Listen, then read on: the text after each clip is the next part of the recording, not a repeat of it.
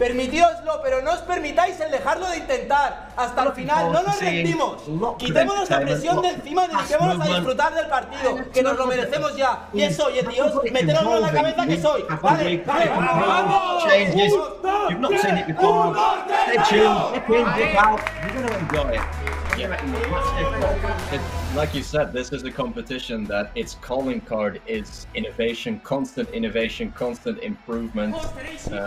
Always looking to make it a better product, always looking to, son solo 40 minutos, tenemos que desahogarnos y darlo todo. Juguemos un minuto, juguemos 40, todos somos importantes. Nadie es más importante que el que tenemos al lado, el conjunto es lo más importante. Recordad que representáis un puto escudo, que yo me lo siento mucho en el corazón, y sé que todos también. Y si seguimos así, y confiáis en mí, confiáis en vosotros mismos, en el equipo que viene de staff, vamos a llegar a donde coño sea, y hasta me salten las lágrimas solo de pensar. Ojalá lleguemos al puto campeón y es semana tras semana de hacerlo, señores. Así que vamos allá y salimos ahí y ganamos. ¡Me cago en Dios! So they need to get their first win on the board this season. Okay, our first match is indeed Rayo Barcelona against Science.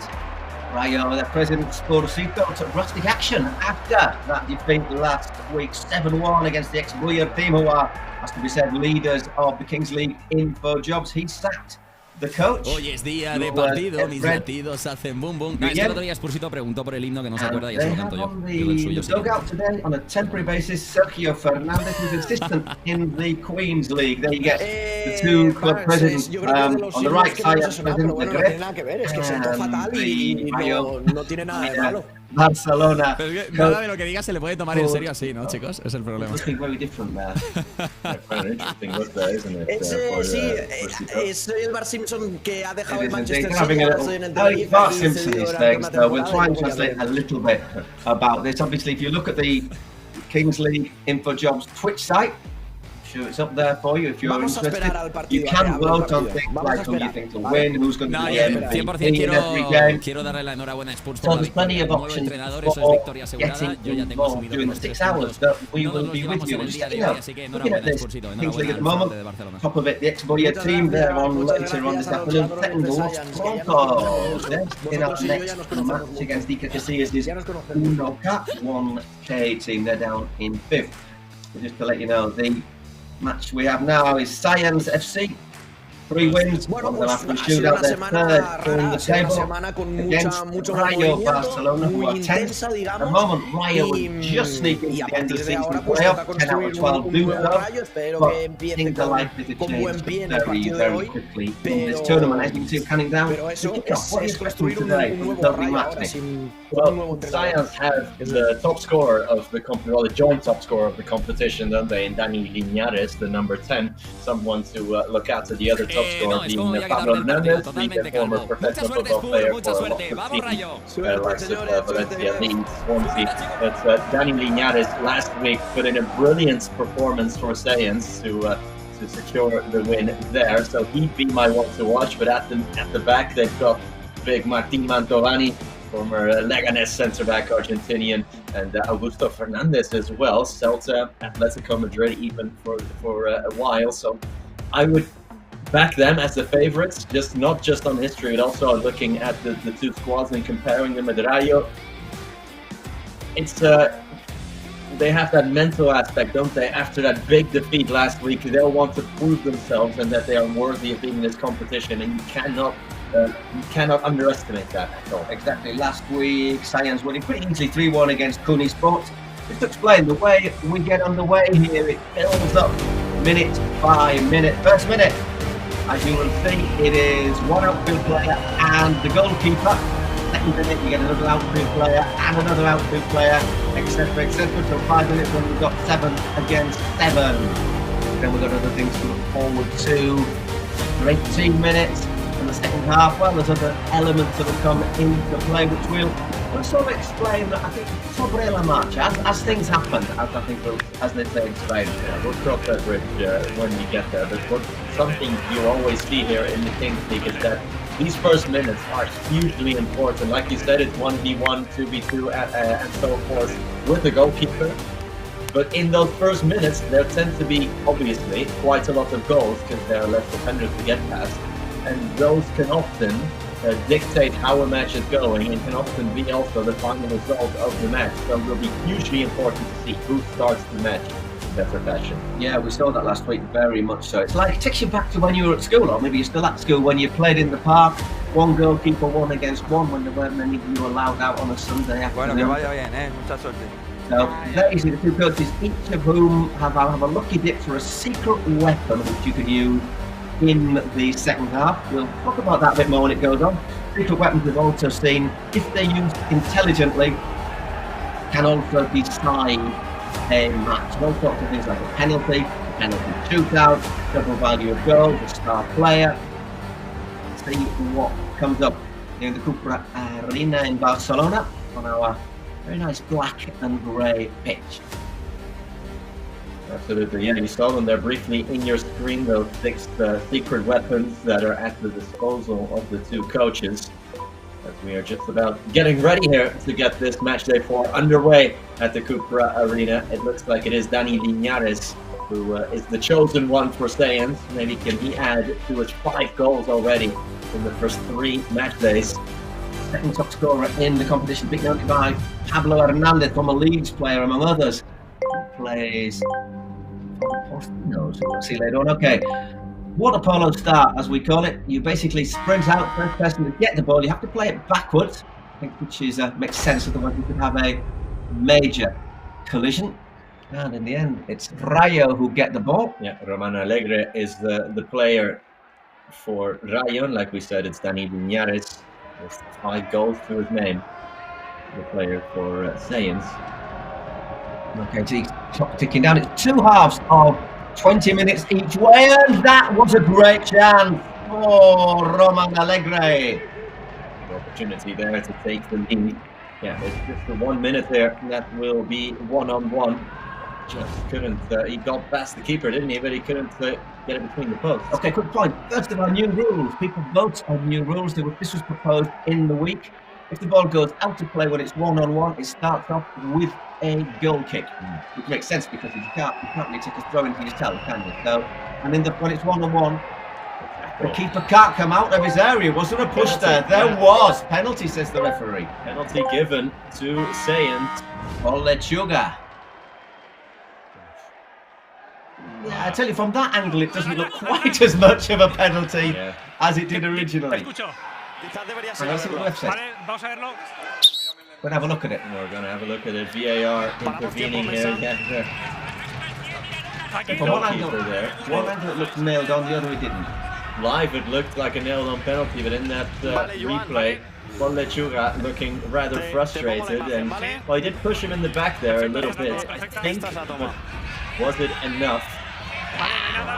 It would be a soft penalty, if anything. Well, he put his own foot behind. It's about that right foot, isn't it, here? Yeah. But the referee says there's nothing there. I don't see enough to give a penalty.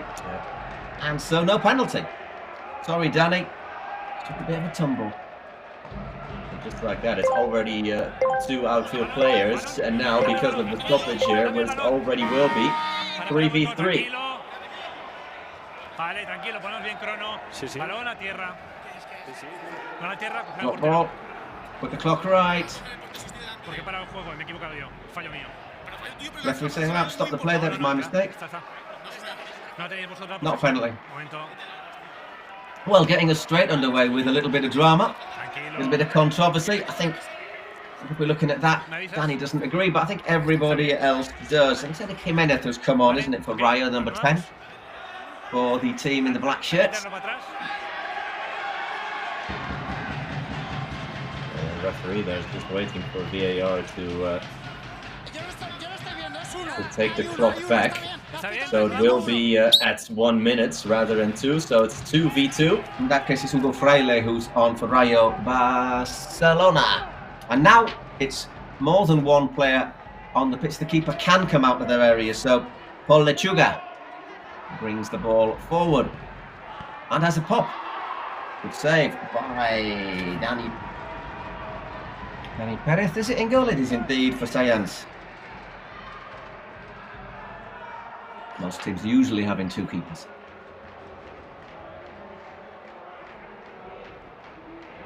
Just popping it around there, using the keeper to create an overload. As Rayo de Barcelona try to find a gap and perhaps pull the trigger. Once again, it's opened up there for the keeper, hasn't it? And Lechuga flashes that one just over the crossbar. It's definitely worth a go, and it wasn't a bad strike whatsoever. Just couldn't put it on goal. So Dani Perez bringing it out for Science. As we say, third in the classification after 3 matches, 2 straight wins and 1 on a shootout. Augusto Fernandez has made his way on the pitch. Like we said, former Argentinian international, Celta Vigo, Atletico Madrid. There's a great chance, and that is the opening goal. Tero is indeed living up to his name there. Nicely worked, Tero puts Science ahead. Skip pass there to get it straight over to the other side, but it was all about the control from Jero Martin. He didn't have a lot of time, so he had to kill that instantly and pull the trigger, and he did it to a T, and that means it's Science 1, Rayo 0. Great start for the Grefk and his men. As we said, this is the moment that tends to be very, very important. More space, more chances. Rayo. And there spilled it, and that will count. It is 1-0, and I think that was Eric Jimenez. It was indeed. Very opportunistic there. Keeper definitely didn't have full custody of the ball. Kind of fumbled it there, Dani Perez. Not a moment Dani Perez will want to see again there.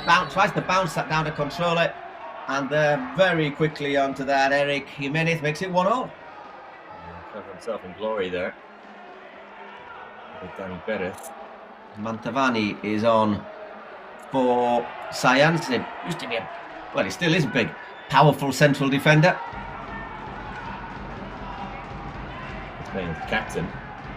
Also Martin Mantovani. Augusto Fernandez at the base of things. Jero looking for a second. It's a good block there from Roman Alegre.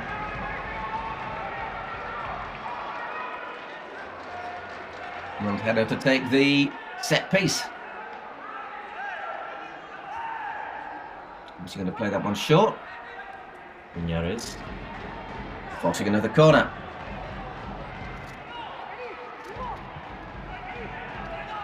So as you can see the pitch filling up as new players get into the game. Driven in hard, that corner, and decent stop in the end from Paul Lechuga. Quickly recovered though by Science, and it's Alphonse Serra who is on the ball, the number 21. Just to say there, Jero Martin, this is his 4th goal, which puts him 1 off the 2 top scorers. His teammates Dani Liñares, like we said, and Pablo Hernandez, both on 5 goals after 3 match days. But now Jero Martin is 1 off them. That was his 4th of the season. Well, we do have offside just in the last third of the pitch there. Just to let you know. Hugo Fraile, should explain as well, 10 members of the squad come from a draft which is carried out in the pre-season. In December the draft was made, and each team allowed 2 more players who tend to be former professionals, star players. For example, as we say, Augusto Fernandez and Martin Mantovani. In the case of Science, Hugo Fraile, Eric Jimenez for Rayo. Yeah, that's when the influencers can really make their influence felt. Obviously, Cuni Sports with Kun Agüero. Something to look forward to when Cuni Sports today. They have a player who is going to come into their game. He'll be the 5th player onto the pitch, known as Enigma 70. We don't know who he is going to be. We presume it'll be he, as presumed, but it is a former professional who isn't bald, that's all we know, and likes fishing. And an internationally capped player. We only don't know for what country, but we have a suspicion it might be Argentina. Yeah, Cuni Sports have lots of Argentinian players. Logically, the Kun Agüero, of course, an Argentinian himself. Just to give you a few more stats so far, our top keeper in this tournament, Jose Segovia, who plays for Gigantes, who they're up later on. 25 saves he's made so far. Linares, meanwhile, he's stopped brilliantly by Frankie, the captain for Rayo. He's made his way onto the pitch now. Skips past that challenge, Maldonado. Goes with Frankie. The tackle there, and I think Frankie left the foot in as well on Augusto Fernandez. Atrás, atrás.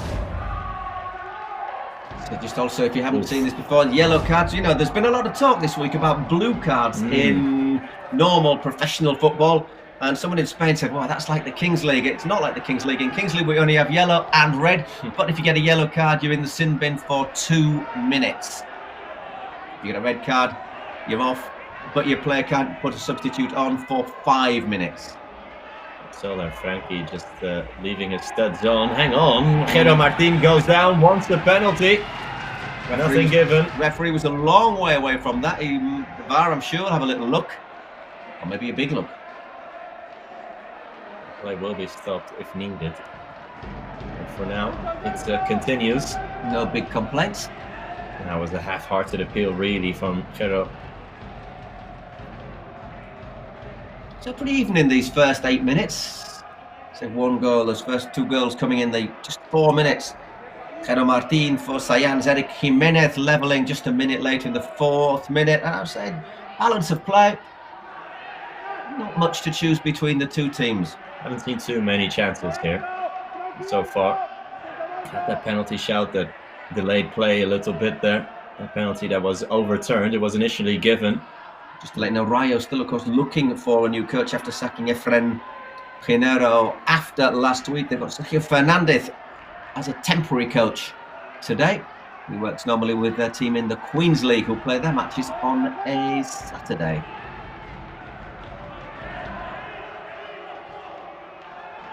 Frankie, it's a beautiful ball there to find Frankie between 2 players, but now Sayans can break. Oh, lovely turn there from Fernandez.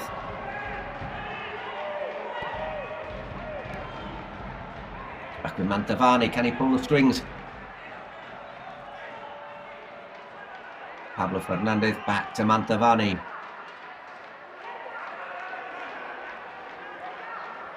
Augusto. Oh, nice little bit of footwork there, and can Sergio Guesti get a shot in? No, he can't, he's scrambled clear. Solid play here from Rayo de Barcelona. Trying to find their way through. Vale, cuando quieras, delante de la pantalla. Vale, Joan, te voy a poner la imagen. We're having a look at this to see if there is a penalty. That's definitely not a natural way to go down, is it, Chad? So I'm going to show you a different image, a different picture. You got a tug on the arm there. Doesn't look to be anything down below. No, it's definitely just that tug of the arm there, but Jero Martin definitely making the most of it. He's given it, says he's just held held a penalty. Stops him trying to shoot. Verstito going off on his microphone saying it's time to start showing a few yellow cards. It's enough. It's enough for us to give it. We've had a look at it. It's enough. Controversial decision then. The Rayo players are not in agreement. Of course, every player can look along with the referee at the VAR screen, but it will be Dani Linares, the top scorer of the division, stepping up to take the penalty.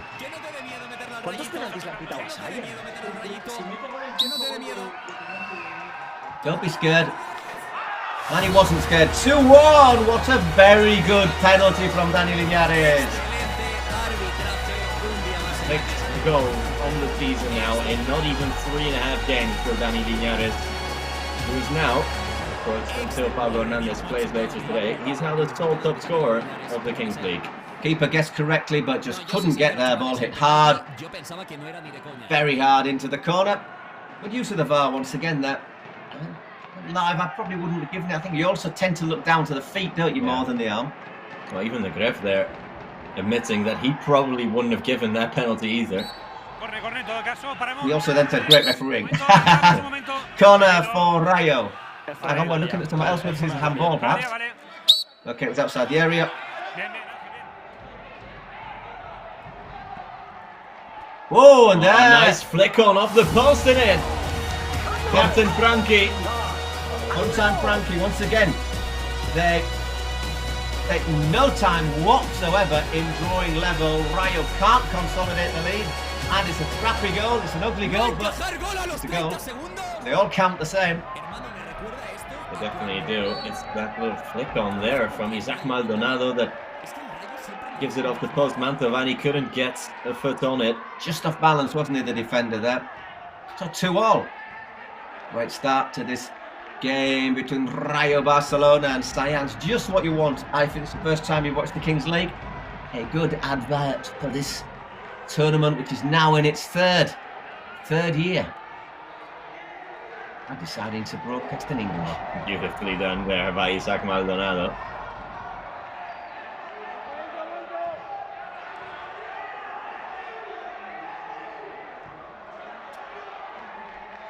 The breather, Rayo looking to bring the ball forward. Science well organised behind them. They're coached by Dani Romero. Ball's now with Isaac Maldonado. Where goes down once again. It's play on. That doesn't mean there isn't a free kick though, does it? Or a penalty. We've seen that last goal. The VAR taking its time. We're getting it right.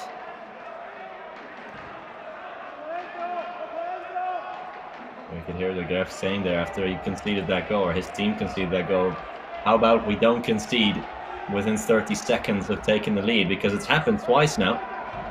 Remarkable bounce back ability from Rayo each time. Bounce back ability, I haven't heard that term used for a while, Nick, thankfully.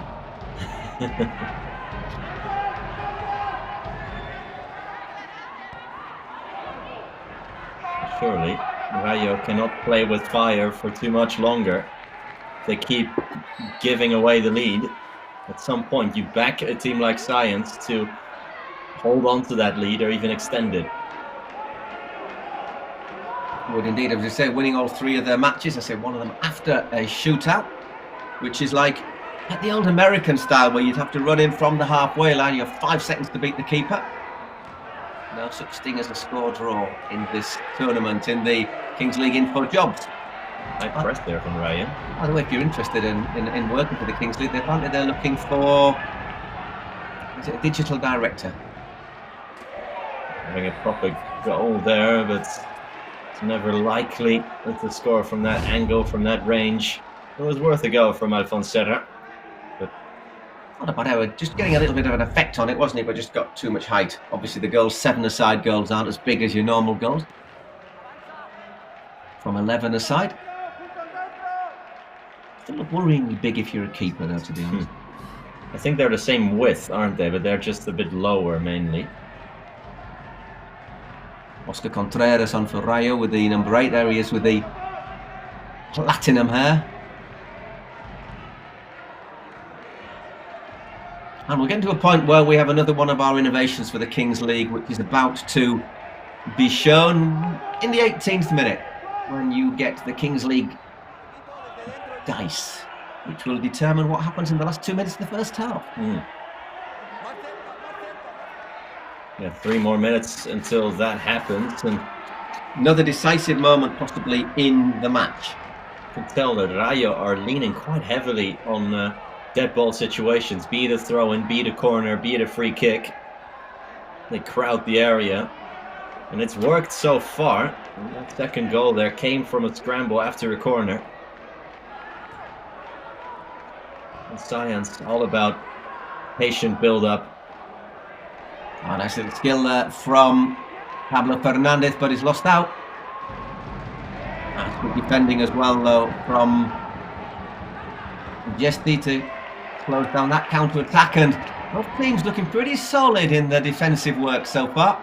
That will all change, though, with the throw of the dice. And Science.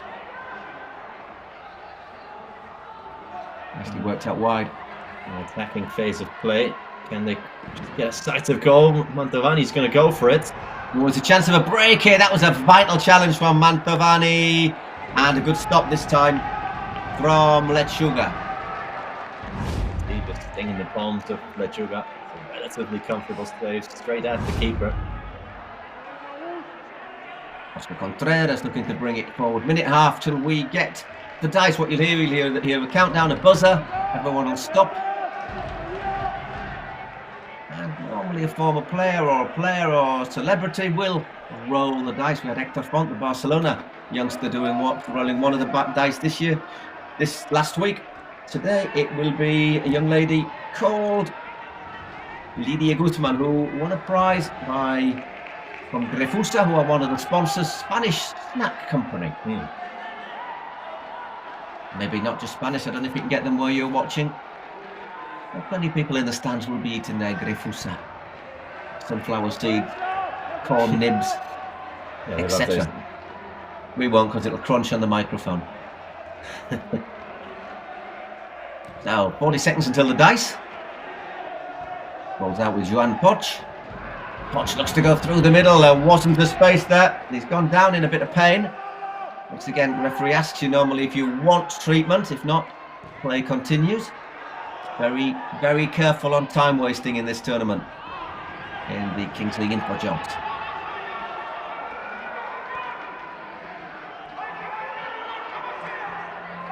Still looks frustrated, doesn't he, Danny Perez, about that opening goal he conceded. Yeah, they need to get a shot off here. They've got 5 seconds left. And that's exactly what Fernandez does, but no real avail. Okay, so it's Lidia Guzman who will roll the dice. How many players will we have on the pitch for the last 2 minutes of the first half? 2 minutes plus injury time. Should add.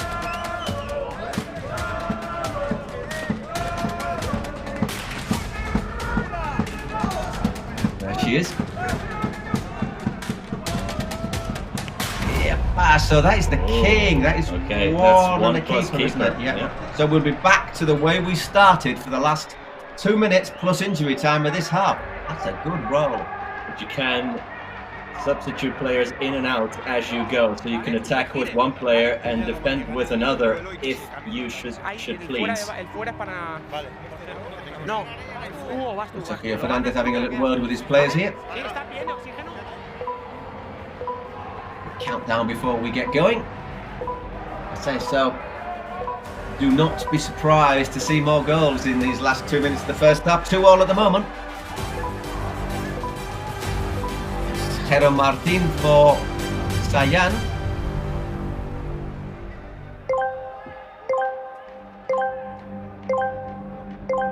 There's another one of those sprints to the ball. Again, you have to play backwards, and they do not. So yeah, Rayo will have a goal kick because Jero got the first touch in the ball, but it rolled forwards.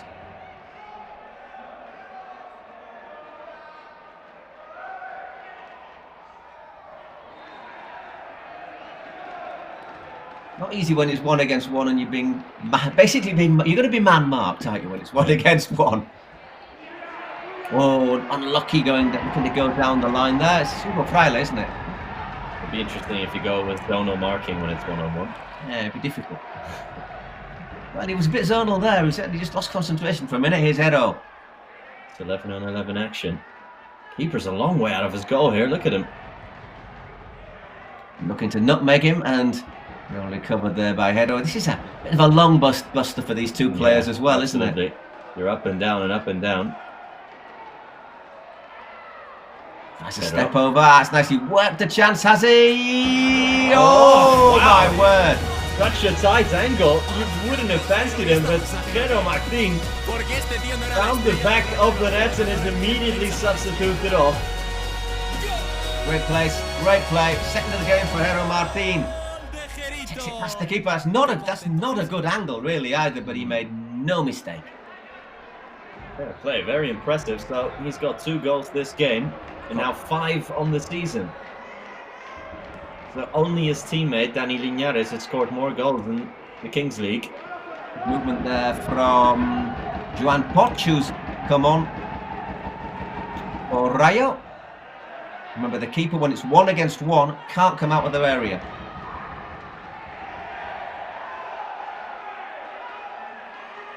That's good battling, good defending there by Dani Linares. Don't shout to me. No. Calm down. Tranquilo. Paramos el tiempo. Quieto, 10. Paramos el tiempo para que te atiendan. Tranquilo, paramos el tiempo. It's a little bit untidy, that, isn't Paramos it? el tiempo, que te atiendan. Si shot out. Tarjeta no, porque has pito el agarrón aquí. Me han dicho que te han dado un golpe involuntario allí. No te preocupes. The knock was unintentional, Penalty he shootout, ¿de says. acuerdo? Shows, I think, the way the players react when they get a free kick, it just shows the intensity, doesn't it, of the Kings League InfoJobs here. Te espero. So that's when he got it in the face first time, just holding him off. There's a little angle after as well. Bit army and a bit leggy, isn't he there, Poch? Tall, lanky striker. Yeah. More limbs flying about. Vamos. ¿Qué pasa? Ya está. No, pito la segunda. Vale, penalty shootout. Vale, un segundo, Joan. Un segundo, Joan, Un segundo. No, it's given out. It's a penalty shootout when it's coming. It's a free kick. It's 1 against 1. It's a penalty shootout, so he's got a chance to make it. ¿Está bien todo? Adelante, Joan. Vale, adelante. Vamos, Dani. Make it 4-2. Vamos, Dani. Canaliza esa rabia. Conviértela en todo gol.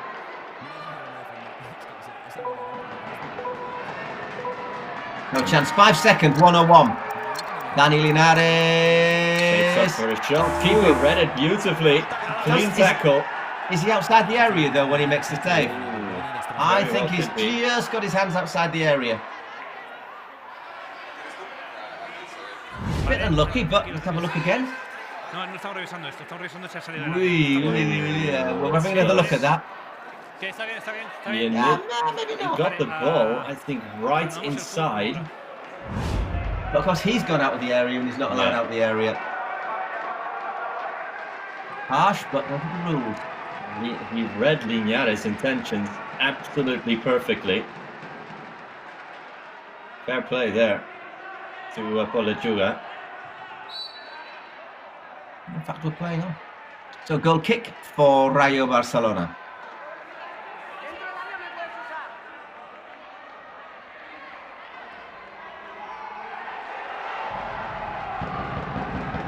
They come. One good save from Dani Perez. Isaac Maldonado there. I think he might just put it straight wide, to be honest. Oh no. I think the referee's given it. And so it's a goal kick at the other end. That's the new rule. So the ball goes out of somebody. Half time then. Science lead by 3 goals to 2. And all action first half, plenty of controversy, plenty to keep you interested. Yeah. We've got a 3-minute break now. We'll try and have a listen to what some of the coaches say. Some of the stats as well. Yeah, 7 shots, 5 on target for Science. 2 goals then from their number 11, Jero Martin, and the other one from Dani Linares, meaning that they now have the 2 top scorers of the Kings League. Just shading possession and shading the passes as well. Rayo Barcelona. I'm sorry, I keep saying Rayo Vallecano. Have force of habit. We're in the Kings League InfoJobs. They're the 2 team owners. Spursy once again on the left, looking like Bart Simpson. Apparently he's meant to be Bart. He's not got a liver problem. Sí, la verdad es que, o sea, es que no puedo decir nada, me estoy muriendo de la vergüenza. O sea, estaban hasta los presidentes diciendo por el grupo que qué cojones el penalti que le han pitado a Science. Yeah, disagreeing with the penalty there is Pustito. Pero bueno, es lo de siempre, es que no hay otra explicación. Dying of shame because of that penalty. Que todo el mundo sabe que no es, de que everyone says it's not a penalty. Well, you can always make your own opinions over that one. A Joan Poc, o sea, es good to see he's got his snacks with him though. Again, Pulsito getting his sugar quotient up. Que ya está, que no pasa nada y ya está, y el árbitro no va a pasar nada con él. De verdad, estoy muriendo de la vergüenza. I just realised why everyone's in fancy dress, because it is carnival, of course, isn't it? And everyone in fancy dress. Gref simplemente. Bueno, de la vergüenza me morí yo hace unos meses cuando un gol de oro no era, pero el penalti el árbitro lo ha pitado muy rápido y muy claro. Yo, he's saying, well, the referee's given it quickly, it looks very clear. Pero si el árbitro lo ha pitado tan Wasn't sure when it was live, but I saw the referee. No lo sé, yeah, you know, he's looked at it. Pero bueno, luego está de Poc, que también se está quejando. Spursito le ha metido como 3 codazos en la cara, entonces bueno, aquí estamos. Before there was a challenge there where Poc gives three elbows in Dani's face, so that's the way it goes. Yeah, the two presidents. Obviously, when you're watching your own team, you will have a slightly biased views towards one team. Can I say something? En archivo VAR que en el penalti por agarrón del brazo hay un fuera de juego de medio metro antes. He's saying that before the penalty there's an offside. That how can you have a lead? Well, see what happens at the end of it, shall we, Sportito? Can the referees be so bad? I mean, who would be a referee, Nick? Es ridículo. Es para I only referee once in my life. Somebody gave me a watch, and in the second half, I looked at the watch and it had stopped. And I didn't know how long it had been stopped for. We ended up playing 64 minutes in the second half. Gracias, chicos. Hasta ahora.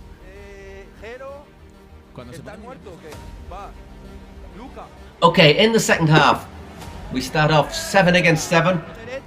You can use your secret weapon, which is the cards you saw the coach get at the beginning.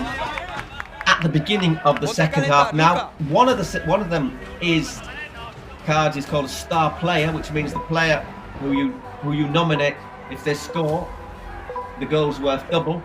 Obviously, the logical thing would be to use that at the very start of the second half. So that tells me that one of the secret weapons is very definitely not a star player for either of the two teams. Oh wait, Rayo Barcelona have already requested to use theirs. So that very well could be a star player. No, they both have. Atrás. Arma ahora, para.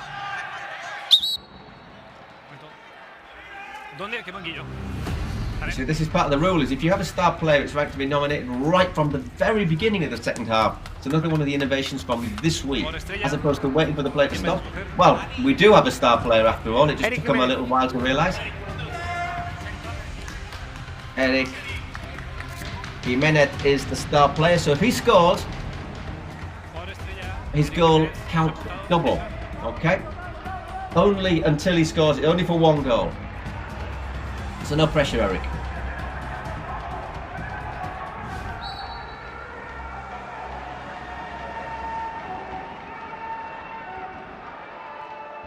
So Rayo Barcelona getting the ball moving with Dani Santiago, the number 4.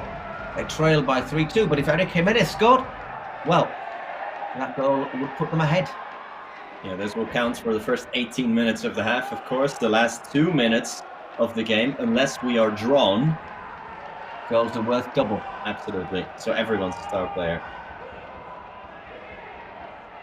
And if it's level, then it's a golden goal. So if it was 3-3 after 38 minutes, the next goal would win it.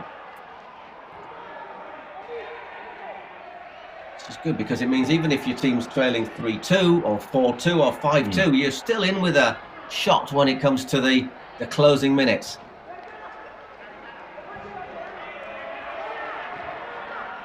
Sayan's keeping a little bit of possession at the start of this opening period.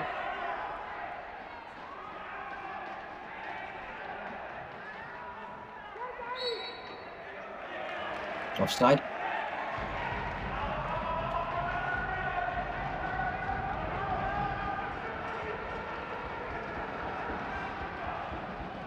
I'm quite impressed by the club president's able to talk while watching the match. I think when I watch my team play, I just...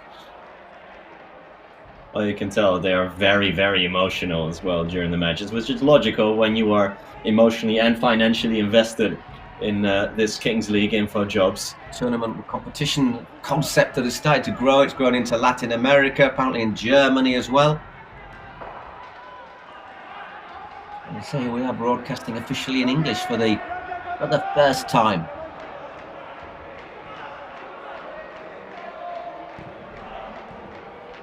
Six matches in an afternoon. And it's Rayo now, just moving the ball around. Here's Dani Santiago. Roman Alegre.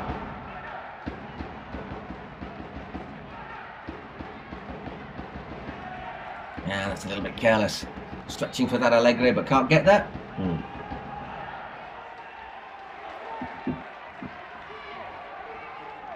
But Fernandez leaves that one for Augusto Fernandez.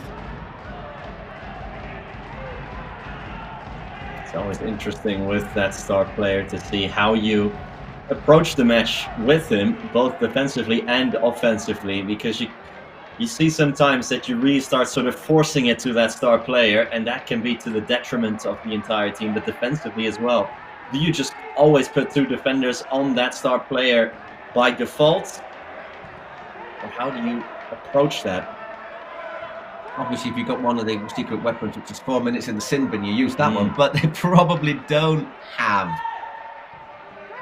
Or unless they're playing a canny old waiting game. Mantovani under a bit of pressure, puts it back to Danny Perez. Obviously, other secret weapons are a penalty kick, another one's a penalty shootout. Yeah, you got the 4 minutes sending off that we just discussed there as well.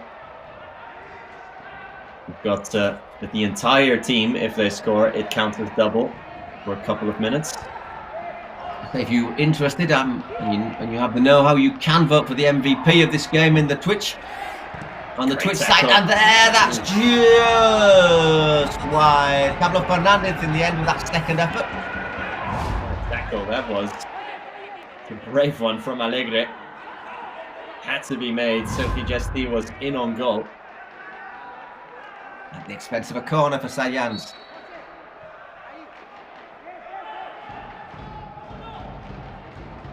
It's a nice little ball across, and it's sized away from Dani Santiago. Throwing for Sayans. Just have a look at this. It's inviting somebody to attack that ball. Absolutely. Again, we see Sayans having the bulk of possession. It's a great break here with their star player, Eric Jimenez, who has that green armband to indicate to everyone on the field as well that he's the one. Oops, steps at the wrong time there, Alegre. Nice little turn by Danny.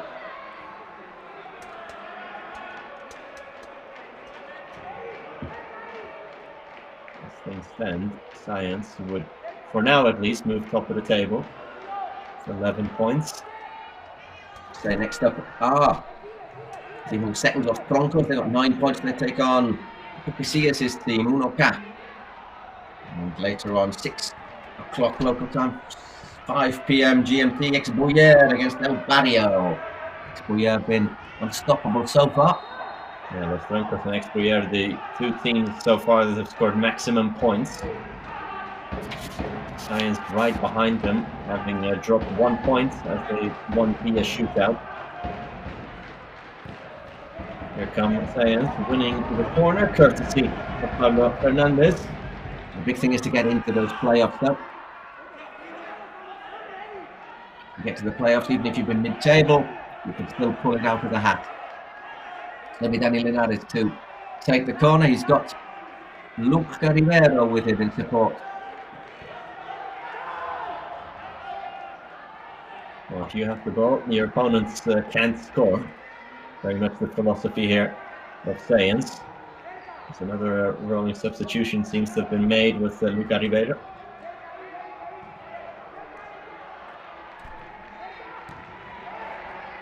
Good shape though from Rayo Barcelona in defence. Looking for that, it's very obvious, isn't it? Looking at the deep, win the ball and break quickly. Wow.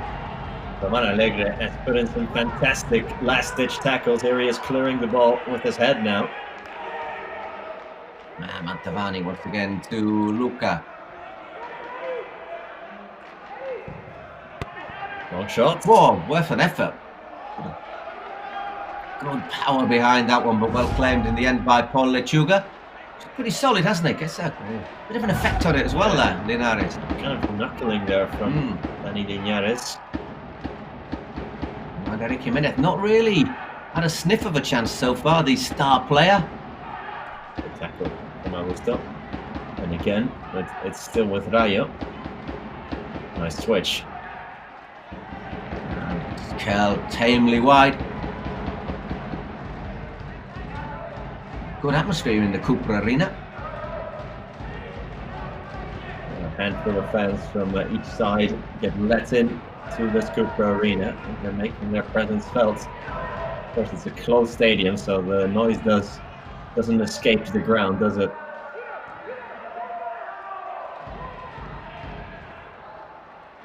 Again, Cyan's staying patient. They stayed very calm last week on a 3-1 lead.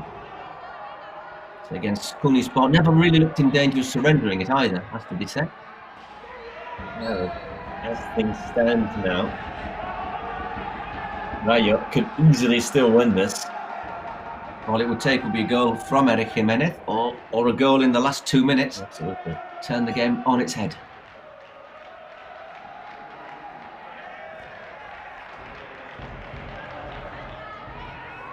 Roman Alegre collects the ball. Need a bit of movement in front of them. That's a lovely bit of movement. That's what they were needing. It's played out wide, and there, Hugo Fraile leans back and fires high over the bar. It's a good chance for Hugo Fraile. Had to run onto it, first time effort. Looking for that right top corner, I think, but way too much backlift on that. Into the last 10 minutes nearly. 10.5 minutes to go. A flash of what they are capable of doing. Rayo, when they get it out of their own half and they start attacking that Science goal. Here comes Science now attacking the Rayo goal. Yeah, it was an attempted cross, wasn't it, from Luca Ribeiro?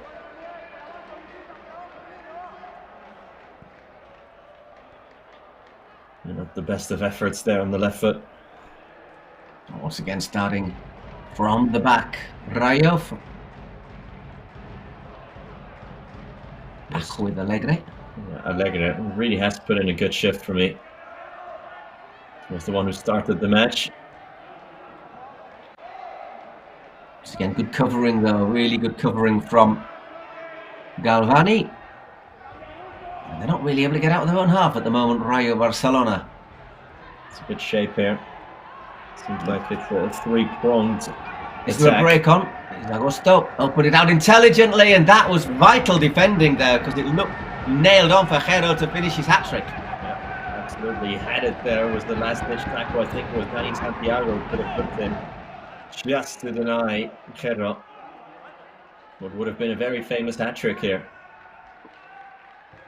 So just to remind you, there is going to be a vote for MVP on the Twitch channel.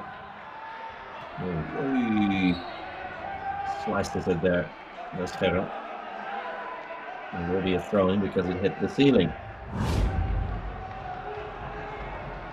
It is quite a low ceiling here, isn't it, in the Cooper Arena? Absolutely.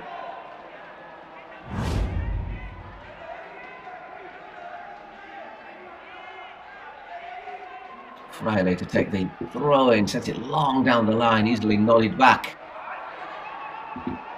Another chance, Dani Linares, and that skimmed the crossbar. I just wondered, did it skim the keeper? Or did the keeper skim the ball? Doesn't look like it.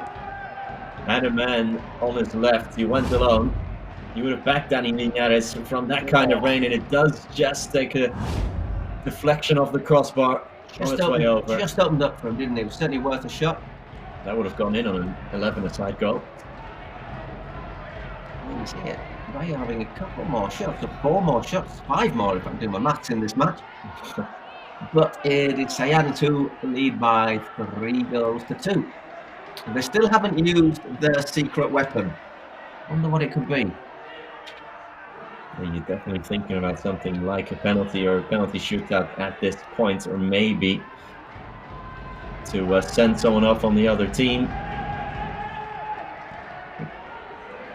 Beautiful. That's a great ball in. It's looking for that run down the back. Santiago spotted the run. Got to put it into the area here, the coach say that. Sergio Fernandez. Close to an equaliser. We might have to just speed things up a little bit here. Not really forced Dani Perez into a save, have they, in this second half? No.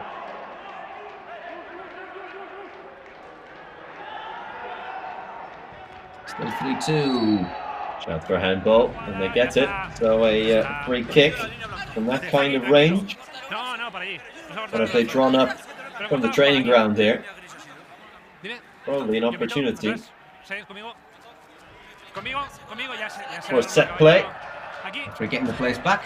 But if Jimenez wants to take this free kick, of course he'll have a proper goal, surely, if he is the taker. It would be the logical thing, wouldn't it? You consider him, he's one of their more effective, most effective strikers.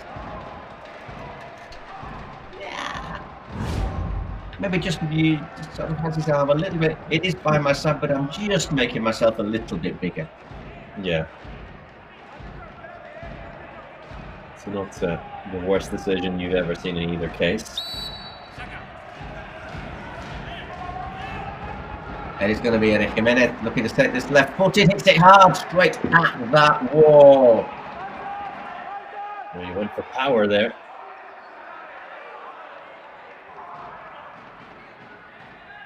Koch throws it in. 3.5 minutes left before the 38th minute, and Cyan still have not used the secret weapon. Yeah, they really are waiting until the last possible moment. Because one was also the Joker, which is basically any of the available secret weapons. Well, what would you use in this stage if you do have the Joker? Surely you just go for the penalty. Wait. Here's a chance, it's Luca! Ribeiro could have put this game, well, not maybe put this game to bed, but definitely given themselves a bigger cushion. Appears out of nowhere, doesn't he? Chuga did well to put him off, to make himself big there, straight up his line.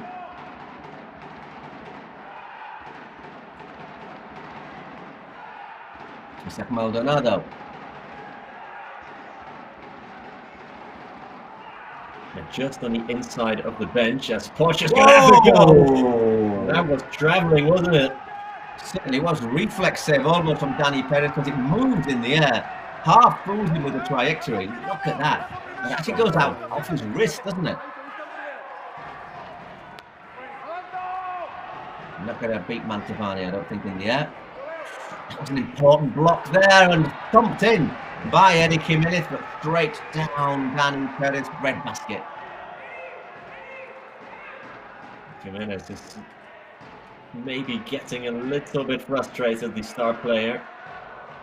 He just decides to have a go at goal whenever he can. And this time, yeah, it's free kick, says the referee, as it just looked for a moment as if Luca Ribeiro was going to get in again. Has he gone into the goal? I think, yeah, that's the number 99, Gio Ferinu.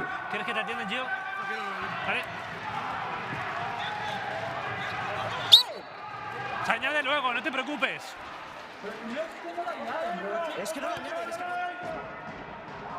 The fourth says from each keeper. Just a minute and a half left, and I'm not sure what Cyan's are going to do with the secret weapon. Taking a bit of a risk because you know you've got to wait for the ball to go to play, haven't you, for it to be put into effect.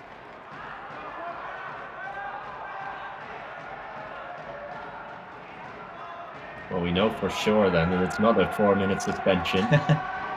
You'd hope. Yeah, otherwise that'll be a little bit of a tactical mistake. There we go. They've requested the secret weapon. I reckon it's got to be a penalty or a shootout. It's got to be, you'd think. They can, of course, put the ball out of play themselves if they want, or just commit the foul. Yeah, Paul Chuga gets it out wide. Chuga's starting the move again.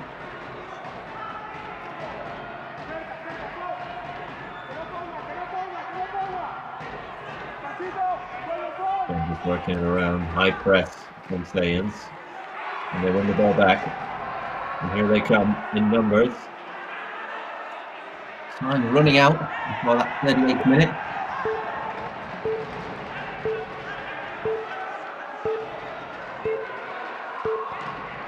Wow, Mantovani. On the volley. Robin van Persie-esque there. And Mantovani was not quite the same quality. Okay, so now we're going to the last two minutes, but before that, Cyan had the chance to use that secret weapon. Penalty para Science. There's the comodin, so this is the Joker, and they've chosen to have a penalty. Yeah, logical decision. Which would put them 4-2 ahead.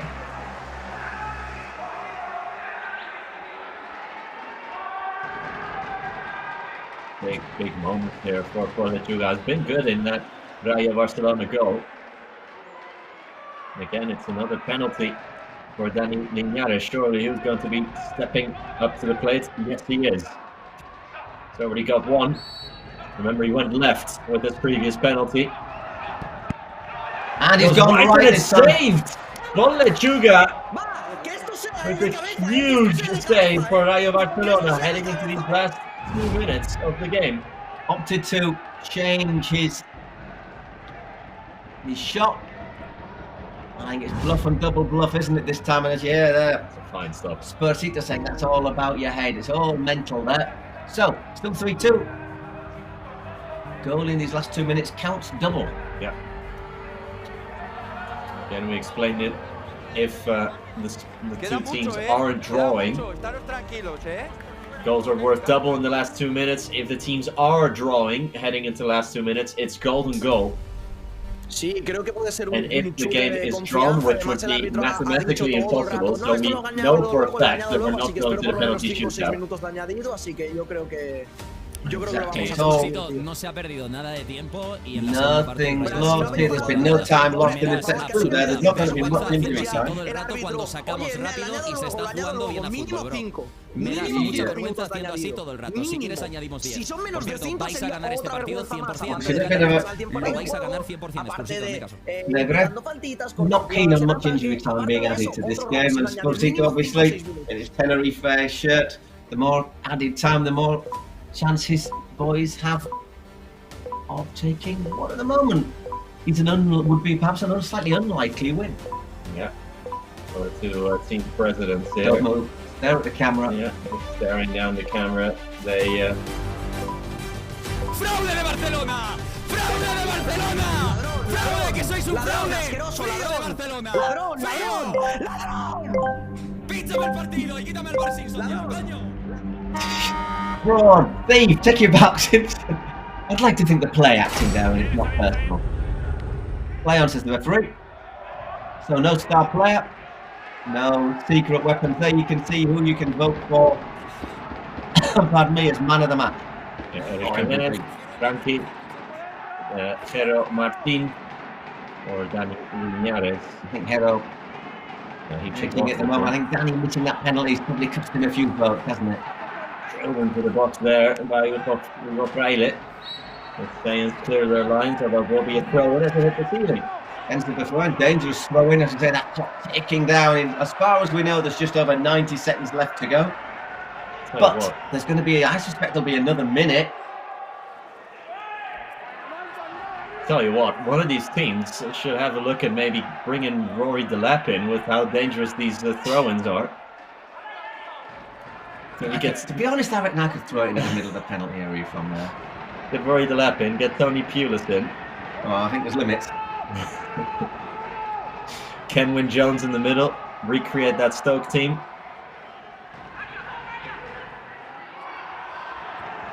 Ricardo Fuller. Yeah. Well, the Kings League's all about innovation. Not sure if going back to the early 2010s on Stoke-on-Trent would be... a bit earlier than that. 2008, 2009 they went up. Went up with the Tigers. If I remember correctly. Happy year that was. There's a chance. Are we going to get a happy moment here? Whoa! Someone down there wanting... Spursito saying it's the same. It's the same as the one that was given against us. Referee's going to hang on. Whoa, whoa. Listen to the VAR. Someone's going to go crazy, whatever happens. No, play on. Yeah. Spursito very much in a bit of a victim role at the moment. Yeah. No, he's still listening. Vale, tranquilo. Revisamos, no pasa nada. Calm down, have a look at it. 2 minutes of injury time, by the way. Vale, seguimos. Carry on. Pero ¿cómo? Es que no lo entiendo. ¿Pero de dónde quiere tanto tiempo este tío?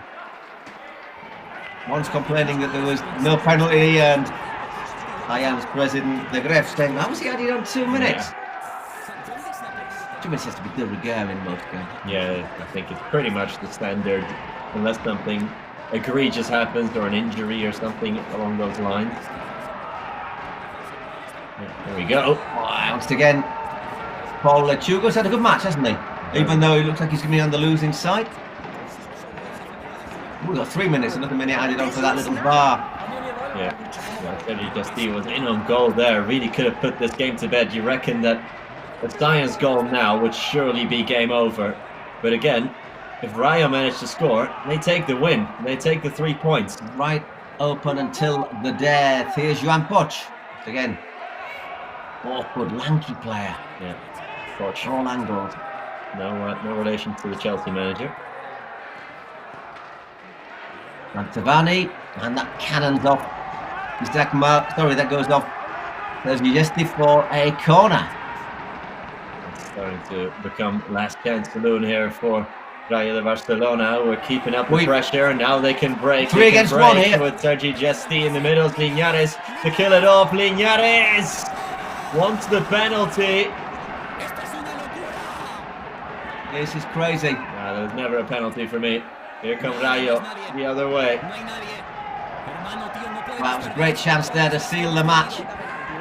Playing on. I don't know if the VAR's having a look at that fall or not. For me, that is absolutely never a penalty. Good block there.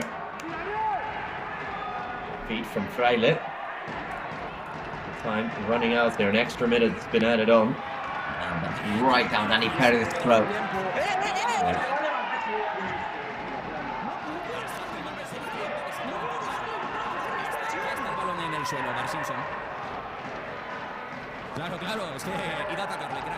Taking his time there, Danny. Not much time because you're not allowed to. Once again, Rayo Barcelona winning the ball quickly. It's clipped in. There was nobody there. Bit of intelligent play now. And surely that's it for Science. But once again, he's sending it long, and that's just giving it straight back to Rayo. They've given the ball away a little bit too easy on a couple of occasions there, Science. There's only 10 seconds left, though. Well, you have to say, for Science, it's another decent performance, perhaps not the best one. Here we go. That was the game there, wasn't it? Eric Jimenez flashes it wide, and that was the last kick of the match. Science win by 3 games to 2. Rayo Barcelona having chances, but they couldn't take it, and so they remain winless, struggling at the start of the season here in the Kings League. InfoJobs. Good win for Science, I have to say. Probably the better team throughout most of, if not all of the match. Although Polo Chuga, probably the one who kept Rayo in it for the entirety of the match. The Rayo goalkeeper making some fantastic saves, but Quero at the start of the match, as always, decisive.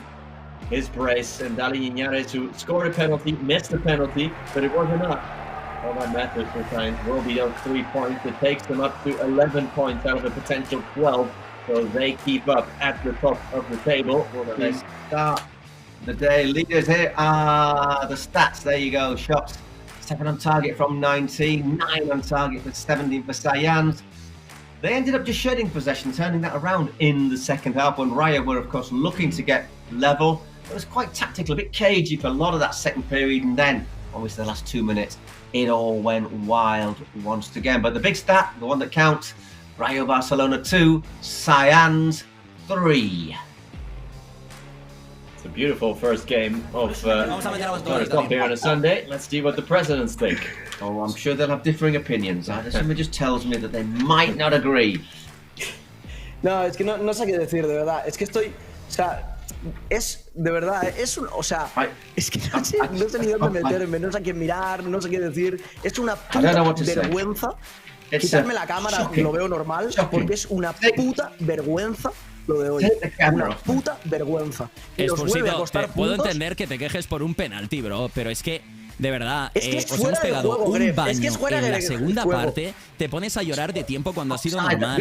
No se hemos metido un shootout, un penalti. Linares y Lucas solo contra la portería. No habéis jugado a nada en la segunda parte, bro. Eres un llanto de Barcelona. Es una locura. Que por una falta que era, me mandaste 4 audios llorando para que te volvieran a jugar el partido para que te dieran los 3 puntos. Pero mira lo que estás llorando. Yo me quejé de un gol de oro que era un partido. Tú has perdido el partido porque habéis jugado muy mal. Eres el llorón de esta liga. Entonces, no me tal, por favor, que intentaste impugnar un partido, por favor, Spursito, que lo todos los que se supone que sabéis de fútbol sois los que más os quejáis de tonterías.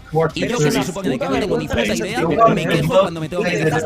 Aprended un poco y tened criterio, porque a veces dais mucha vergüenza, te lo digo en serio. Mira esto, Gref, de verdad. Los que se supone que tenéis que entender de fútbol, a veces dais mucha vergüenza, te lo digo de verdad. Perfecto, tío. Sí, habéis perdido el partido. Un penalti en una jugada que es fuera de juego, bro. Es que no sé ni dónde meterme. O sea, yo si fuera tú también lo intentaría defender, pero es que es vergonzoso, bro. Y entiendo que un tío que sabe de Fortnite y esas cosas no pueda entender esto, pero que te piten un penalti que viene de una jugada de fuera de juego es para coger y de verdad, y no sé, no diré barbaridades, pero… Bueno, que vuelva que a mí me gusta Befren. Tú a llorar, tú a mandarme mails y…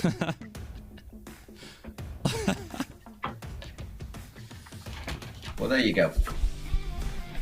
We'll hear from the MVP, I think, in a moment. Un abrazo, Spursito, siempre te querré mucho. Adiós a todos. Sí, Jero, Prime MVP, juegas contra tu ex equipo, pero te hemos visto celebrando con ganas ese gol, ¿eh? Bueno, ha sido un poco la emoción del momento, no lo quería celebrar. Tengo un gran recuerdo de Rayo, sobre todo de Spurs, que es el que permitió estar aquí. Pero bueno, es la emoción del momento. Se discutían los presis por el añadido, no sé si tú has visto bien que fuesen 2 minutos. Bueno, han sido 3, que yo creo que está bastante bien. Por lo que se ha jugado, solo ha habido una carta de penalti, 3 minutitos va bien. Y ya en lo deportivo, victoria importante porque os vais al parón líderes de momento. Sí, sabíamos que este partido antes del parón iba a ser muy importante. Nos vamos de vacaciones líderes de momento y muy contentos. Pues enhorabuena por la victoria y por el Prime MVP. Congratulations on being MVP. Well, here are some of the highlights. We'll leave you for a couple of moments to see the images of our Mau Bar, the well-known Madrid brand of ale. When we come back, we have our second match of the 6th. And Tronco. Who can go top? Who can go top? Yeah, unbeaten so far. They've won every single match they've played so far. They've only conceded 1 goal in 3 matches, astonishingly. They take on Iker Casillas with Uno. Yeah, we'll be right back for that.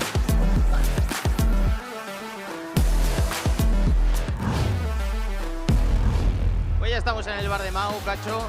Ahora se viene un buen partido de fútbol, Troncos 1K. La noticia de esta semana ha sido la baja de Joan Verdú, pero no te preocupes porque viene Brian Quijada como jugador 12, como jugador 13, Aarón Ñíguez, que por cierto es el hermano de Saúl Ñíguez. Debuta en el día de hoy, Aarón. Claro. Muy bien. A ver qué tal, ¿no? A ver qué tal, a ver qué tal. No jugador tenemos… 12, jugador 13. Pero no tenemos estadísticas de ello porque… De troncos, yo te tengo que dar cosita de troncos. Estadística, a ver, cuéntame. Fíjate que es difícil que en la Kings League InfoJobs no se marque ningún gol, pero es que Tronco ha conseguido… Es que Troncos ha conseguido que en 4 partidos deje su portería 0. Es complicado. A ver, es muy complicado porque tenemos que tener todos los factores ahí en cuenta. El dado, el 1 contra 1, el 2 contra 2. Es que son muchos factores como para dejar a la portería a 0. Pues en la historia de la Kings League es el equipo con más porterías a 0 y también habla muy bien, ¿no?, del sistema defensivo del equipo. Y del portero, también hay que darle su mérito también, ¿no? Barriendo para casa, como siempre. Por parte de 1K parece que todo sigue igual. Aquí, bueno, hay un jugador que nunca cambió de 1K, no sé, a ver el chat qué opina. ¿Qué jugador nunca se fue de 1K? Ledo, ¿no? Te la he puesto fácil, ¿eh? A ver, tengo que reconocer que lo he leído. Tenías ahí la chuleta, ¿no? Tenía la chuleta. Bueno, y por parte, el otro día en el directo de 1K estaba Plugins por ahí en el chat y que yo lo leí. Y me dijo que le hiciera Big Data de los minutos jugados. Yo creo que me tiró un poco de que, bueno, le gustaría jugar más minutos, yo creo ¿no, que esa es Cacho? la típica. Al final todos los jugadores ¿Sí? quieren jugar. Y claro, siempre van a estar disconformes. Salvo el que juega todo, van a estar disconformes. Bueno, Plugins, amigo, si tú ves qué tal, te vienes por aquí por el bar de Mau que te regalamos unas cervecitas. Bueno, porrita. A ver, yo creo, por lo que sea, voy con 1K, ¿no? Bueno, aquí este cambia más de equipo que… Por lo que sea, ¿no?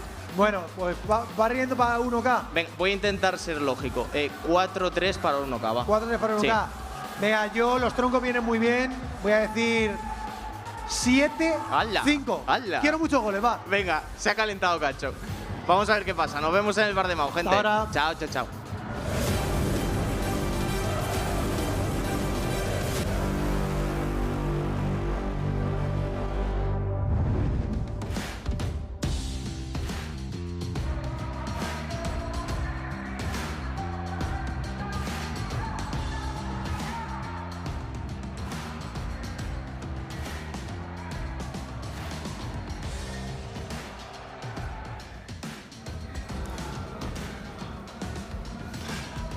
Bien, estoy bien, digamos. Sí, no, estoy muy bien, muy feliz. Y aquí pues me dijeron que me disfrazara de Tronco, de Polotelli, de algún jugador de otro equipo, y aquí estamos disfrutando. No, es que hace viento hoy. Y se mueven las hojas. Sí. Hoy mi idea es arrestar a todo el que se porte mal con 1K, así que... Pues la verdad Pero no puedes arrestar a un tronco.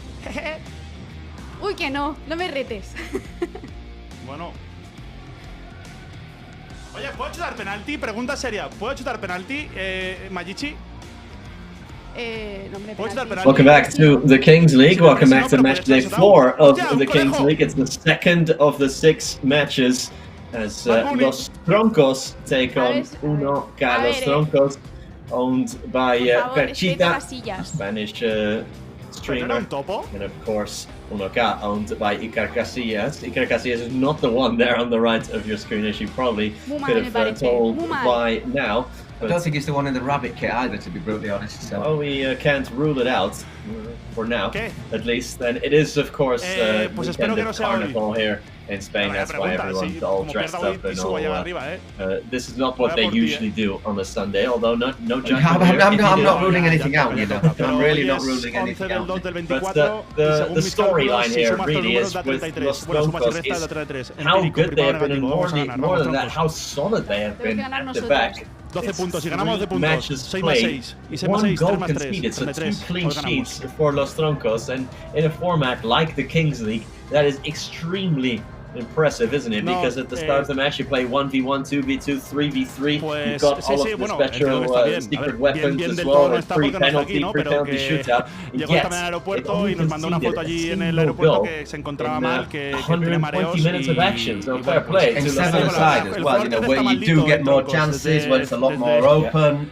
So on top of all the secret weapons and all of that. Well, exactly. I mean, if you only need to put penalties against you, and you're in a little bit of trouble. So can they keep that one going? Last week they won 3-0 against FC Rivers side, the Mexican streamer. Not a lot. They didn't really get into it last week, did they? At all. Pio. Quiero pensar que podemos con esto y vamos a tope. And 1K. Well, they've had a bit of everything, haven't they? They've won one, they've won one on a shootout, and last week saw them lose 3-1 against Gigantes. Although, keep an eye on their keeper, Alberto Arnal. He was the MVP in match day 2. Yeah, it's all about the defensive record, like we said, for Los Troncos, who had a new signing, haven't they? That number 13 slot on the team. They've made use of it for this week. The signing of Aaron Niguez. If that last name rings a bell, you'd be right. It is the brother of Atletico Madrid midfielder Raúl Niguez. Although Aaron profiles himself as a striker, as a forward. Travelled around a bit, hasn't he, in the game? His last team, he retired at the end of last season. He was playing for a team called Eldense, who this season, well, at the end of last season, were promoted to the Spanish second division. You could hear the proper name, the Liga Información. Second division for you and me, I think. I covered a game in Eldense last year in the Copa del Rey. It was great. They brought me ham at half time. I was anyone who gives you ham at half time and then said, well, it's, do you want some hot chocolate or do you want a beer? It was probably the best treatment I've ever had at a football ground. Only in Spain, that kind of thing. Said he wouldn't have got it at the Super Cup, I tell you. Anyhow, we've just seen the two coaches getting the secret weapons. Eric Bartra, the coach of Los Troncos, and Sergio Ortega for 1K. Yeah, 1K really haven't had a great time of things here this season in the Kings League. Scored a lot of goals though, scored 11 games, conceded 7, so strap yourselves in for what could be a bit of a roller coaster, although as you say, Nick, Los Troncos, they are miserly at the back. They have both a top scorer. not the top scorer of the league, but they both have a high-scoring player. On Los Troncos, you got Edgar Alvaro, just known as Edgar, with 4 goals in 3 games, and the same goes for Marc Granero on 1K, as we are up and running at the Cupra Arena, and that is an illegal start to the match. Like we have been saying, you need to kick it back to your own half.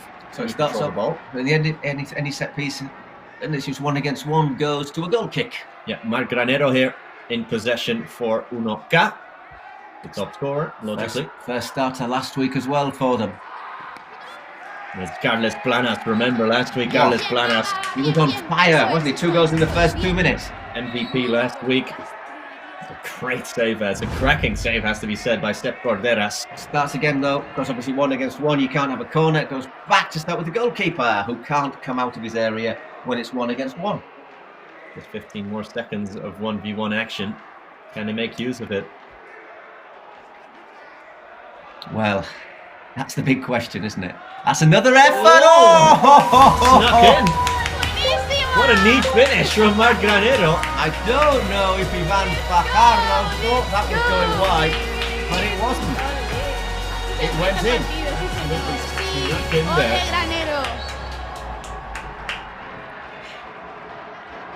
That's it. In 2-against-2 again. 1v1. Hector Vives has come on for Los Troncos, who suddenly find themselves behind. Once again, it's 2 players, outfield players, which means your keeper can come forward as well. And there, Ivan Fajardo. I tell a lie, it's not Ivan, is it? It's Sepp Corderas, Ivan's substitute keeper.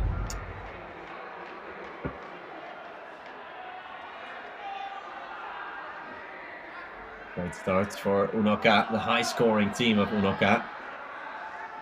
Marc Granero adds to make it his 5th goal of the season. Counting down to make it 3-against-3. Wayward goal from Albert Damau, and Diego Fernandez comes on for 1K. Everyone on the Los Troncos team has a nickname on the back of their shirts. So here, for example, Aitor Vives, known as the Cactus on the back of his shirt, Cactus. Edgar Alvaro, he comes on, is El Roble, the oak tree. And he has his, last week at least, he had his half of his head dyed green. And why not? Great effort. Carlos Perez there, good save though. Juan Canet was equal to it. Able to pluck it out of the air. Definitely worth a go, that one. Here's Diego Fernandez, who shows a bit too much of that one there to Vives. Spiky challenge there from the Cactus. Well, after singing the praises of Los Troncos and how well they've defended, they've already conceded a minute into this match. Commentator's curse. Absolutely. Commentator's curse. It always happens. The keeper's brilliant and he drops across. You know what's happened to you before. Not the best effort there. Well, we hadn't been praising his shooting ability, I don't think, before he absolutely skied that one. Power behind the ball though. So here we go. It's 1K, who are 1 up. Planas gets a foot in there. Carles Planas. We've asked for information about the rabbit, but we're waiting. We're waiting for information on the bunny. Is it just an enthusiastic fan? Is it just carnival time? Oh, lovely little skip past the marker there, but it's kept it in as well. Looking for Dalmau. And Granero once again.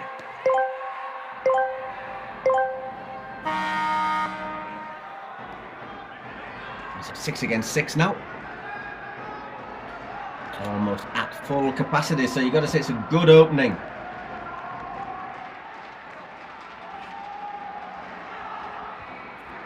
Hold up play here, back to goal. Los Troncos planners running into each other. The Roble, the oak tree, running into the Cactus. I'm sure there's a joke in there somewhere. Good to see the Robles change his hair colour as well. He was green last week, pink this time. He's got a bit of red in there as well. We were wondering last week, weren't we, if there's any hair dye included in the contract for Troncos players, because a lot of them seem to have dyed hair. Granero. No es suficiente, no es He's suficiente. bothered quite a lot by Marc Soroche from behind. Just enough there for a free kick, says the referee. Roble. Getting a bit of personality to be diplomatic. Está, falta en medio campo. Free kick in midfield. Falta allí, por favor. 7 against 7 now.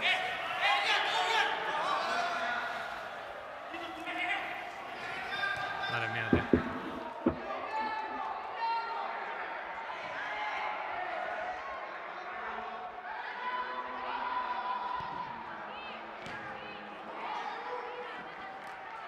Battling away there as well. Bibes. And Dalmau with the throw in. As you can see, all the Kings League shirts, merchandise up for sale. Have a look on the website. Depending where you live, it'll be either cheaper or, obviously, if you live in Britain, you'd have to pay VAT on it, unfortunately, now. Yeah, let's not get into that and the political reasons as of why that is. Can't even bring sausages back, Nick. It's a crying shame. It's a crime, mate. Do like me farmhouse sausages. Here come Los Troncos trying to make amends. Is that Max Soroche who got called that? No, it wasn't indeed. It's Carlos Ferres.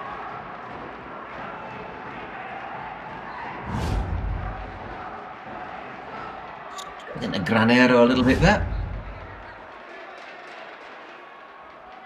So a good start for 1K, for Iker Casillas' side here. Got comfortable, haven't they? Taking that early lead, and that's a lovely turn once again from... Riding the challenge. Ah, beautifully played, and it's a good sweeping save in the end there. Well, it was Joan Verdú, obviously another quality former La Liga player who probably saved the goal and then almost put it into his own net, because I don't think... There, just sorted his feet out in time there. Was able to sweep that away. Ooh, it's not slip. A good moment to slip, is it? And now come... Oh, it's wasteful. It's really wasteful there from Carles Planas. It was 3-on-1. Far too much on that, didn't he? Looks up and does everything right. Except the pass, which is probably the most important thing. Straight back it goes. Another throw in for Granero. Just clocking now that every Los Troncos player has a different tree or plant on the back of their shirt. Which makes sense. Tronco is a trunk, isn't it? Like a tree trunk. It could also be man. Hey, tronco. Yeah. A Spanish lesson for you there. Listen, it's a Sunday. We haven't been the quickest there to pick up on that. Better late than never, I suppose. On match day 4.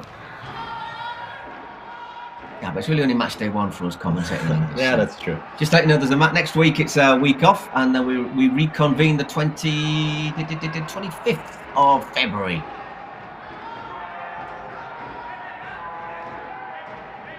So I expect we'll see a bit of movement over the next couple of weeks. We'll see what happens. It's sloppy from Planas. Well, last week's MVP with a couple of simple wayward passes.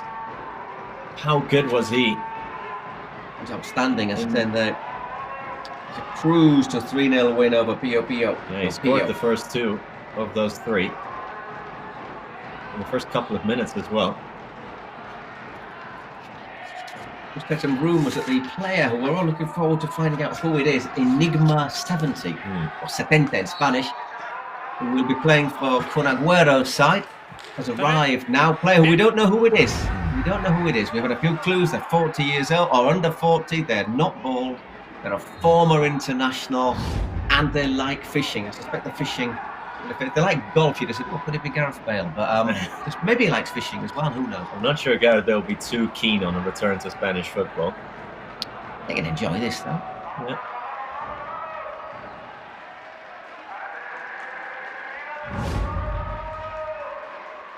Well, I'll tell you what, went for that, didn't he? They went for the goal Olímpico. Is it a goal Olímpico if you said it on the ground as well? Or has it got to be? I think it still counts if it's directly from a corner. No, but would it count as a goal Olímpico on the ground, or has it got to be up in the air? Who knows? Yesterday, anyone was watching some Bundesliga, Alex Grimaldo, the Spanish left back, almost scored directly from a corner. Hang on, a chance for Planas. Great win though for Liverpool today. Xavi Alonso boys, a big step towards winning the Bundesliga. I've never seen that before. Trying off the crossbar now as well as we go back into the action. Suddenly, Mike Soroche here. That is spectacular stuff there from Soroche. Huge chance. Yeah, we were still looking at the replay with Los Troncos with 2 massive chances to equalize. Grimaldo went for goal from a corner, but from an outswinging corner. He knuckled it onto the crossbar, almost beating Manuel Neuer as well, was in the goal. Never seen anything like it. Great player, Grimaldo. William, look, he's got a big injury when he was a kid. Barcelona Academy product. Well, that's a foul on... Well, they are knocking on the door, aren't they, Troncos? They're really turning on the screws. They have started to get into this, haven't they? Nice turn. And again. And went for it, and a great save from Canet. It's a smart stop here.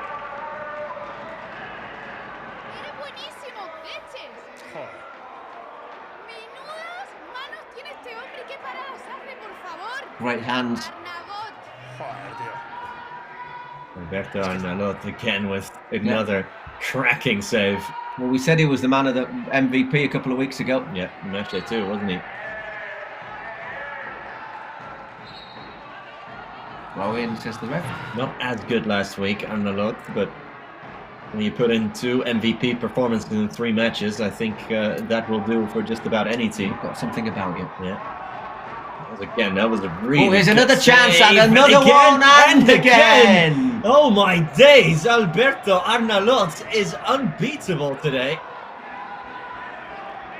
When you're a keeper and you're in that sort of form, you start to believe that you're going to stop everything.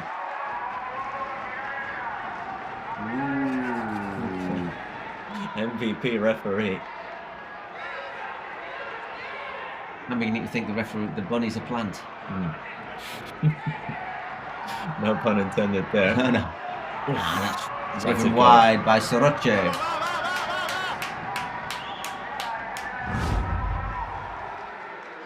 Time to line up that shot, didn't he, as well? Yeah. So 12.5 minutes gone, 1-0 to Uno Cap. But the chances are starting to rain down for Los Troncos. I'm not surprised. Arnalot wants a little refreshing drink after some of the work he's been doing over the last 4 or 5 minutes. Have a look at the last couple of chances. Gets down so well there, and once again. Yeah, he just throws his body in front of it. That's what you want your keepers to do. Making themselves big there. The Troncos really getting going, aren't they? Yeah. Going for the spectacular there. A bit of pressure on the edge of the area. Arnalot once again collects. Looks to send that one long as well. Controlled, but De La Cruz looking for a foul. Straight back it comes, and now a corner put out there by Guerrero. It's a good, vital interception there, because there would have been a better tap in at the back stick. Sergio Sanchez with the corner, drilled in again. Easy though this time for the defence. And pressure from trouble here, Ian. Good pressure from Don De La Cruz. Yeah, that's penalised for doing a little bit too much. Have we decided if we're calling him Ian or Ian, as if he's an English bloke? I think with the amount of Brazilian players that have English names, we might as well go for Ian. We'll just call him number 3. Arnalot collects that one on the second attempt. Under pressure again, but puts it long. Lots of Sydney, Fred, Allen. All those porks in football. Good pressure there from Uno Cap, looking to win the ball back high up the park, rather than sitting deep and inviting pressure from Los Troncos. Nicely nodded down though by Roble. And Granero, the top scorer. Also doing his bit on the defensive end. Again, he is the one that got the only goal of the match so far. Marc Granero. And we're closing into the moment with the dice. We'll find out. We'll try and find out before the dice is thrown who the dice thrower will be.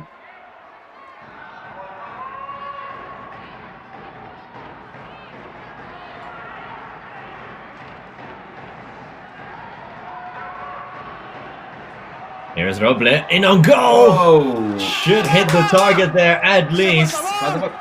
By the way, the funny comment, only in the midweek program that they produce in Spanish, Iker Casillas was said, "My cousin is like a rabbit." Think of that when you will. Like my dog. Wow. My dog's like a rabbit as well. Anyhow, Granero, well, he beat 3 men, and he was probably thinking, if I score this, that will show up in every highlight reel. When he says his cousin's like a rabbit, I presume he doesn't mean he eats a lot of carrots. That's the word I'm looking for. There you go. I love you in the King's leader. Is that Iker's cousin then?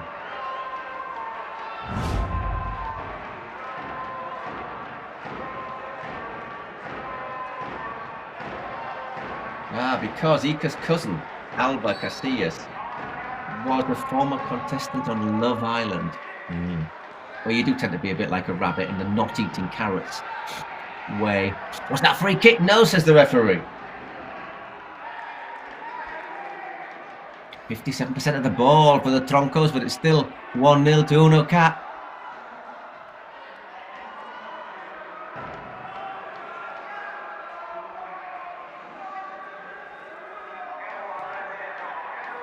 Troncos really have dominated this match. Once again. Good try for goal, and Arnalot smartly goes down to his right-hand side. Well, Alberto Arnalot is, for me, running away with the MVP so far. That wasn't the pick of the bunch, but it was another good stop. His right-hand side, pushing it wide as well. Not just parrying the shot, but pushing it away from danger. So important as a keeper. Beautiful chip into Roble. Again, the big man holding it up, waiting for support. Here it is. And this time it's screwed by Vives. Hector Vives.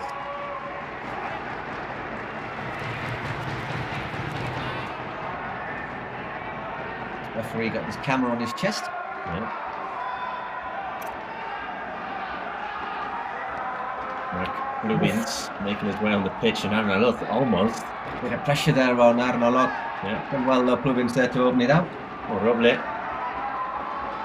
doing really well in terms of hold-up, big man play up there. Albert Ruiz on the other side, the other number 9.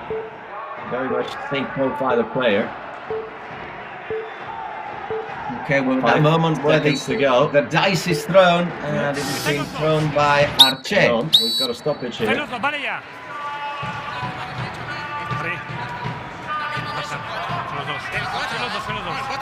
Los dos, venga, para ahí. Uno no lo tienes tan protegido. Escucha una cosa. Espera, te estoy hablando. Sí, pero primero. Pítale una y no lo tienes tan protegido. Escúchame a mí, ni una protesta. Te he avisado, no te rayo, te vas para allí. Escúchame, están perdiendo tiempo. Ya está, They're wasting time. Who'll be a referee? He's saying this, he's saying that, he's saying the other. My word. I really like that from Sergio Sanchez. He first pushes all his teammates away, and then he gets his complaints in. And it will be 3v3. 3 against 3. There you go. It's the most common. Yeah, the most common for both teams. And you'd think that this again is a big chance for Troncos to get back into the game, although Unoca, remember, scored in the 1v1. These are the minutes that determine a lot of these close matches.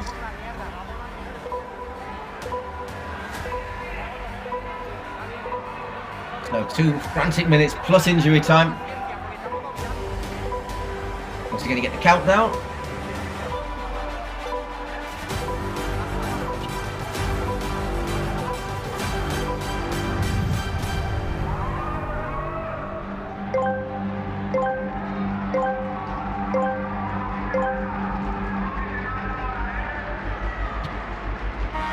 go. The water polo starts sprinting towards the middle. And the Cactus wins it. Aitor Vives. And here comes Planas. Chance here for Vives. Vives, good stop. Arnalot and Planas blasted over. Well, once again, Alberto Arnalot pulling one out of the fight. That's not a bad attempt either from Vives. Looks to put it across him, looks to put it low. Tried to one foot him, didn't he? Another smart stop.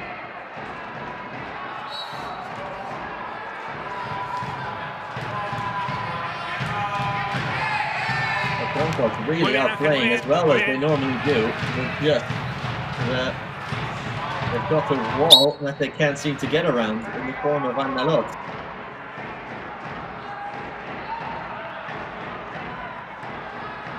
See the live MVP votings right now. See, no, you can't vote until a bit later on. Some of the last few minutes the voting starts. See now. Good pressure. Who's going to fall kindly though? Granero, Planet. Desperate to get level before the break, Los Troncos. And here is a chance, Arnalot's come out of his area. What's he doing there? Walk about. Esto, tío, hay que chutar ahí. Va. Tío, un baño. Es que esto es lo que se queda enredado los jugadores, es lo que digo yo. Esto es lo que digo yo. It's amazing so far because in the games up to now, they'd scored 11 and conceded 7, 18 in 3 games. Half-time, just the 1 goal in the match. Yeah. Usually rains goals in Unoka matches, but today, so far it's looking like a very solid 1-0, although they are away here. Well, it's not good. It will be a tap-in. It's 1-0.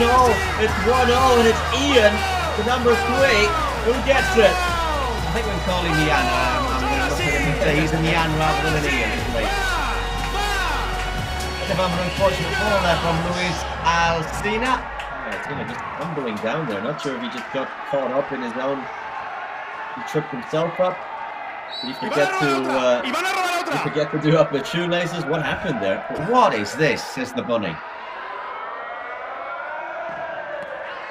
But the goal from range, carried away awkwardly.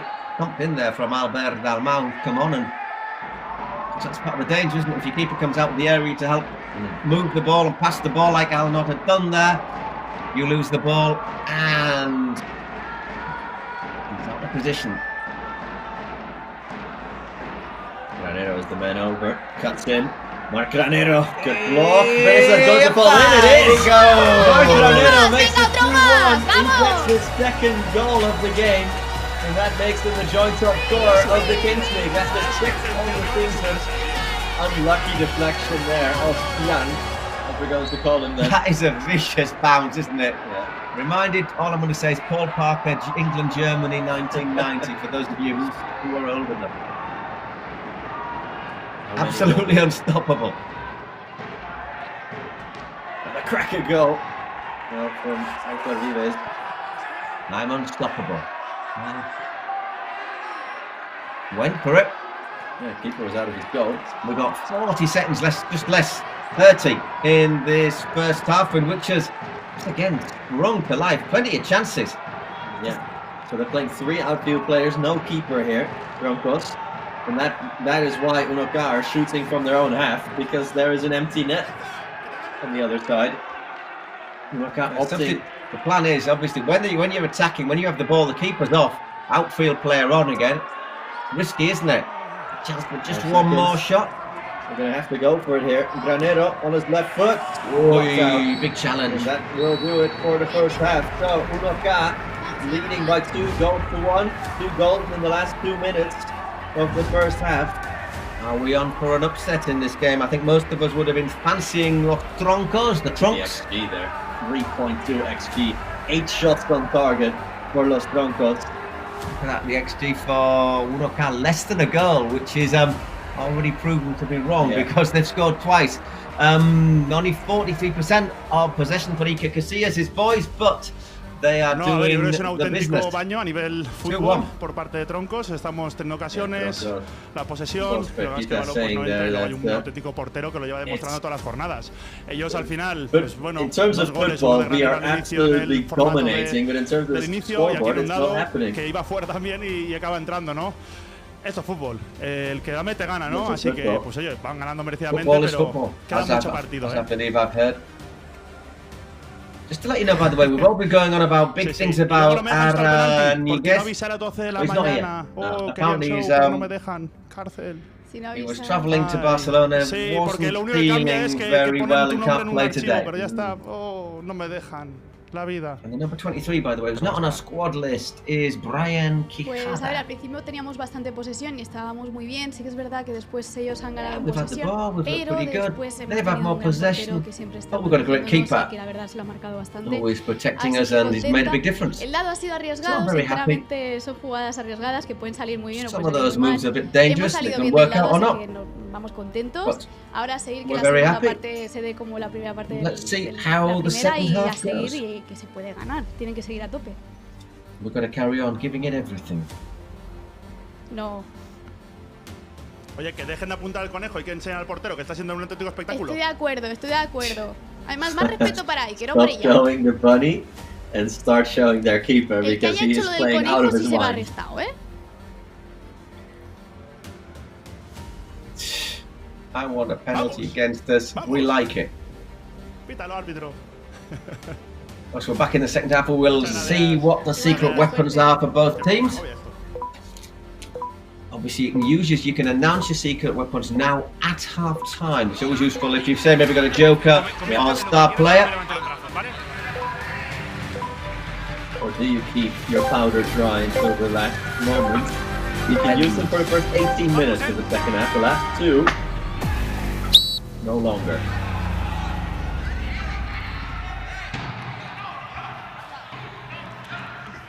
Me lo había ganado y ahora lo he perdido otra vez. Won the ball and lost it again. Roble there, better known as Albert Luis to his mum and dad. Oh, beautiful. Oh, here's a great chance. On goal, Granero. Casi.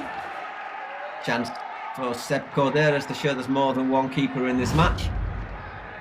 That turn from Granero was spectacular. And suddenly found himself in on goal to get save from Corderas. Mr. De La Cruz losing out. Chance on the overlap here. Douglas. And oh, still a chance. Another good save. Driven at him. Again, Arnaud. This is the best chance, isn't it? Just evading. Dive in the middle. Very soon you'll see on screen when you can start voting for the MVP. And he couldn't stop that one. There it is. They found their way back into the match. And it is that number 3, Brian Quijada, who gets himself on the score sheet.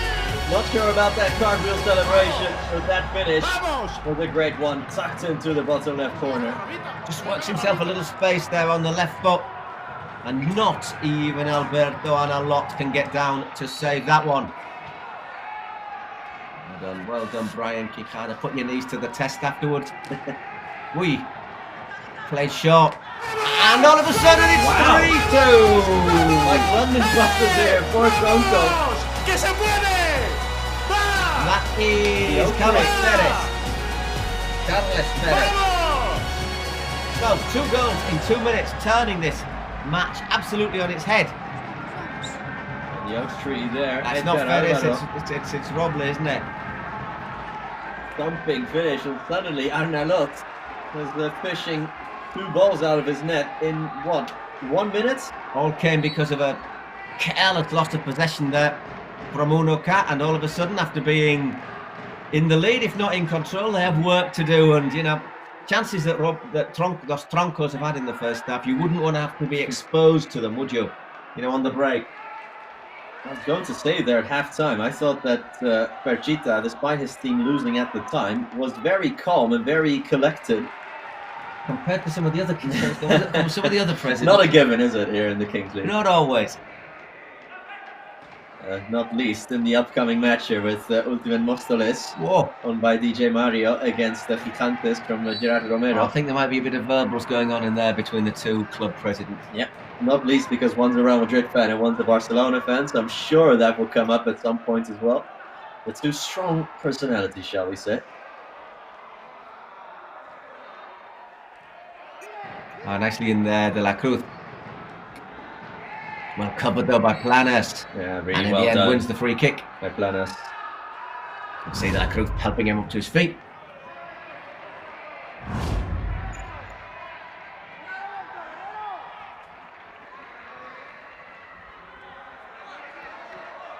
Nicely nodded on. Was there a chance for 4? Now once again Arnaud Lord. ¿Cuánto? Ok, revisamos, tranquilo. Tranquilo. No saques.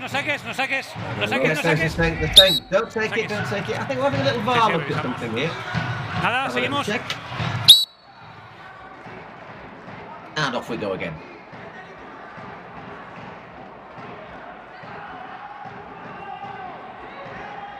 Vives. All the way back. That one goes to Corderas. He sends it long, looking for Roble. He's hustling and battling there to try and win the ball back, forcing a throw in.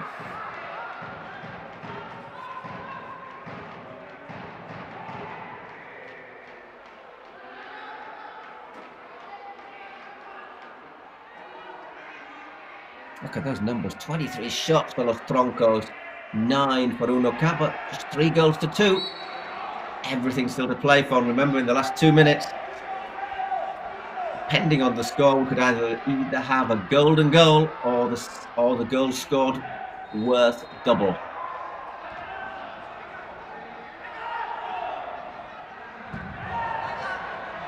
Drilled high, wide, and that one. Beyond. The bonsai, he is. Nice little tree, that one. Quijada, the goal scorer of the 2-2. Complaints against that challenge by Marc Granero. Sentado banquillo. Goes across there, doesn't he? Takes Vives rather than the ball. It's a foul, but nothing more. Sit down on the dugouts, says the referee.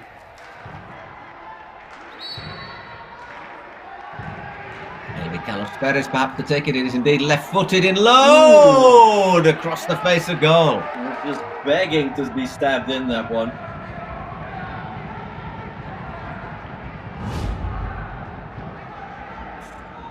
That is a dream of a ball in there. They just needed someone to attack it. Yeah, Quijada just was a step or two too late for that one. Played out wide here for Abraham Gonzalez.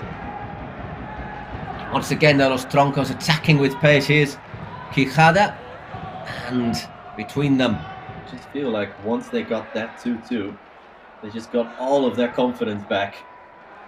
Playing some lovely stuff, aren't they, Los Troncos? Yeah, they have definitely been the best team by far the whole match, but they were only not winning on the scoreboard, but they were definitely playing the better football. Alcina and Roble having a couple of exchange of opinions there. Gonzalez again. This is better. Little chance here, is there? First time effort. It worked. There's the corner. For a second, there was an appeal for handball.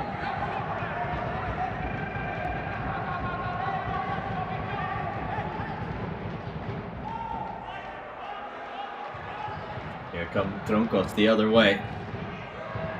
Uno K did well to get back in numbers quite quickly there. Had their backline organised straight away. A couple of substitutions there, you can see. Obviously, it's continued and unlimited substitutions in the Kings League InfoJobs. InfoJobs, by the way, is a job-seeking site in Spain. As the name might suggest. Bit of a giveaway, isn't it?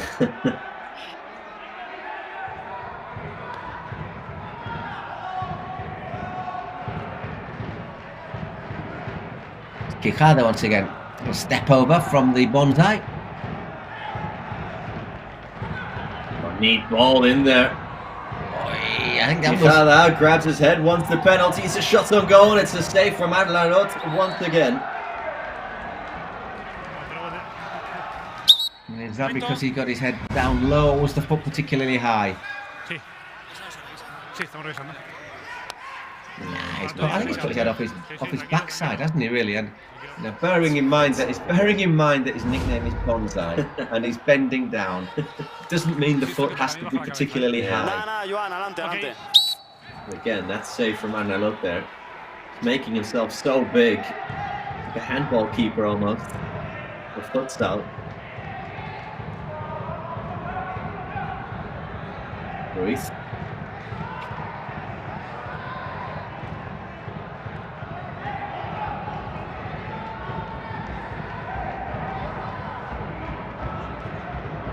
Looking for spaces, but so far they've been really well controlled by Los Troncos after the break, getting back in front.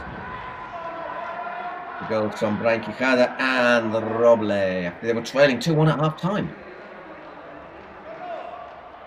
A classic case of the old cliche, a game of two halves, this one, in terms of the scoreboard anyway. As we have been saying throughout the entire broadcast, Los Troncos really are on top of things. Even when they were trailing, which has been pretty much from the start of the match, they always looked the better side. They were creating most chances. Arnalot pulled off save after save in the first half. But even he couldn't keep out some of the efforts. And here they come again, here they come again, here they come again. What a goal! Beautifully done by Marc Soroche. The Aliaga. If I had to look up what that is, it's the yellow bush that grows in the south of Spain. How about this for footwork? Very, very good from Soroche. 4-2 and that 2-goal advantage, which is absolutely vital. But Nick, I've got some terrible, terrible news for you. I'm going to break your heart. Looking on our chat. My family. The football, no, not your family. No, nothing about the rabbit either. Unfortunately, the footballer we were all looking forward to seeing, Enigma, can't make it. No. Transport problems. He won't be able to. I think he's stuck behind a tractor somewhere on the motorway. Farmers protesting all over Spain. Oh dear. When it's winter, they complain about the need for environmental rules, and in the summer, they complain about the drought. And they're driving along the motorway very slowly in the tractors. We think it could be for that. The Enigma hasn't been able to get here. We will remain enigmatic until the next time for 2 more weeks. Will he still be Enigma 70 or will he be Enigma 71? Who knows? Bad news for Kun, because he would have been a former international player who liked fishing. I think the international player will be more relevant for the Kings League here than the fishing part. Maybe for the post-match meal that would be... I think you'd catch bass off the coast of Barcelona. Probably catch quite a few things off the coast of Barcelona, actually. Anyhow, back here, the Troncos lead 4-2 and 3 goals in the second half. The pressure there on Seb Corderas. Very well played by Soroche to get back there. Ooh, and almost Oromi was in there. Just couldn't bring the ball under his spell. 8 minutes left and we still haven't seen any of the secret weapons, which could well be decisive. Wow, it's a very good chance they will be decisive in the closing minutes. Luis Alcina puts that one into the crowd, but the crowd was out sitting down there. Hang on, we've got a secret weapon, have we? Yeah. Looks like we do, and I think it's summoned by Los Troncos. So we'll see that next time the ball goes out. Yeah. Yeah, on the inside of both benches, there's a sort of a panel that you can press on to activate your secret weapon. Press this button.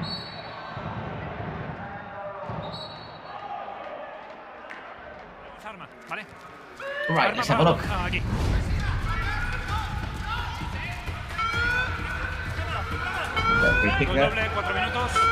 Okay, so next goal that's scored by Troncos is worth double in the next 4 minutes. Unokai using theirs as well. I wonder if it'll be sending off. No. 4 minutos. Falta aquí. Un momento. Ángel vuelve al sitio. So for the next 4 minutes, they could. Well, if they get that goal in the next 4 minutes, you could think that's game over potentially.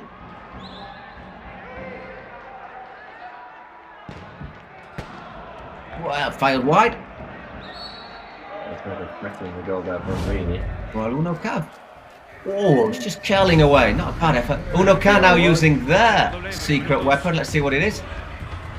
Well, they also have a double value of goal, which will basically take us to the 38th minute, after which both goals will be worth double again, unless it's a golden goal. So there you go, 2 double goals. So it's basically double goals until the end from now on, isn't it? More or less, give or take a handful of seconds. Yeah.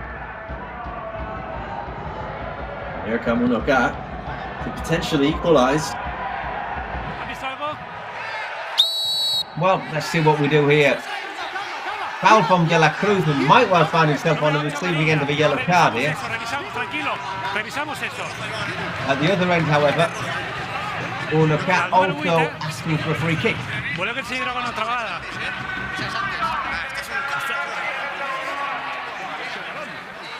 Selección médica, paramos tiempo. Stopping the clocks. As Vives is down. Tranquilo, que la atiendan. Look at this challenge on Vives. Tranquilo, pita la falta amarilla. He follows through with his back leg, second leg as well, so that's at least a yellow card. Suficiente. The thing is, that might be a null. It's a previous free kick, but I don't think it's going to be. It's a big moment here. Número 8 amonestado 1K.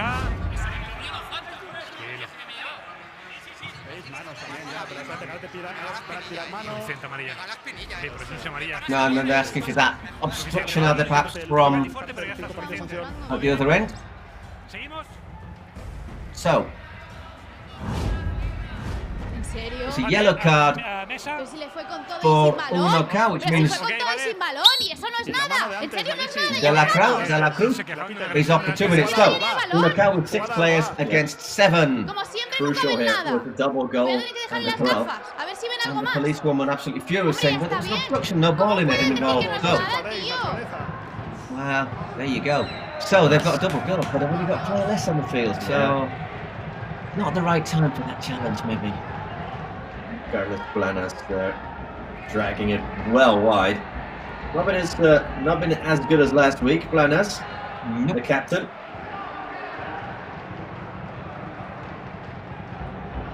No Joan Verdu this week either for Los Tronco. His presence in the middle of that park.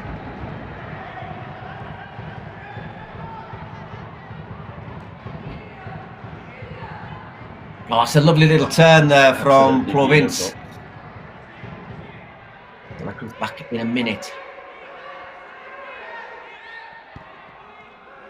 We've not had a golden goal in the matches we've commentated yet, have we? No. Or a shootout. Either last week or this week so far, although still 4 more matches to go after this one. What have we got? Next up, we have got, as you say, the Barcelona-Madrid, Clásico. The Kings League InfoJobs Clásico, Ultimate Móstoles against Gigantes. Yeah, that could be an interesting one. Keeping the ball here very nicely, Los Troncos. Under 4 minutes left here, they lead 4-2. Remember, every goal scored just about will count double. Vives. Sets up nicely there for Soroche. His effort is blocked. Collecting the ball reasonably easily once again. They look a very complete team, don't they?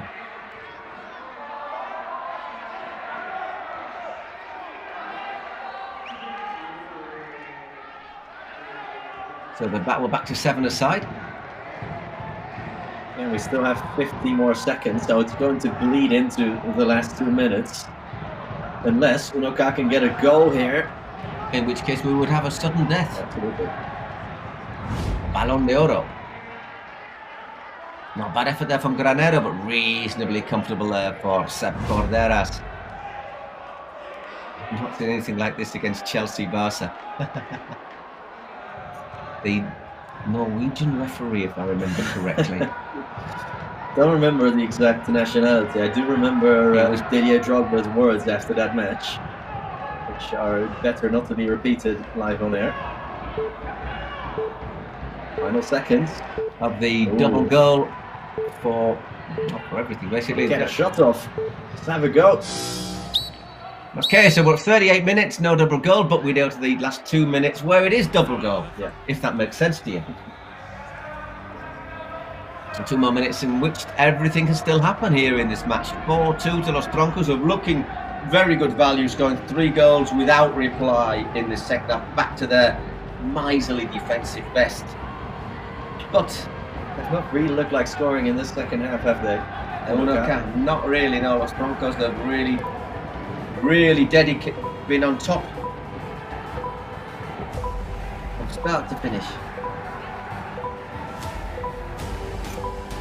Look at the possession stat. 56%, 56.7% of the ball, 54.7% of the ball. I think it was a bit more.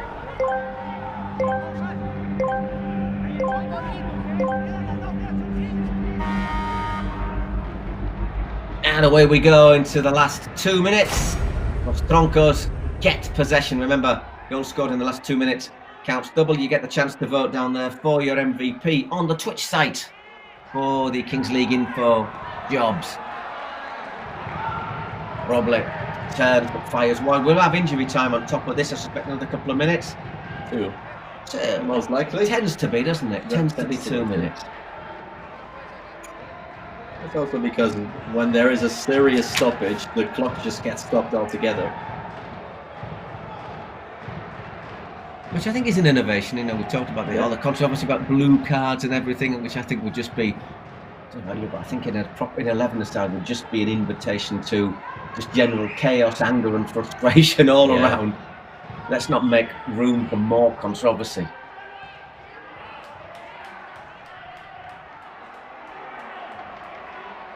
Yeah, it's one of those rules that sounds good, but when you really start thinking about it and how you would game plan for a blue card. If I was a referee, I would say, no way do I want to be in the firing line because of that. That's a minute of normal time. Something that happens also in hockey, the blue card. Field hockey, You always get your hockey comment in, don't you, Nick? I like to get my hockey comment in, even though in my youth, I was fiercely against, despite my parents' efforts. De la Cruz into the lights above the top of our screen there.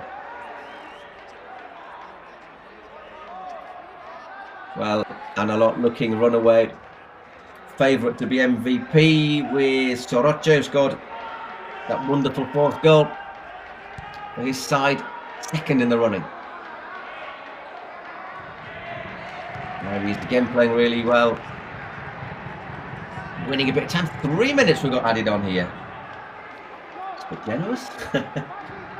Well, still time for Unoca to draw level here and to get us to a potential penalty shootout. Okay, they come looking for that chance, and here it is, and there it is! Absolutely! Right as we mention it, with number 33, Raúl Ledo, the captain for Unoca, and it's 4 goals all here, and Los Troncos, who look the better side all game long, have it all to do now. With 2 minutes and 20 seconds to go. Vas a tener que ir a ver. Sí, ¿por qué? ¿De acuerdo? Controversy, handball. We're going to have a look at a possible handball.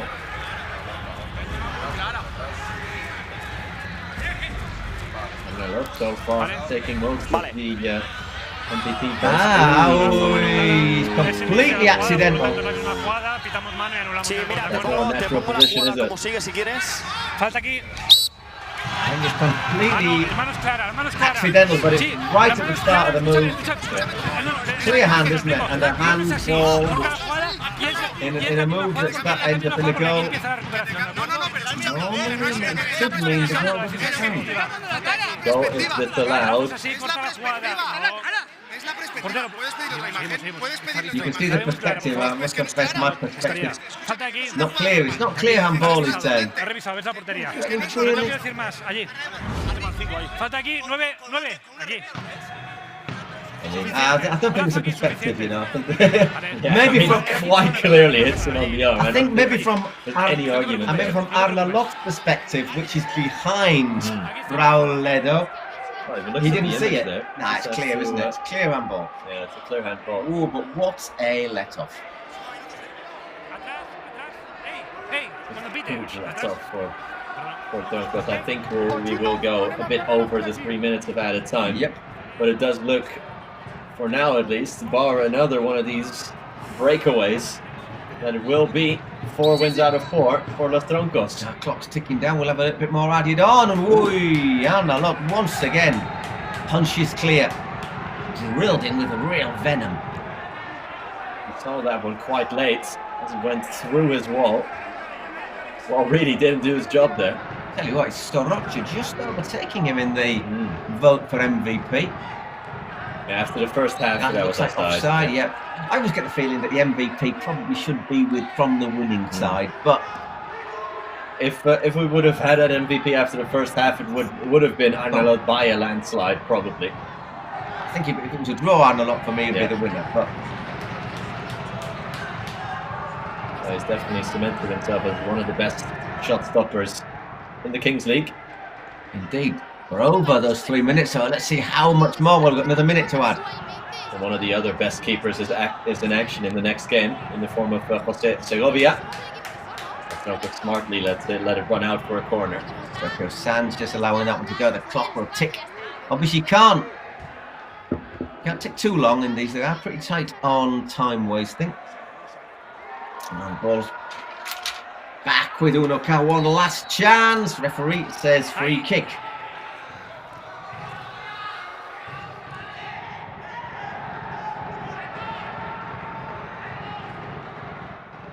And De La Cruz bring what he can! De La Cruz with 1 second on the clock.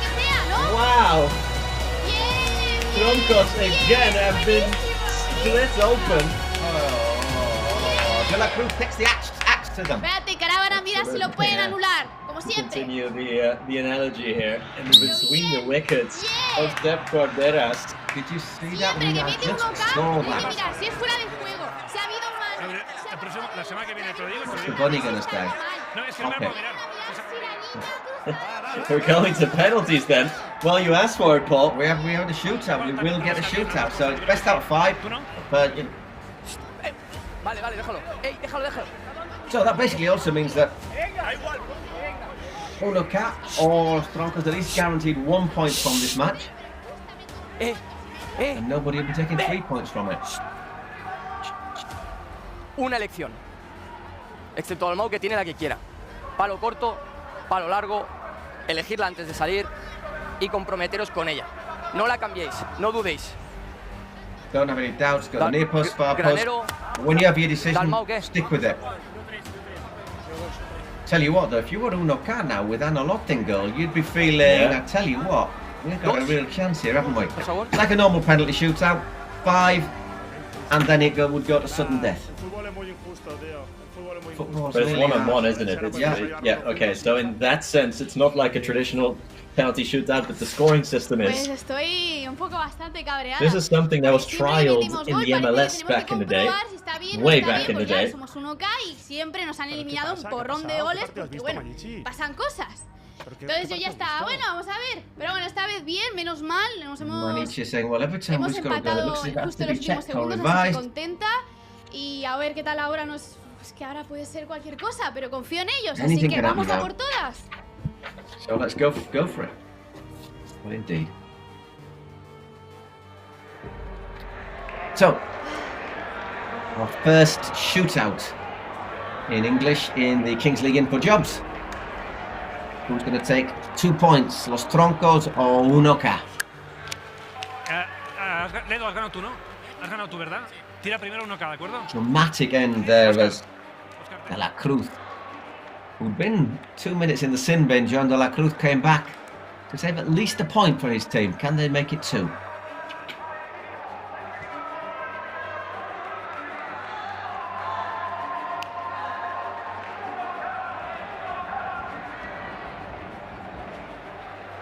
You have 5 seconds to score. There we go, Marc Granero's 80% record in this.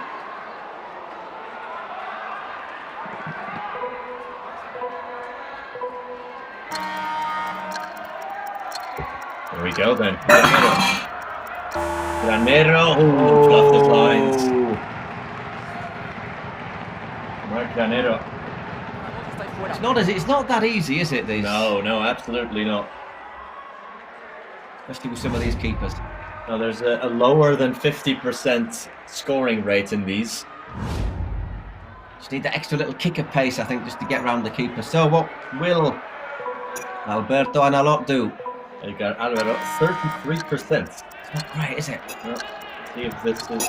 Oh! He was in those 33. Yes, it is. Slots it right underneath Arnalot.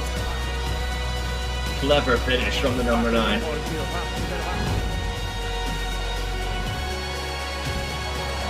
Just kept looking at the keeper's positioning. I was going to say, because he didn't look as if he'd really looked as if he was going to get past him, did he? Marc Plovin's now absolutely vital, you'd say, that he scores this for 1K. And let this slip away.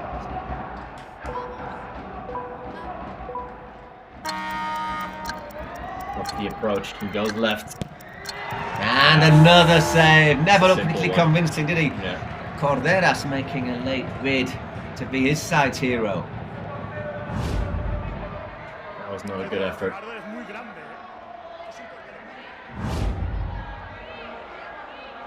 If you want to round the keeper, you have to be very quick. Yeah, you've got to get a quick start. I mean, you can't take 2 or 3 little paces and then all of a sudden you've got 2 seconds gone. Yeah. So Soroche, our MVP so far. You only have 5 seconds. And again. That's a convincing finish. Knew from the start what he was going to do and executed it perfectly. 2-0, and this is looking ugly for 1K. Again, 1K have been in 3, this is their 3rd shootout in 4 matches. They've lost the previous 2. Abraham Gonzalez to take this one. And another one is saved. So if they score here, it's all over. If they score this one, it's a wrap.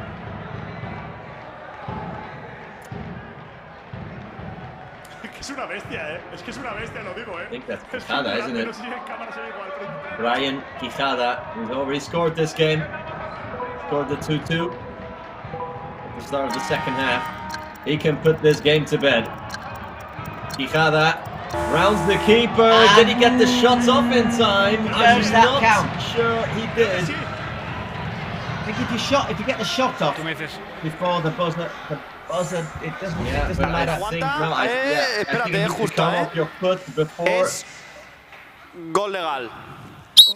The thing is, it's not when the ball goes in the net, it's when you get your shot off. Yeah, and it was super close there. It certainly was. A sweep in the shootout then. 3-0, 3 misses for 1K, 3 goals for Los Troncos, who take the win. And again, we remind you that they won't get the full 3 points, it will be 2, as there are a bit of afters there. Some words between the players.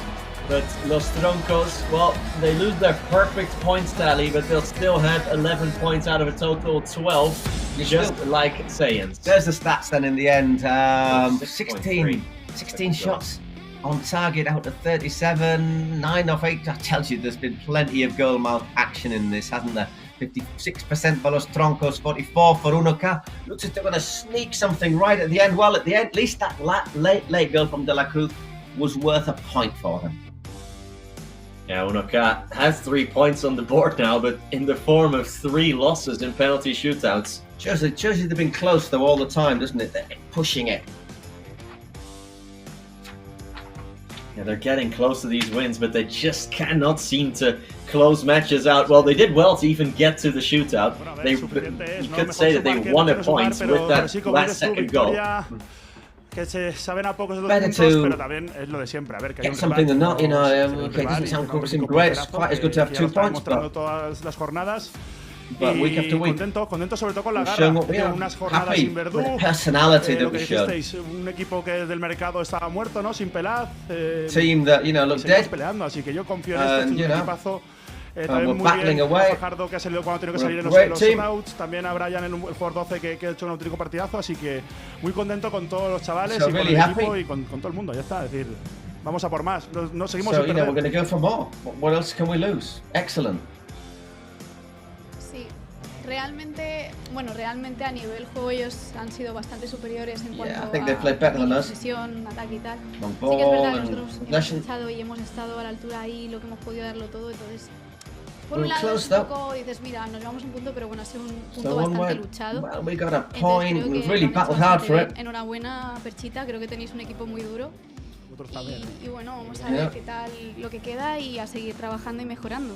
But we have to keep on improving and battling away. Okay, we'll hear from our MVP in a moment. Then we'll be very quickly with you again for Ultimate Móstoles. I think Max Soroche in the end was voted as the match MVP. Or no, it's actually Alberto Arnalot on the losing team. Late surging voice to Stella Arnalot. Sí, bueno, íbamos con todo, al final no lo hemos podido sacar, la última vez hicimos los shutouts sí, esta vez ha caído que no. Pero bueno, veíamos protestar ahí mucho la decisión esa arbitral en la que ha entrado el VAR. No sé si sigues manteniendo la misma opinión. Sí, yo creo que le da en la mano cuando está por debajo de la cabeza y el hecho de darle el balón sube y directamente, sin ver ninguna toma más, dice que es mano porque está por encima de la cabeza. Pero es que yo creo que es una mano pegada al cuerpo, protegiéndose la cara, que nunca puede ser pitada. Pero bueno, ya está, hay que aceptarlo. Eso mira, hemos perdido por deméritos nuestros. No, nada. So we've lost because of our own mistakes. Me decías que querías dar un mensaje un tanto especial, ¿no? Sí, quería mandar muchos ánimos a la familia de Gonzalo, que falleció un juvenil este pasado día, y nada, quería mandarle un abrazo muy grande a la familia. Gonzalo is a junior player who died not so long ago, so please, big hugs to his family. There you go, here are the highlights. We'll be back in a couple of minutes with Ultimate Móstoles Gigantes. Expect the sparks to fly.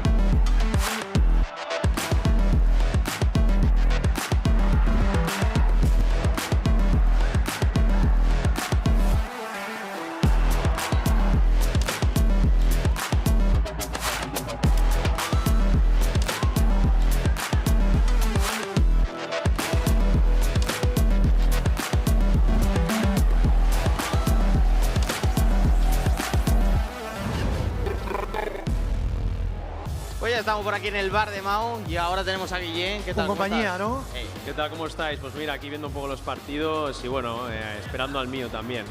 Bueno, vamos a ver, ahora se viene un partidazo, el Ultimate Móstoles Gigantes, y yo te quería preguntar, Cacho, ¿has visto a Mario? ¿Cómo está? ¿Está nervioso?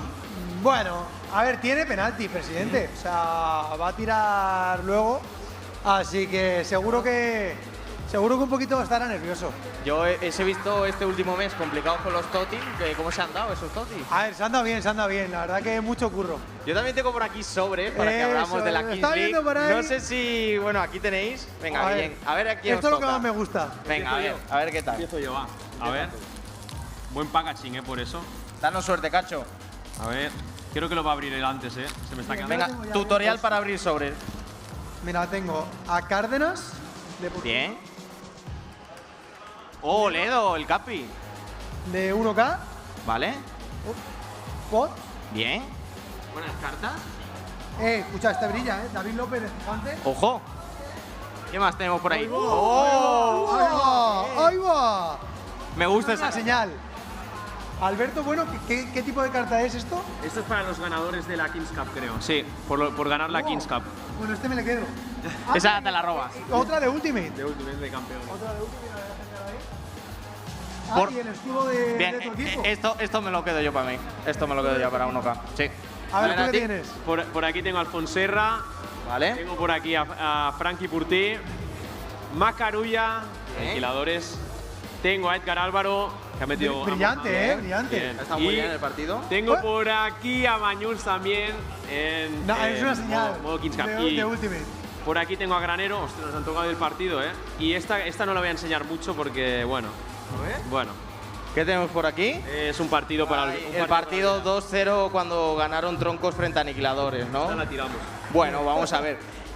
Yo, para mi aniquilador favorito, le tengo también un regalo, aparte de las cartas, que viene siendo esta caja de Mao. No sé si te gusta, no sé si te apetece. Si quieres, me la quedo yo. No, obviamente. ¿La quieres? Obviamente la quiero. Además, yo me paso todos los partidos aquí viviéndolo con vosotros, así que no es mejor que ver los partidos que con una cervecita Mao. Pues nada, rascador hecho. Check. Nos vemos después a ver qué pasa en este partido. Nos vemos en el bar de Mao. Chao, chao, chao.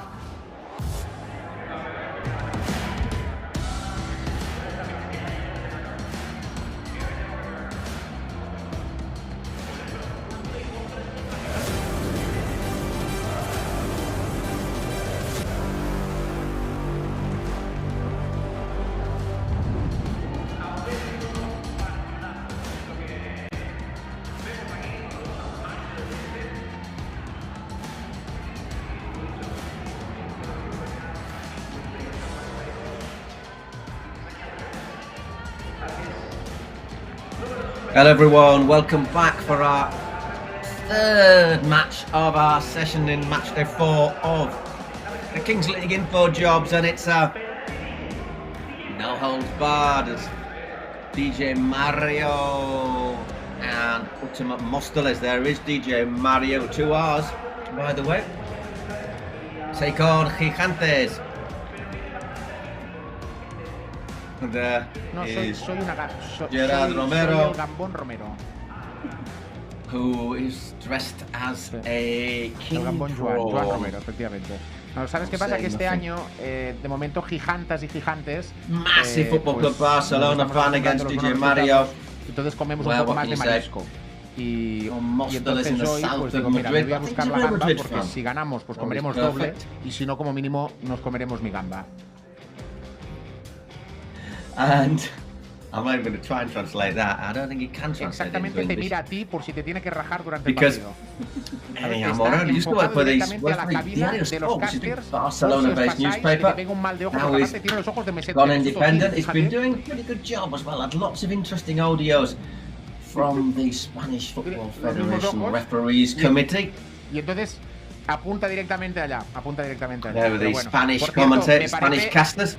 Me parece un poco flojito que tanto Bermúdez como tú no hayáis participado de este carnaval de Kings. How were we doing in this tournament? Well, Gigantes last week.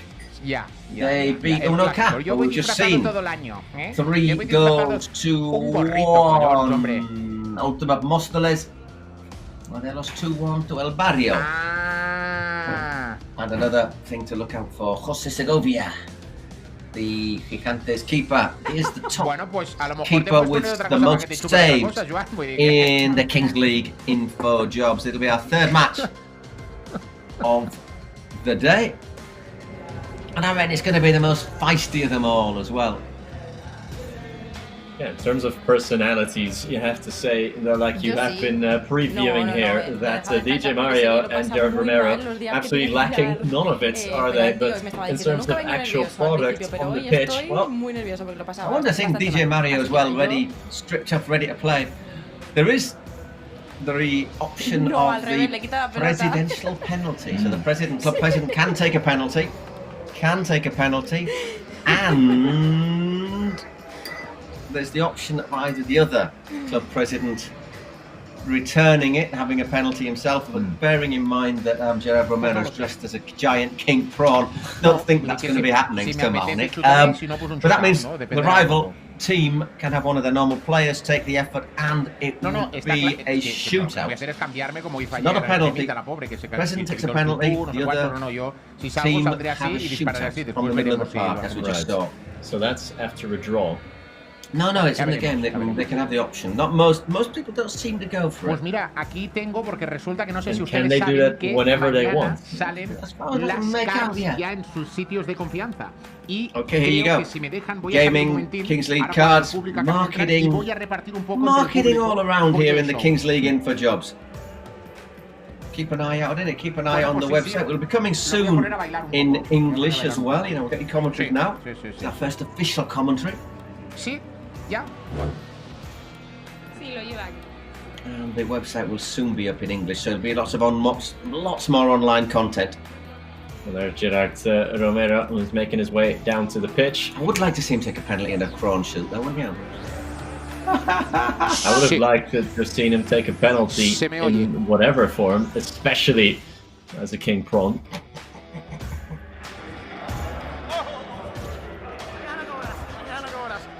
He's never afraid to. He's never afraid to make a bit of. Make a butt of a joke, is he? Debe ser una grada muy culé, ¿no, Mariette? Deben ser muy del Barça. Mario fans. A ver, el pare de Feliu. Home, al Maduixa sí que li hauria de donar unes, eh? A ver, unos sobrecitos mañana en vuestros sitios de venta ya, eh? A ver, Maduixas, aquest sí. Pero me tendríais que hacer el abresobres de Mario, un cántico del Barça, Mario. ¿Tú quieres o no? You want to get them, Mario? You have to open the Barça. A ver, un cántico del Barça a la gente de Móstoles. From Móstoles, you want a Barça song? Esto te duele, Mariette. Dáselo. Esta le está doliendo a Mariette. ¡Ojo! Got someone's eye out, one of them. Frisbeeing those cards into the Móstoles fans. Ese es ahí de atrás. Au, suerte a todos. I'm not sure if they'll have travelled up from Móstoles to Barcelona. Móstoles being a sort of sleeper town on the. It's quite a trip, isn't it, from Móstoles to Barcelona? A trip on Madrid to Móstoles. Yeah, I tell you, even there's a metro. That's a solid 6 hours if you're going by car to. So good old car journey, to Barcelona. Never done Madrid-Barcelona by car. Now we have the AVE train. Yeah. Those high-speed trains that whip you across country at about 300 kilometers an hour. It's not even worth getting the train with the AVE. The plane. By the time you go to the airport, an hour before, gone to the airport, gone from Barcelona airport to the centre of town, you probably got onto your train in the centre of Madrid. Thank you very much. Had a little snooze. Wake up in the middle of Barcelona. Yeah. I wonder what's going through those players' minds when you see your club president as a king prawn barging into people. I'll be asking for a pay rise. Either way, we are set here for the third match of match day 4 of the Kings League. Gigantes against Ultimate Móstoles. As always, we start with 1v1 in the first minute, and then 2v2 after a minute, and so forth until we are complete with 7v7. DJ Mario amongst the Móstoles players. Don't think he'll actually play, will it? You've said you've played against him. You said you played against him. I have played against him. Yeah, I have played against him, but I wouldn't say I'm of the quality of a Kings League player. Were you of the same quality as Mario, though? That's the big question, I think. More or less. So I think as an all-round player, he won't mind me saying that he's probably not up to scratch, but let's see. He might fancy himself from a penalty. Yeah, absolutely. Why not? That would be the one. Anyway, we've had our secret weapons pulled out. We'll see those at the second half, and we're all ready to go. Change strip for Gigantes.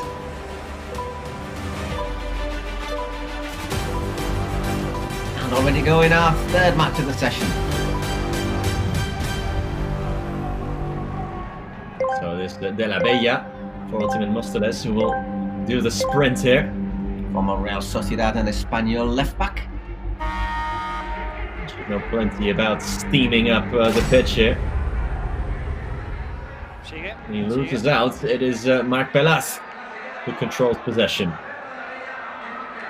De La Bella, obviously a former La Liga defender. You'd have backed him, you'd have backed Delabella, wouldn't you, really, there? Yeah. To maybe have defended well. There he is. There he is. He's left-footed, remember. He was a left-back. Yeah, and at the top of the scoreboard, you see a little... Oi, that's careless. As the Pelas is in on goal straight away. And we've seen so many games, so many goals in these opening first 4 or 5 minutes of matches. I was going to say, at the top of the scoreboard, you see these light blue arrows on either side. Pelas, takes out a bit of the lights there, yeah. I hope. I've often wondered. I did wonder last week how solid those were. He did strike this pretty well. Bang! There it goes. There you go. That's a straight invoice to Mark Pelas, his bank account, I think. Well, surely not. No. So another player on for each side for Móstoles. It's Corro. Corominos, who used to play for Espanyol.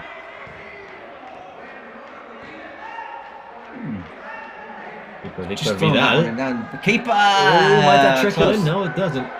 But again, to finish that thought, the light blue arrow at the top of the scoreboard on each side, that's what we were talking about, the presidential penalty. They're both allowed to take one. I think DJ Mario quite fancies himself. He does, doesn't he? He definitely fancies it. Yeah. Segovia. So top keeper so far in the Kings League InfoJobs. Yeah, let's hope we haven't put the curse on him now. God, have a dig. It opens up for him. Has a crack. It's 2 times the save of Victor Vidal. Just to get back quickly. And here's a good chance for Móstoles. There is Segovia. So just to remind you, last week Ultima Móstoles was 2-1 to El Barrio. And Gigantes 3-1 against Iker Casillas' boys 1K. Just by Alex Martinez, Ultima Móstoles. Alex Solduga coaches Gigantes. I expect Gerard Romero might have a bit of a say in it as well.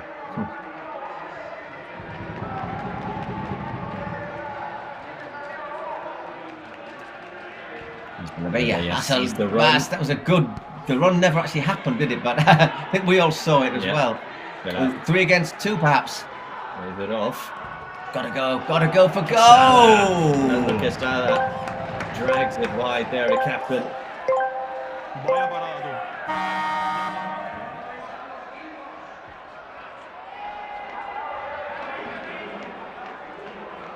Up to 5v5 now, including keepers. So 4 outfield players plus the goalkeeper.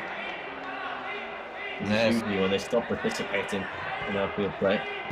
Fernando Quesada, number 18.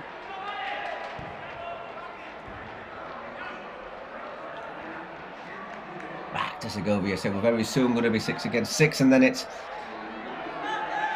a bit harder to score goals, so pretty tight so far in this. Yeah, both defenses have done pretty well. As you can see. Just thinking last week Móstoles didn't really create a lot, did they, against El Barrio? Vamos. Pelas really is driving and penetrating a lot here. There he is again, Marc Pelas, straight at Vidal. Good save from Vidal. It was a little bit straight at him, but he reacted well. Moved away nicely. Got on the other side. That shepherded away from him. Have a look at that effort from Pelas.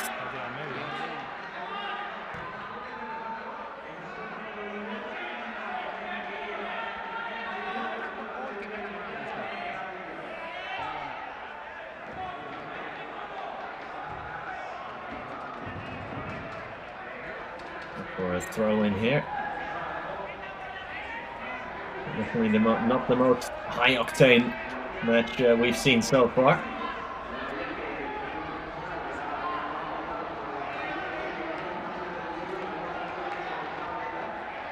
We're close to reaching the halfway point of this match day, the 3rd of our 6 matches of coverage. Beautiful ball to spread it all the way out to Frutos, who just floats one in there, hoping that Carlos Contreras could attack it. Just really quickly, Coro, I did think he played for Espanyol. He did. He played for Espanyol, Osasuna, Girona, which before Girona were Girona. Right now. Elche, Mallorca, Goa in India, and Atletico Baleares. There you go. That's good knowledge. But you knew that, says Google. Aleix Laga had a header and goal. No, but I mean that you even knew that was a former Espanyol player. I wouldn't have snuffed that out. A while back. But there's little dark recesses in the memory. Yeah, that's something I think that every commentator has just a lot of quite useless knowledge. I go into the kitchen and I forgot what I wanted, but I remember 20 years ago somebody played for Espanyol. Yeah, absolutely.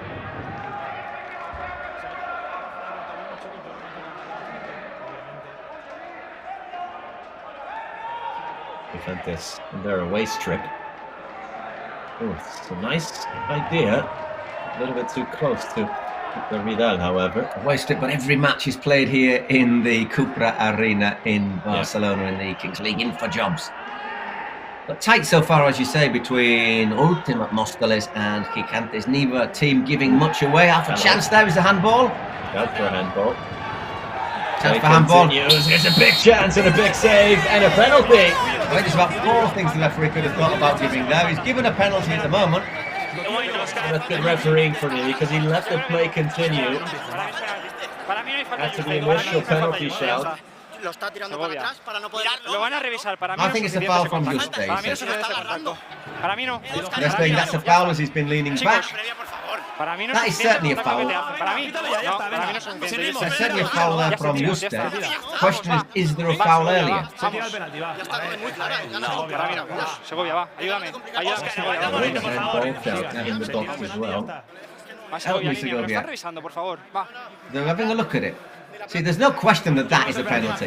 They're complaining, but Gigantes are complaining that there's a foul just prior to that in their direction, which should go their way. De acuerdo, compañeros.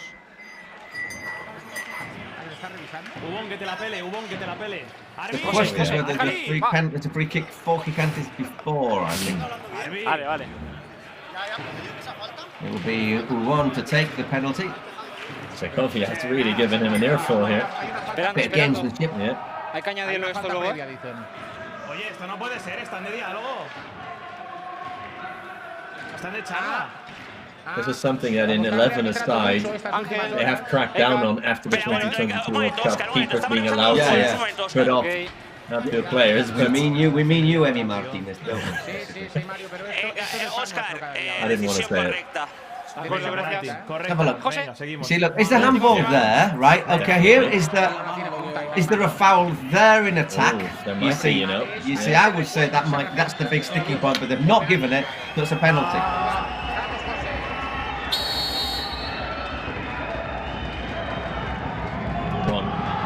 And easily walking away.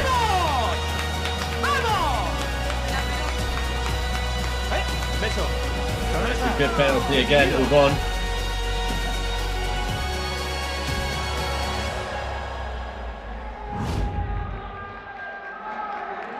There's a check, just sends the keeper the wrong way. Yeah, Segovia went a bit early there, didn't he? Maybe sold himself a wee bit, yeah. Has to go forward to narrow any angle. So, nearly 9 minutes, 1-0 to Ultimate Móstoles. Wait, and could it be 2-0? Here they come again, it's 2-0 straight away. Oh dear, Gigantes are crumbling here, and it's Coro who gets himself in the score chase. I mean, that's 21 years old. There he is, he's an angry frog. Furious frog. I think the presidential penalty has been summoned, if I'm not mistaken, because Romero is out on the pitch. There he is. Hard to miss, isn't he? Yeah. Whether he'll take it, it says it there. But will he take it, or will it be, I really do hope he takes it. I really hope he takes it. Please take it. Or will it be a shootout from the halfway line?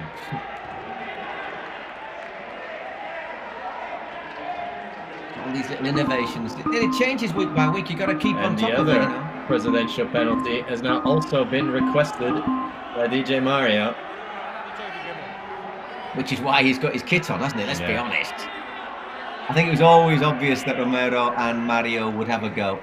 One is in full kit and one is King Prawn. Well defended there by Juste.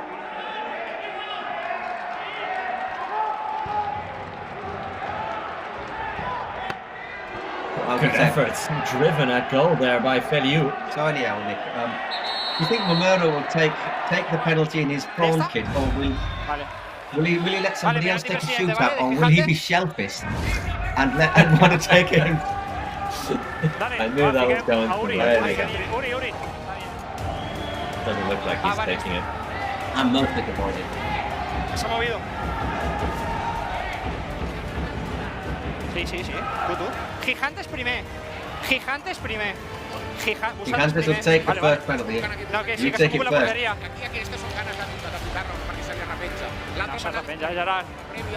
Where else except Kings League InfoJobs will you see a man dressed like a king prawn arguing with the referee?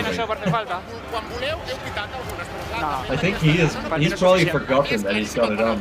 Sí, el plan es clar, és obvi. He might not realize how odd this looks. There you are, look, no, I think he's going to go. I mean, today we've seen Bart Simpson talking about penalty decisions not going their way. Now we're seeing a king prawn. He's got, looking at his shoes, you know, it looks as if he's got the right kit on his feet. Venga, va. Vamos, va. Reanudamos con banda para Ultimate, ¿eh? And after this, we start off with a throw-in.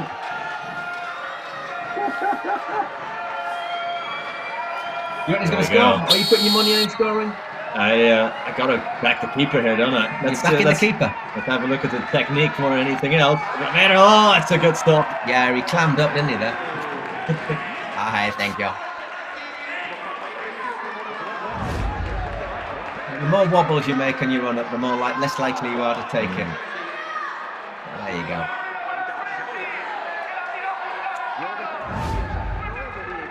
And at the other end, Mario's going to have a go. He fancies it, doesn't he? He fancies this Mario. Yeah, he likes these moments. Yeah. He scored a penalty, if I don't misremember, at the Camp Nou at one of the Kings League finals in front of 90,000 fans. So he likes these big moments, like the big steps backwards. He's got the keep up and 5, 10, 15, 20, 25. I think you can tell he likes Cristiano Ronaldo.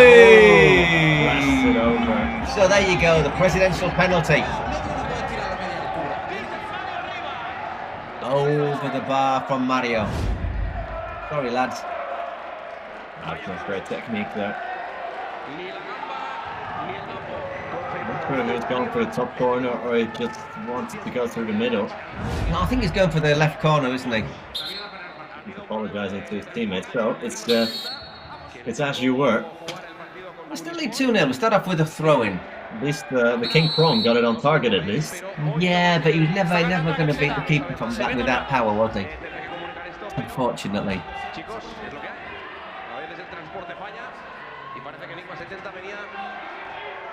They just explained that once again our footballer Enigma 70 can't make it today because of the transport. No. Oh, that's given away. Here come Ultimate Móstoles. Driven at goal by, I think that was Banyuls. Oh, so that puts it to Mark Pelat. Good transition play from Ultimate. Drive it, go from distance. Hang on, it's still on again. Save from Vidal. Well, that drive from Sergio Yust off the post, and all credit to Victor Vidal on the follow-up. Let's have a look at this again. It's Juste who thumps that one in, and the rebound is a brilliant save. Yeah, absolutely vital save from Vidal to not let Gigantes back into the match.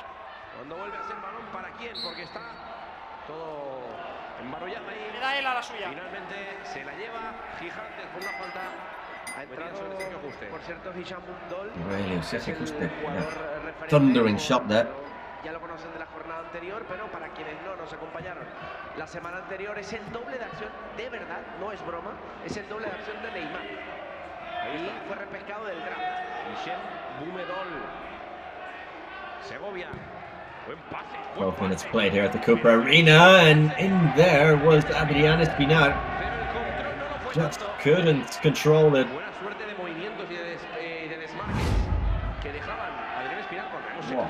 Then a cracker of a shot there, and the follow-up from Uri Pons, was, you could say, was perhaps a little bit too close to the keeper. He had half a goal to aim at. Just to let you know that Sergio Busquets, number 21. Here we go. Here we go. Here we go. Another player played in Barcelona's B team. The Barcelona B. And they also played for Goa. Well, it's obviously the go-to destination for Catalan footballers. There must be someone there in India with a good connection to Barcelona. Esta sí, esta sí, que hay empujón claro, va. Está Cristian, esta es clara, la anterior no. La anterior no es igual. ¡Aleix! Powerful player, isn't he, Sergio Busquets? Still only 32 years old, isn't he? So referee telling us to get a move on. And it's back with Vidal. 2 great saves so far.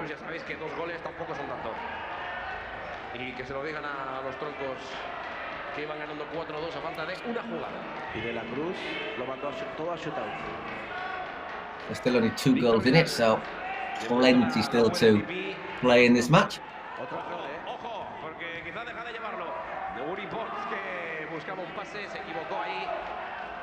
Intentando reactivar la jugada, balón para Víctor Vidal. Yo siento que tiene que haber un llamado tanto del entrenador de Gigantes, de atención, de atención. A la salida de cada uno de los equipos. Se están equivocando de forma consecutiva en la salida de balón. Not a lot of control for either side at the moment. It's very open. A bit untidy. Here's Uri Pons. Meaty tackle, but a fair one. Nando Quesada once again involved. And here it is with Belaz. Gets the good defending to get it out of his own half. Oh, although Hichem just runs in a bit of trouble there. Someone stayed down. I think Marc Belaz stayed down, and Ultimate Mostara's break. They've got numbers. 3v3 here. Alone goes Banyuls. Palmed away by Segovia. And Sergio and Segovia adding, I was going to say, adding to his stats. Let's have another look here. Okay. What's the referee giving here? Joan, Ekar, saca jugadores, ¿vale? Jugadores fuera, ¿vale? The play's a little bit further from. Estoy en pantalla ya, ¿vale? Vale, Oscar. Aún no la veo, aún no la veo. What we're looking at here. Te pongo la imagen, te vamos a poner 2 imágenes, ¿vale? Another Y potential penalty. Oh, hang on. Does he go over the top? Oh, yeah. So left foot. The left foot. Look at the left foot here. Yeah. That could be a penalty, you know. That's what the VAR's for. Definitely, that's what he's checking. Well, initially I thought that this is really good use of the body from from Hichem to just shield the ball and drive away, but it looked like he, although completely accidentally, he does stand on the foot of Marc Belaz, and that will be a penalty then to Gigantes. Yeah, I think that's clear. Once you see it again, it looks pretty clear. I must confess, I'm not sure it was accidental, but it's a silly challenge. He just really wants to plant his feet. Yeah, look at it. It's a clearer penalty than I first thought. So a real chance from nothing, really, for Gigantes here. I presume the prawn won't be taking. Instead, it's Belaz. Oh, very nice. It away. Marc Belaz gets on the score sheet. Very calm, very well taken penalty, Marc.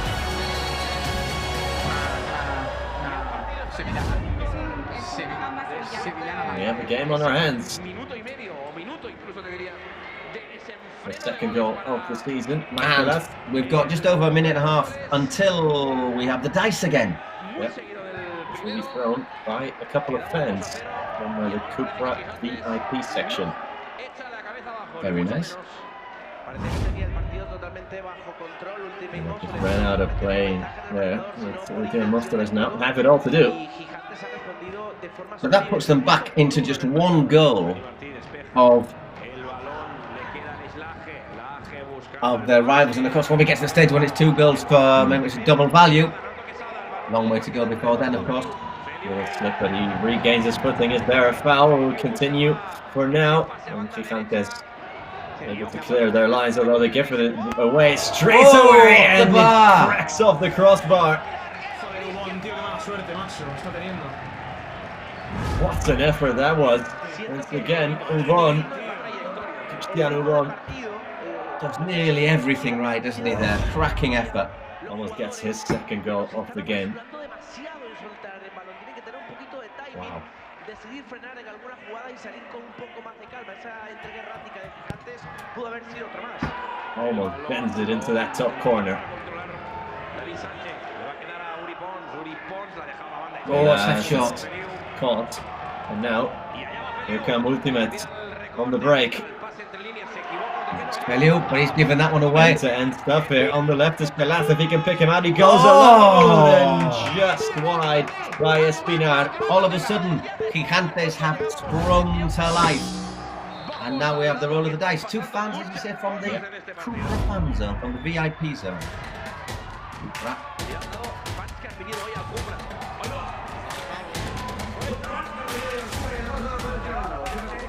There you go. 3-2-1.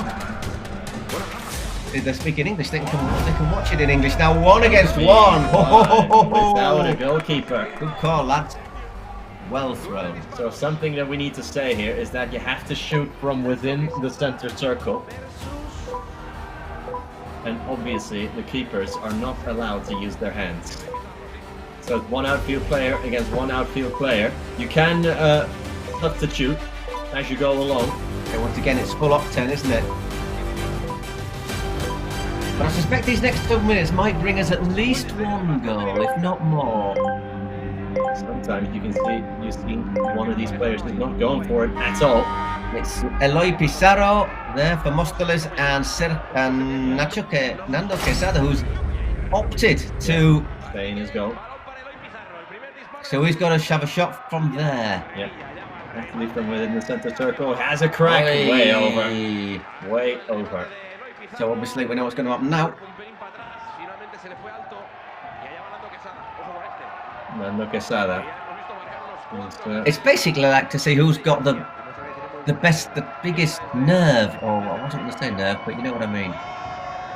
Nando sends it high. It's a great effort, that one. He is the top scorer of this team. He's got 3, the captain, Nando Quesada.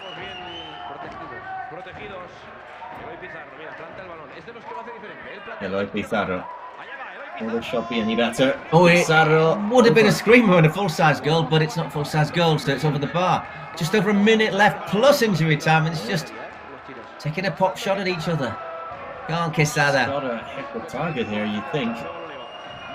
Not allowed to use their hands, so that's why they're going high. And going for power, aren't they?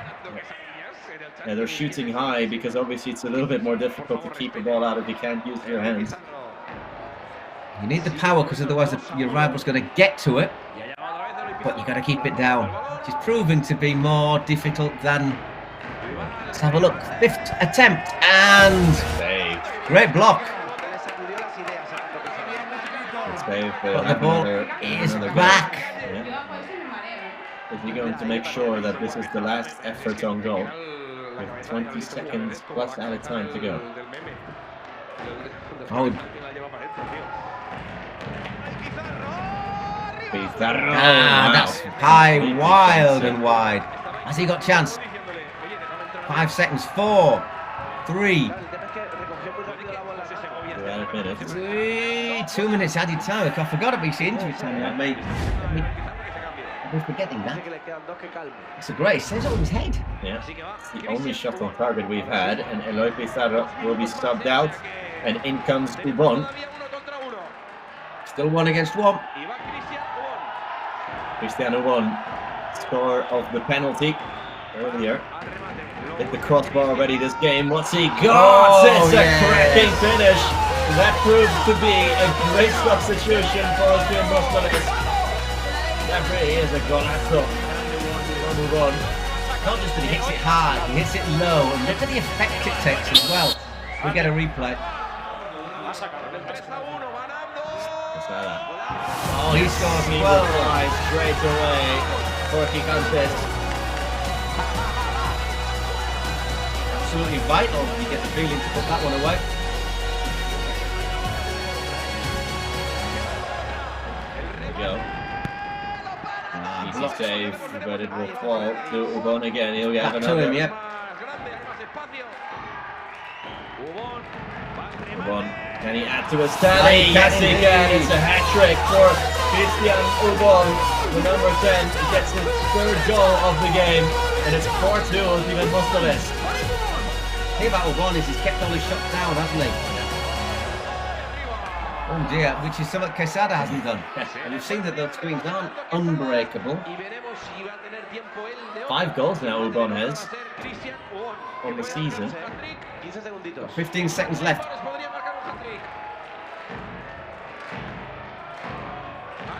Making sure that this is going to be the last shot of the half. Yeah. There we go then. Last attempt of the half, and just over from Cristiano Ubon. But that's a great half of football as far as Ultimate Mostoles are concerned. 4 goals to the good, or 4-2, so 2 goals to the good. It's a great strike, isn't it? From the effect it gets is just absolutely vicious. A knuckle effect on it. And finally there, Nando Quesada got one to go. He's had a lot of attempts here in the first half. He's already scored 3 goals. Uboni opened the scoring. With the lion's share of possession, 61% of it. It's Ultimate Mostoles with more shots on target, higher XG, and both teams having hit the woodwork once. One that's a long-range drive, if you remember from Uri Pons, and also Cristiano Ubon hit the crossbar from the curling efforts. The high-octane half of football after a slow start to the game, as we were saying earlier. Yeah, it was all very cagey and all very tight, wasn't it? But I mean, all of a sudden, the look, I think the fact that we got 1 against 1 with that dice just shows how it can completely change things. Is unbelievable. Yo lo que quería era parar el partido, que reestructuráramos el equipo y después que yo lo marcara tenía que aparecer con las vírgenes de España. Pero como mínimo he parado un poquito el partido porque creo que Móstoles estaba en un momento muy importante. Tenemos esa baza. He said that's why when he did the presidential penalty, I thought Móstoles were doing really well, so I just tried to slow things down. So there you go. Didn't work, unfortunately. Muy bien, ahora que Michal siempre está llamando Humón cuando hay un día que no marca gol. Sí, casi siempre mete gol, la verdad. Yo mucho salir con el equipo, mucho ir con la equipación, tal, no sé qué, y tiro el penalti fuera, soy una mierda. La verdad que Segovia. La verdad no, Segovia me la ha liado porque se ha puesto en un palo a un lado y digo, hostia, ¿ahora qué hago? Y ya me he rayado y lo he tirado, ha tomado por culo. Pero bueno, el equipo. Ya ves, el equipo ha dado la cara. Creo que Gigantes tiene un peligro que no tiene sentido porque Víctor Vidal tiene paradas muy top y la verdad es que siempre es un partido muy entretenido. Es una barbaridad de equipo Gigantes ahora, no tiene nada que ver con el ha sido un precioso partido que para mí 4-2, pues oye, es muy bien. I think 4-2, you know, but you know we have to go and we need to win now, so this could be the time. Suerte, chicos.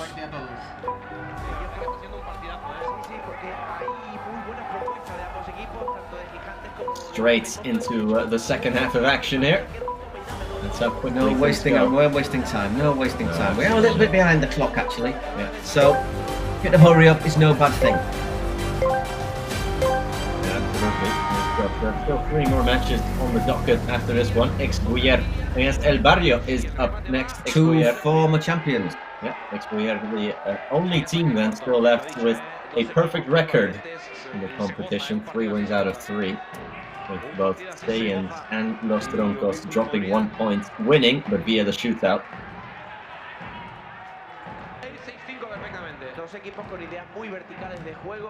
Something very vibrant. Of course, we've got the secret weapons can come into play as well. Yes, pushed it.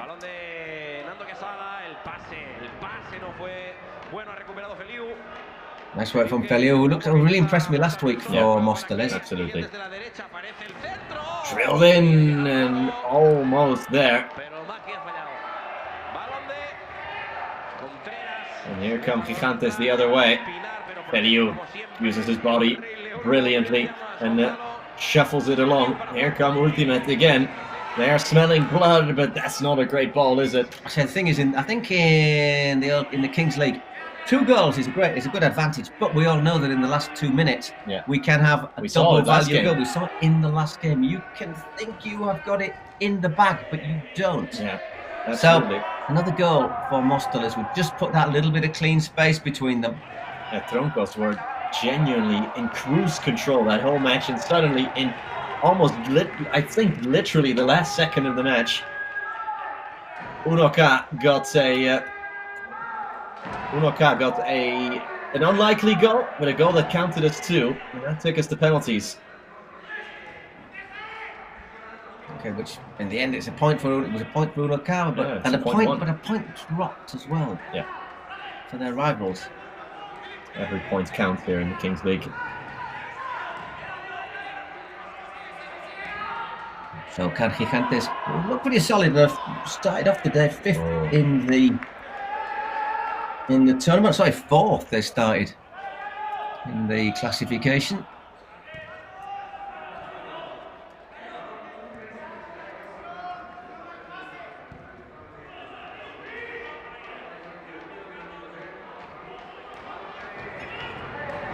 Once again, it's Móstoles who are looking bright though at the start, aren't they? That was looking to pick out Kylian. Yeah.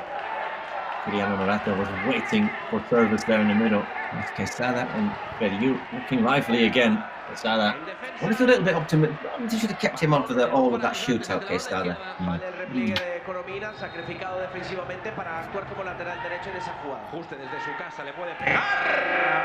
And Juste, we've seen it, he can hit it from a distance. Yeah. But not that time. Not his best effort.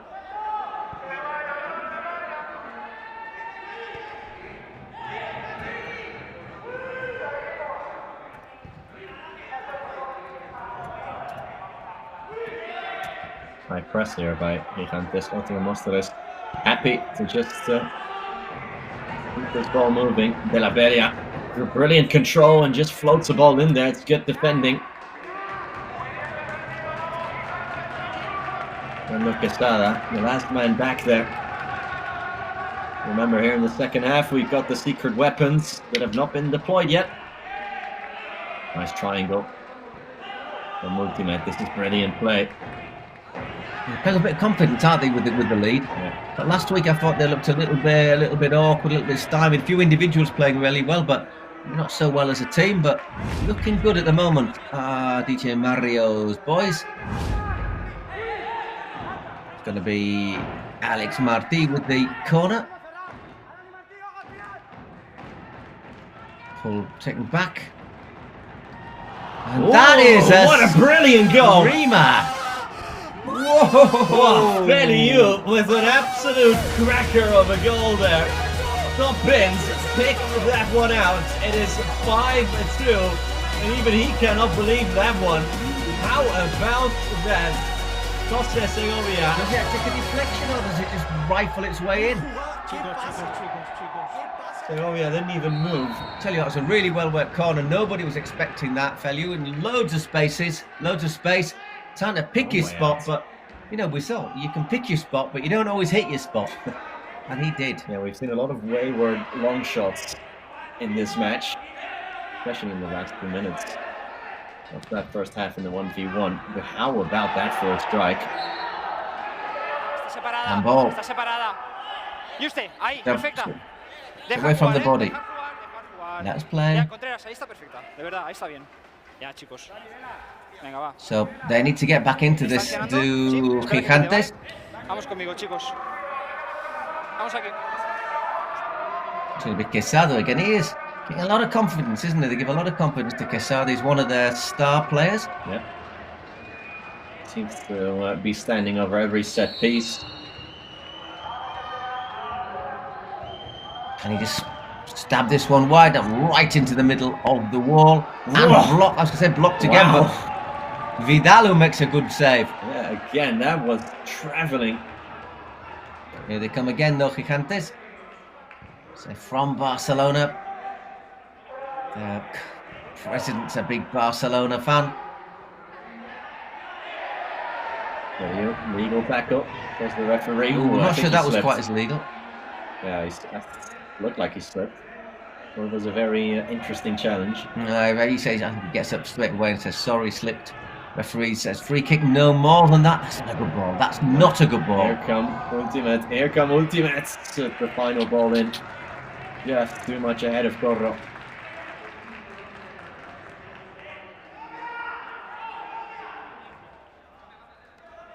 So all the emphasis, all the onus is on Gigantes. They trail by 3 goals with 13 and a half minutes left to play. Plenty of time to turn it around, but maybe what we've seen on balance so far, you might have the time to turn it around, but do you have the ability to turn it around? Looks for that little flick left pass there for Cabre. It doesn't really...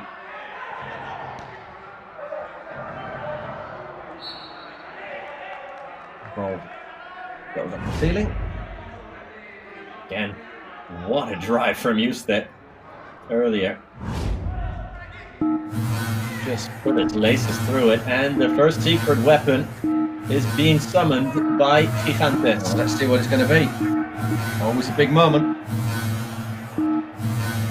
A double goal potentially. That really. Well, they're both they're both being used, so. That's what it is then. ¿Qué tenemos? What do we got? Penalty shootout para Gigantes. Penalty shootout for Gigantes. So basically, from that halfway line. ¿Qué tenemos, Alex? ¿Qué tal? On the other side. And they've got a penalty. He's got a joke on his top. Tell you what, penalty against the shootout. I think the penalty's the winner on there, isn't it? The best. Always the most likely of scoring. Penalty shootout. When you look at the right player for a penalty shootout, they look so easy. It's all about confidence. It's all about knowing what you're going to do from the off.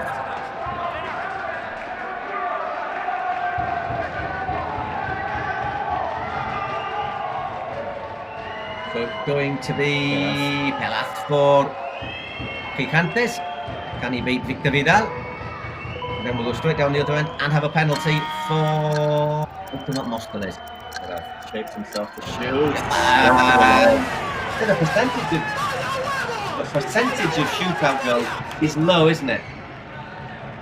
If that's what card you've drawn, that's the card you've drawn. It's too easy for. Started off really confidently as well. He thought, oh, he knows what he's doing. It's a little bit too late there. Wasn't a bad idea. He got plenty of height on it, but the keeper was too close to him once he went for the scoop there. Un shootout. A Víctor Vidal le ha metido un shootout de 9. 1. El dato, ya que no está Mr. Chip, está Mariette con los datos. No, es que el puto Víctor da un asco.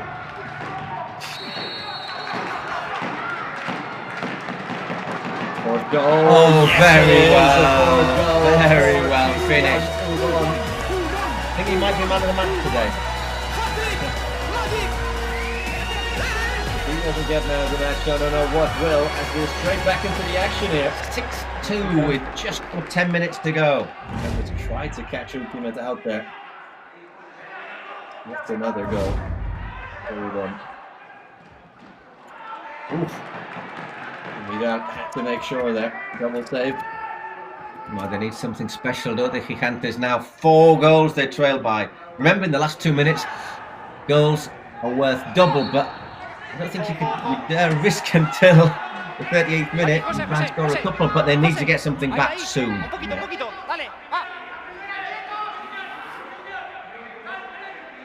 They've lost this match, even though it says 6-2 on the scoreboard. They really are losing this match in the margins. Conceded lots of goals, 3 to be exact, in the last 2 minutes in that 1v1. We already said how important those 1v1s are. If the die does read out that it is 1v1, as here come Gigantes, Good defending in the end from Eloy Pizarro. That's good run as well. Brought down. Vamos. Lo pisa sin querer por detrás, correcto. Lo pisa sin querer por detrás, chicos, ya está. Catches his heel, doesn't it? That would hurt. Referee saying he stepped on him without unintentionally. Sí, espera que pite, ¿vale? That really is where the match was lost for Gigantes so far. You missed your shootout, concede a penalty. Oh, and it's almost 7-2 there as well. Well, I must confess, I didn't think this was going to have too many goals in it, this match, but how wrong I am.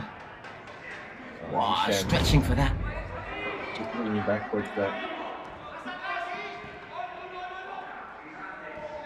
The last 2 minutes of the first half so far are proving to be crucial. And here come Ultimate again. Here come Ultimate again. Very open. They do well to get back. And Picante can break with numbers, or can they? Oh, that's careless. Gets his head down there, doesn't he, as well, Joel Banyuls. Yeah. Inviting cross, but it doesn't reach its destination. Wow. I think that's a shot. And Hichem, is he onside? I think that's offside. Went for a clever finish there. Easy catch for Segovia.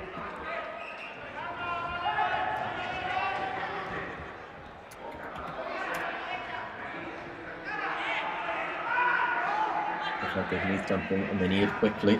With 7.5 minutes to go. It's on target, but in the end, it's pretty comfy there from Marc Pelat. Claims it easy there for Victor Vidal. It's probably curling wide anyhow. Vidal has to make sure.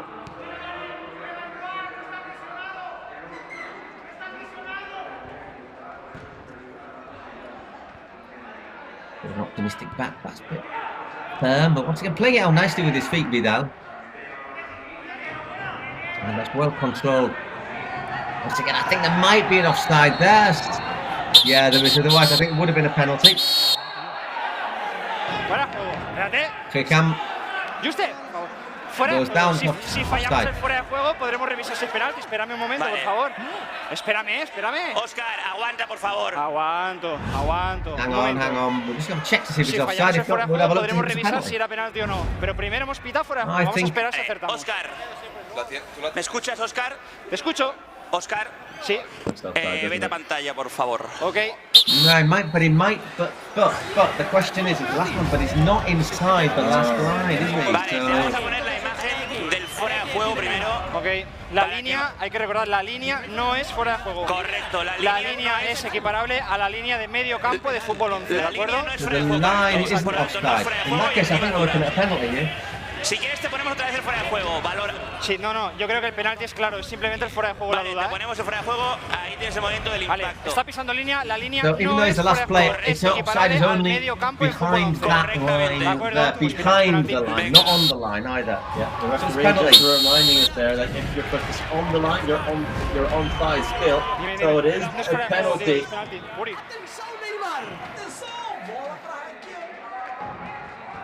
Hichem stepping up to the plate. Chance to make it number. Is it now 6? I've lost count, sorry. Es delante de la línea. Es como medio campo, Nando, es como medio campo.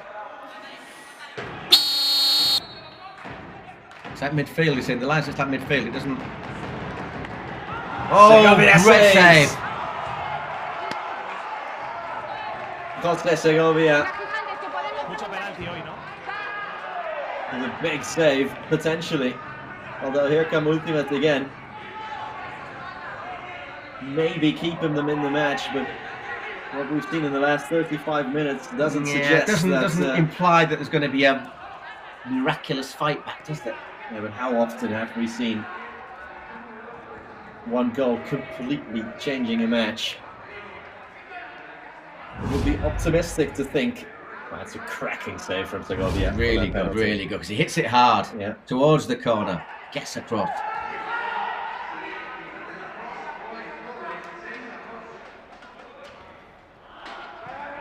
Is that a play? Is that a corner? It is. That's why they've been hungry to take it.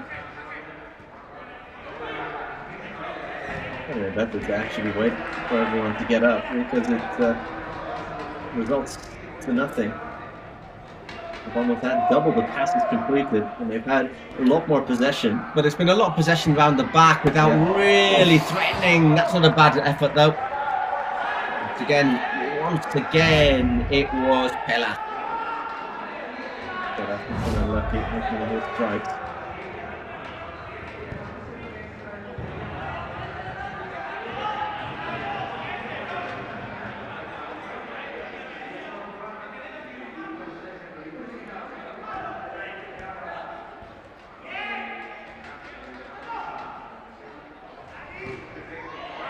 One more time.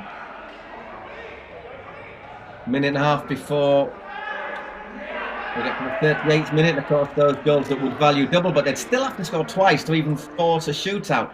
Gigantes, the way things stand.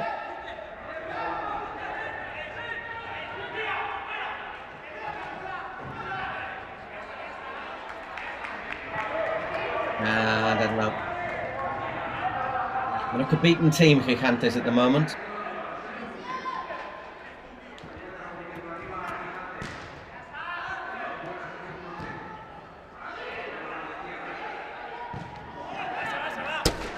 Again, it's gone wide. Yep, it's a bit desperate, and with time running out now, will they prepare themselves for one final push, one final offensive? They might as well at this point.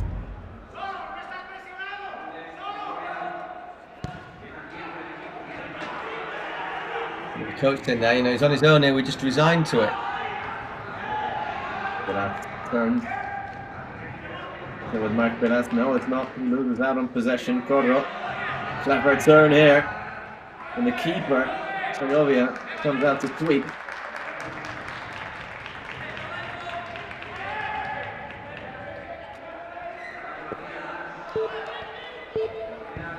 Here we are, closing seconds of the 38th minute. So, okay. Got 2 minutes plus injury time left.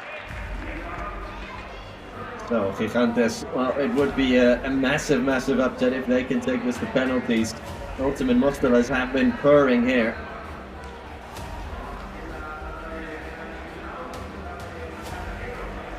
If they can get a quick goal here, perhaps in the first 40 seconds, 45 seconds, then it would be squeezy bum time, wouldn't it, for Ultimate, suddenly. I don't see it happening this time, though. I really don't see it.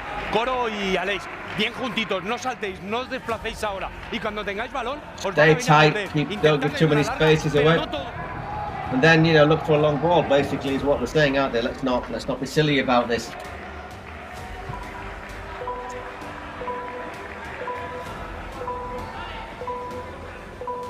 Let's say another one of our water polo stuff. Race for the ball. This is when the Gigantes players have to show desire.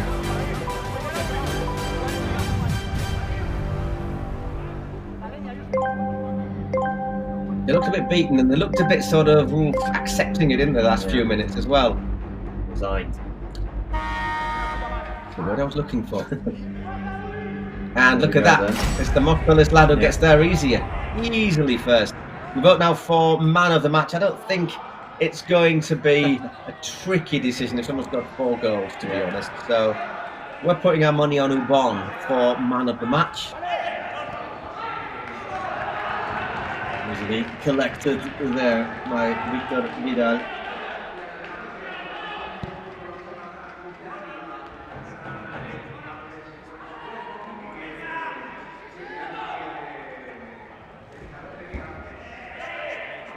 I think the big moment was just in that, just before half time, in those 2 minutes before half time, when it was the 1 against 1, and they were just able to get that 2-goal lead, and then the 5th goal was, and then the penalty shootout that wasn't taken, and then the other one they did score the penalty.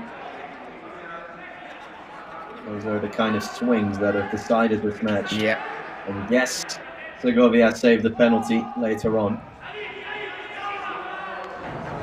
Long ball in there. ¿Qué minuto? Just a minute left plus injury time. Venga, vamos allá. Más los 5 que va a añadir.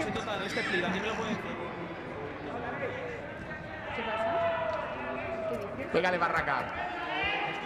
¡Ay, Sergio! Almost broke for David Sanchez.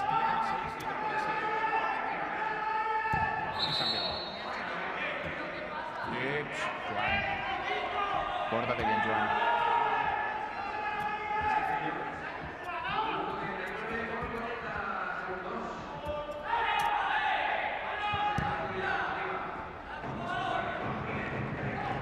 Once again, though, Mostelas is looking comfy. Bit of a shoulder barge there. But we haven't really seen Gigantes threaten in these 2 minutes, have we?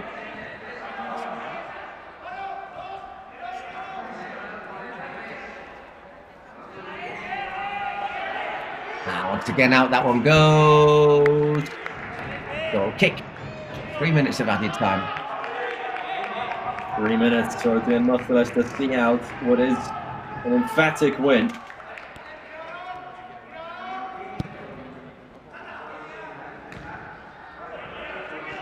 And this, I think, it has slowly dawned on them that today just hasn't been their day. Well, I think for me, they started a slight favourite as well, but I don't know, Móstoles coming back to life. Oh, it's a good chance. Well blocked, though. It was an effort from Kylian Honrado. Remember, we also had 2 presidential penalties. The highlight for me, seeing a man in a prawn suit who take a penalty kick. Not the penalty itself, the willingness. Yeah. Oh, that's a lovely ball, and this is going to be the. Aleix Martí. No!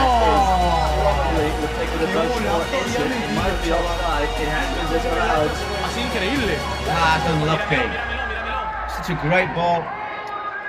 Míramelo. No es, está en la línea. Está en la línea. See again, is he in the area? Está por detrás de la línea, That's a good goal. It's been given. Tengo que verlo yo.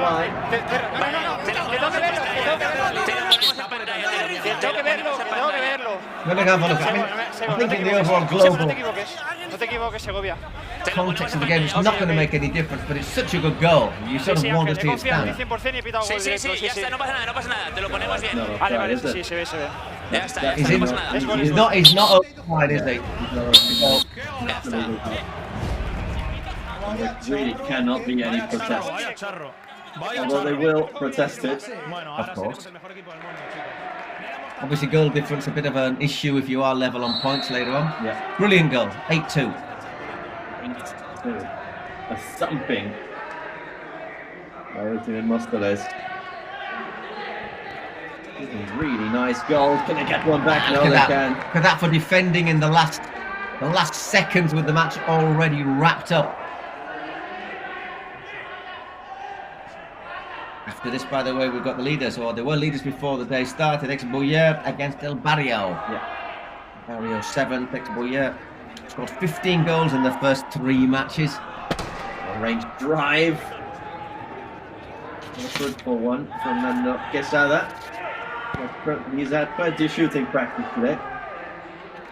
Yeah, he needs a bit more as well, though, doesn't he? Unfortunately, on today's form, he's not had his shooting boots with him.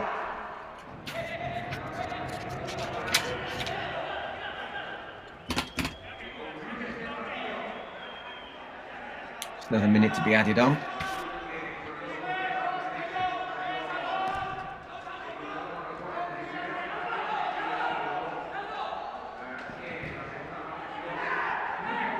One last chance, is there perhaps? No. Well, maybe there is, bro. Yeah, but for this. Can they make it 10? Can they make it 10? Belliou. Oh, yes. And it is 10. It is Kylian who adds to the misery of Gigantes. DJ Mario's boys are running riot there. Double figures. 10 goals, and he actually gets the Munstead, DJ Mario. And why not? Has anyone scored 10 goals in the matches, Steve? I don't think they have. So that's the first double figure win of the season. Nicely played. Good finish. Lovely little pass there, wasn't it? As well, has to be said, from Toro. That's the final whistle, so 10 goals to 2. An absolute thumping for Gigantes, who were, let's just say, cut down to size. The Giants by Ultimate Móstoles today. Brilliant win from DJ Mario's boys. On fire. It cannot be a nice feeling.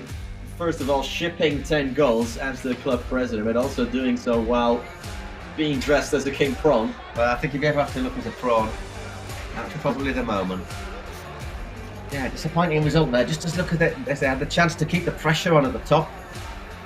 Have a look at the stats. You know, they've had 62% of the ball as well, so they've just been hit time and time again. Yeah, they just couldn't tidy it up at the back. So 24 shots. I say a lot of them were pretty wild, but 18 and 31 for Móstoles, just much more efficient in the final third. Yeah, we have confirmation that this is the biggest, the most one-sided scoreline in this third split of the Kings League.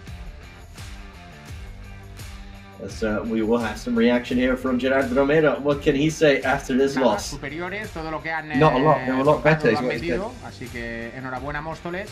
So congratulations, a mí lo que Móstoles. me preocupa es el dejarse ir como se han dejado ir, porque te han enchufado. What worries me is a little bit is how we it's the way we let ourselves go when the match was lost, how we let our heads go. El equipo, aprender a callar un poquito más en el banquillo y a seguir trabajando. Hay 6 puntos. Ni la semana pasada éramos del Bayern de Múnich, ni esta somos un desastre. We weren't Bayern Munich last week, and we're not as bad as this week either. Es duro. Pero hay que mirar adelante y seguir. Look ahead. And next week there's another battle. Although there isn't another battle next week, actually, we've got a week off. So in 2 weeks. Que te metan 10 vestido de gamba ya. La credibilidad que doy con vestido de gamba y en esta situación hoy, gamba y me enchufan 10, es el sueño húmedo de todo hater. Por lo tanto, disfruten hoy que otro día ya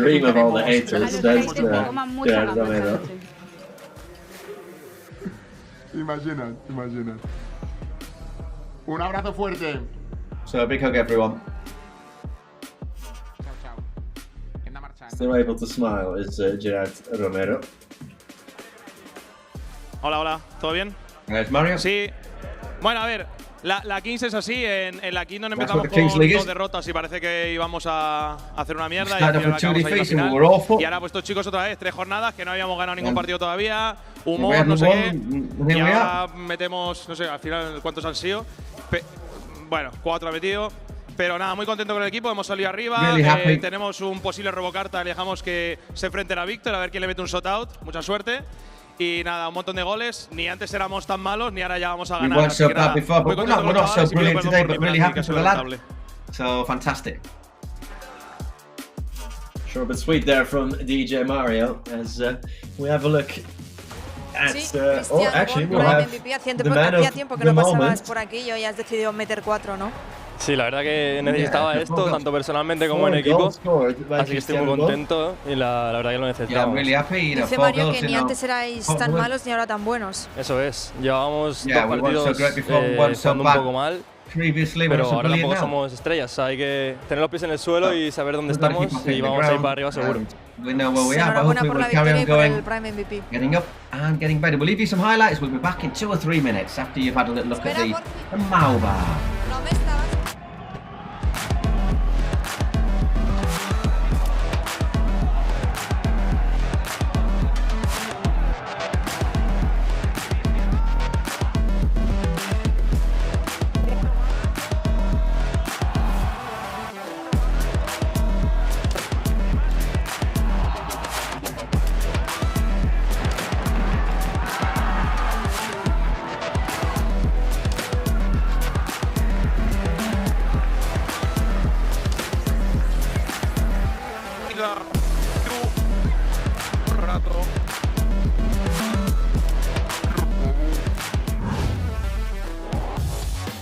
Partidazo de Ultimate, ¿no, Cacho? Partidazo. Estarás contento, ¿eh? Sí, a ver, ya me he destapado los colores. ya te la pela, ya sabemos que eres de Ultimate. Ahora se viene un partido que ahora se viene otro muy buen partido. Yo denominaría, aparte de lo futbolístico que se viene un partidazo, yo denominaría el partido del salseo. Porque hace 2 semanas, Eric, el presidente de los Buller, le recriminaba a Adri Contreras lo siguiente. Le recriminaba que era un equipo muy defensivo, que no atacaban. Y claro, Adri pues le contestó en un after, oye, yo he ganado la Kings League InfoJobs siendo octavo en la fase regular, ¿no? O sea, que un respeto. Se enfrentan los 2 campeones, al fin y al cabo. Realmente son los 2 campeones, 2 equipos con grandes jugadores. Sí. Y aquí puede pasar de todo. ¿Tú crees que va a ser un partido defensivo o no? Yo creo que va a ser un partido difícil, sobre todo a nivel de ataque para X Buller. Pero bueno, al final tiene grandísimos jugadores. Claro, tienes que tener en cuenta que X Buller tiene mucha pólvora arriba. Hablando de X-Buller, ¿has visto de qué van disfrazados hoy los hermanos? Les he visto por ahí, iban de… Cocodrilo y tiburón, ¿no? A mí me gusta mucho. A mí siempre han sido mis presidentes favoritos. Yo siempre he bancado a los Buller. Por cierto, Mantovani hace poco hizo una entrevista y se acordó de su antiguo presidente, Adri Contreras, donde, fíjate las vueltas que da la vida, ¿no? Porque Adri Contreras le hizo hace unos años una entrevista a Mantovani y ahora pues pasó por la plantilla del barrio, ¿no? Del barrio. ¿Quién se lo iba a imaginar, no? Pues para que veas, yo me acuerdo que grabé un vídeo con Mantovani. ¿Sí? Hará 6 años. ¡Hala! Sí, o más. Las vueltas que da la vida, las oportunidades que da la Kings League. Y aquí, la Kings League, los dos. ¿Porrita rápida? Yo creo va a haber pocos goles, 3-2 para Buller. Yo espero no bufar porque esta vez voy con los Buller, así que yo creo que el barrio 4-2. Venga. ¿4-2? 4-2 fácil. Pues venga. Nos vemos en el bar de Mao. En el bar de Mao. Chao.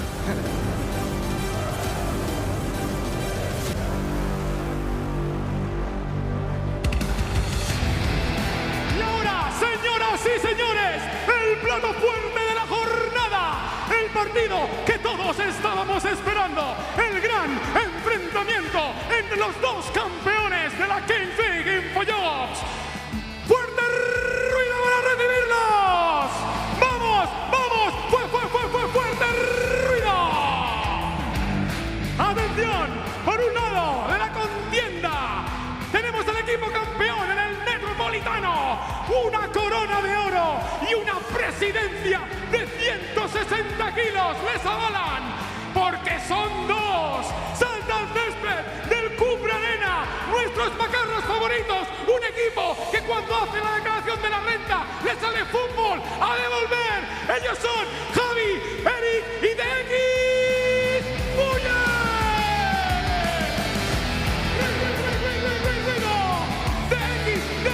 DX Buller Team. ¡Grandes, chicos! ¿Estáis preparados o no? Va a ser increíble, pero es que tenemos en el otro lado de la contienda, tenemos a un equipo que llega desde los suburbios del extrarradio de la capital, un equipo de barrio, un equipo que tiene más calle que Google Maps. Atención, porque su presidente no ha podido estar hoy aquí, pero estará en conexión directa desde Madrid para poder dar todo su apoyo. Un equipo campeón en el Camp Nou y con una presidencia de 20 quilates. Un equipo duro de pelar, un equipo más duro que un balón mi casa.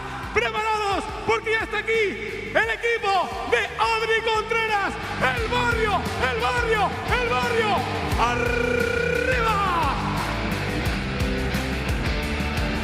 Ya tenemos aquí a los dos equipos, el barrio de X Buller Team. Y ahora es el momento de que los presidentes hagan un pequeño briefing, un pequeño speech para poder animar a su equipo a ganar este partidaco. ¿Are you ready? ¿Sí? Un micro. Ahí tenéis. Vamos a escuchar las palabras de los hermanos Javi y Eric. ¡Equipo! ¿Qué deciros? Es más metidos que nunca, yo lo sé. Y también sé que ganar al barrio es de las cosas más fáciles que he hecho en mi vida. Correcto. Es un equipo que no sabe lo que es ganarnos. Right, we're back again for what's the big game of the weekend. The two former champions, ya no tiene ni sus Ex colores. Buller Team and El Barrio. Eso es. Those are the Y lo Buller que sí boys. que voy a pedir y lo que nunca puede faltar es cojones. Cuchillos de los dientes y vamos a matar a esta peña. ¡Vamos! I think most people know what that word actually means. Yeah. But we are, just in case you're just not. Family audience. Ex-Buller, then the two Ex-Buller brothers, hugely popular Vamos a girarnos aquí a ver el video. Lo tenéis en directo desde la capital. Vamos a ver. Dale caña, Adri. In the first. Bueno, chavales, yo creo que no hace falta ni decir nada, solo con haber escuchado lo que han dicho los Buller, que no atacamos, ya está. Nosotros hablamos en el campo, lo sabéis, confío muchísimo en vosotros, aunque se me hace muy raro ver este naranja, la verdad. Pero bueno, rajaron el Jul Benito y me he disfrazado de Jul Benito para daros suerte. Así que a por ellos, chavales, os quiero mucho y seguro que lo sacamos. ¡Vamos a joder! ¡Madre mía! ¡El barrio está que arde! Ahora sí, comienza el espectáculo Barrio, by the way, en la coming into Kings this League, game en el Cupra after Arena. Last week they beat them up for this. So, you know, it showed what a topsy-turvy tournament this can be. There we go then. El Barrio, ex-Buyer, former champions. They know what it takes to win this league. They know what it takes to get themselves over the finish line. And here they are on match day for facing off against one another. For ex-Buyer, it's 3 wins out of 3 so far this season. So a perfect start for them. And if they win, of course, they would go top once again. Especially because we've already seen one of the favourites, those Broncos, drop a point. They won on a shootout, but they dropped a point. For El Barrio, they have 3 points so far, with 1 win and 2 losses. No difference to -2. Yeah, but like you said, that 1 win came last week, didn't it? It did indeed. And so something else to point out, the ex-Buyer, they got Pablo Beguer, who's given 3 assists. He was, before this round of matches started, the top assist giver.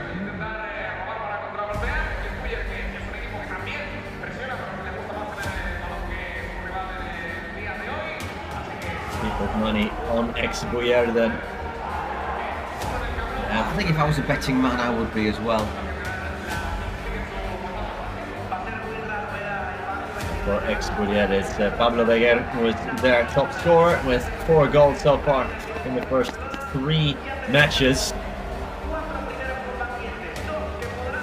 There's one to look out for. Roger Carbo has 3 more. And further than that, it's Alex Romero and Fernando Velillas. Or other scorers. Alex Romero, the keeper, he's got 2 goals.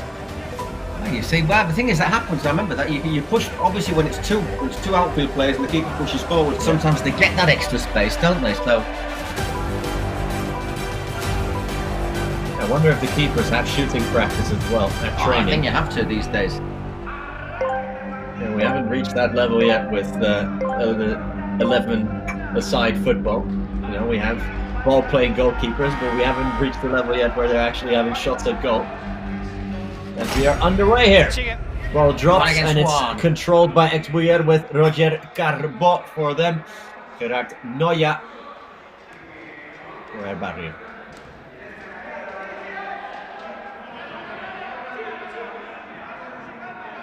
Carbo wanted it over the top there. Ooh, and that's... He's giving it away. It's 1v1 Great anticipation. Noya! 1-0. Great start for El Barrio. Perfect start. El Barrio, not even half a minute in. Once again, right away we're looking at, I'm not going to say an upset yet, there's only seconds gone, but what a good finish that is. That is a really good finish. A bit of a slip, but I think he'd already got there first, hadn't he? But the slip just allowed him that time to take it, pick his spot. There he is. Carbo wants to reply instantly, not quite able to.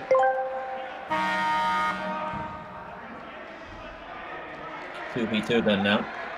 And is the keeper going to get involved? Yes, he is. You see, that's you can't go to your area when it's 1 against 1.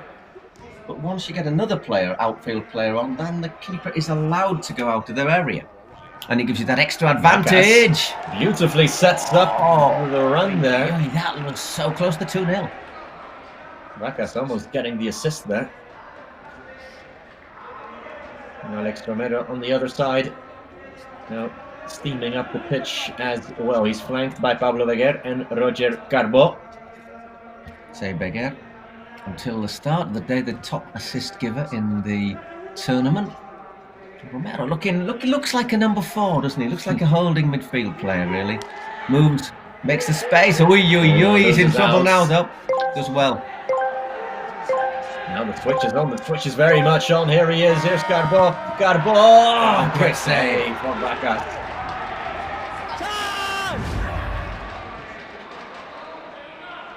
Just goes that little fraction wide, doesn't he? But great save.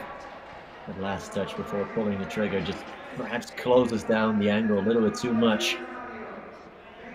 So 3 against 3 now. Not 4 against 4. Good chance here. Oh, good save again. Save from Marcas. Fernando Verillas pulling the trigger that time. He's just come on. Here's Verillas again. Gonzalez, I think it was, who got in there. So once again, another high-octane start to a match in the Kings League InfoJobs. When you get a hatful of chances. And losing out again. Here come El Barrio. Here come El Barrio to make it too. I think the keeper just got a glove on there. Did he? The linesman says no, but Gonzalez. No, he just dragged it wide.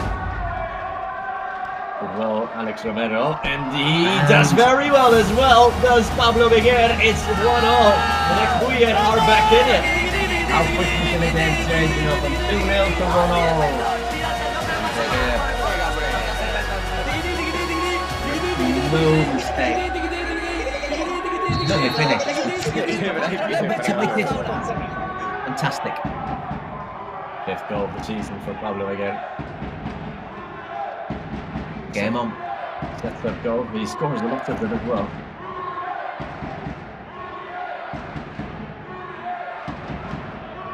Chased back by Fernando Verillas.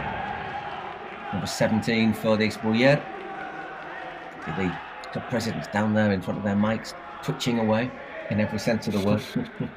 Bear in mind, you can log on to the Kings League Twitch, and you can vote on things such as the MVP. Oh, nice give and go. Textbook stuff, really. Easy save. In the near future, you'll also have the website up in English as well, which I presume will have not just information about Spanish one, but the Latin American tournament that's expanding all of the time. Iker Gonzalez was in an ocean of space there. No one spotted the run. Javier Vidal, anyway, was in custody of the ball at the time. The coach for Expullier is Victor Gonzalez. They're a big fan, you know, their big fan is, of course, Yamin Lamal, the Football Club Barcelona winger, Spain international, still just 16. Unbelievable. That is a corner. Javier Vidal wasn't the best effort of all time, but he got a corner out of it. 2 more players on.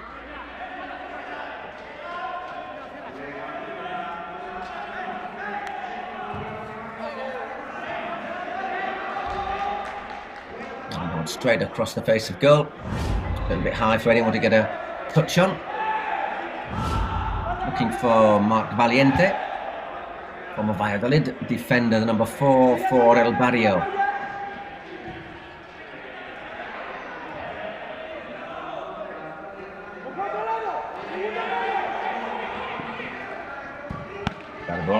Oh, just got it out of his feet.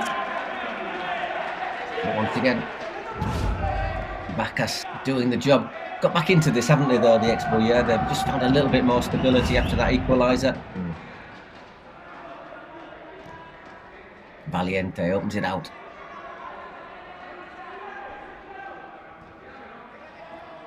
Gets it back, the former Valladolid central defender.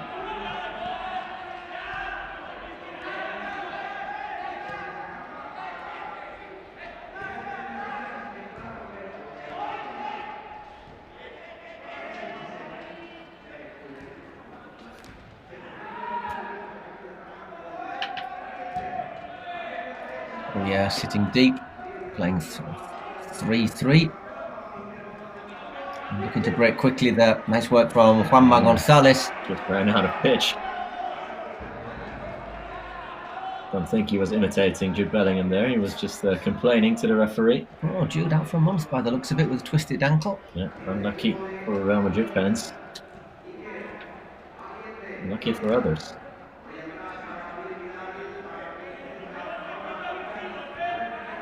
Here come El Barrio.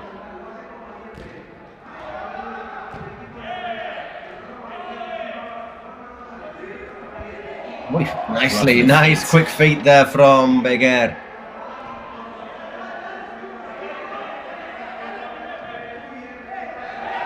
Oh, got the 15 there that did Arnoya. Loft it in. Intelligent ball there. Oh, what a save! to Adri Jimeno, and it's another great save from Vacas. We're seeing some incredible goalkeeping so far today, aren't we? Just a quick reaction save here. He gets his foot over that one. The gesture now, that would have been so easy to have put that into the video screens. As it is great saving. Keepers have been on good form today, haven't they? Not just Vacas, obviously. Govia was excellent. And of course, Alberto Arnalot. Yeah, one MVP, despite losing. And not saving any of the shootouts. That was what surprised me, eh? I was amazed he didn't score, he didn't save any of the shootout penalties. Arnalot. That's it. Game over.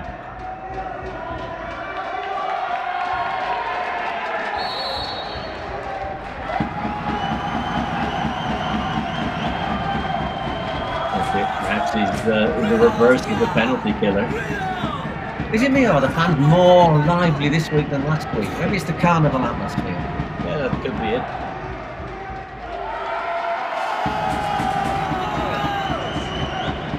Maybe more people got a day off here as a bit of space is created there for Iker Gonzalez with a harmless shot again.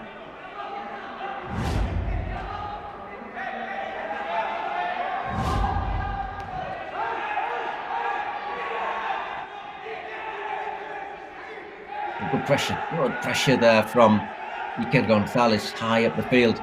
And once again, they're looking to force that error. Yep, Adri Jimeno did well under that pressure, keeping calm. Headed away. Prevented it from falling to Elias. And debate. Steaming up the left-hand side. Vidal here. Vidal still. Good block from Jimeno.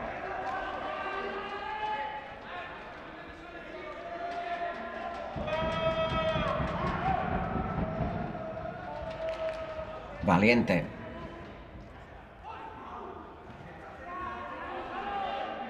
Well defended there, Boyer. Looking to turn the Venillas. Gets the free kick. No question about that. Foul there from Powell.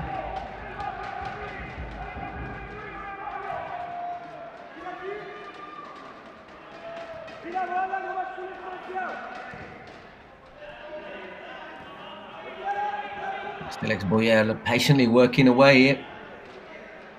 Trying to move the ball across, find that little space. Good movement there from Oriol Boada, Roger Carbo.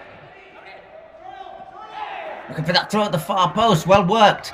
And the line, but no, it's in. It's deflected in. Adri Jimeno makes it 2-1. It's Boyer. But it all comes because Adri is really intelligent. He finds a space at the far post, the throw-in kicks him out.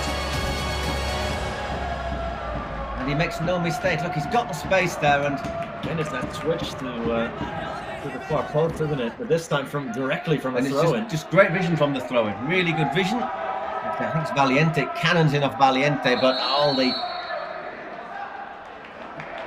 we're having a look at the VAR. Vale. Well, they can't be offside from the throw-in, can they? Vamos. Estoy. Oscar.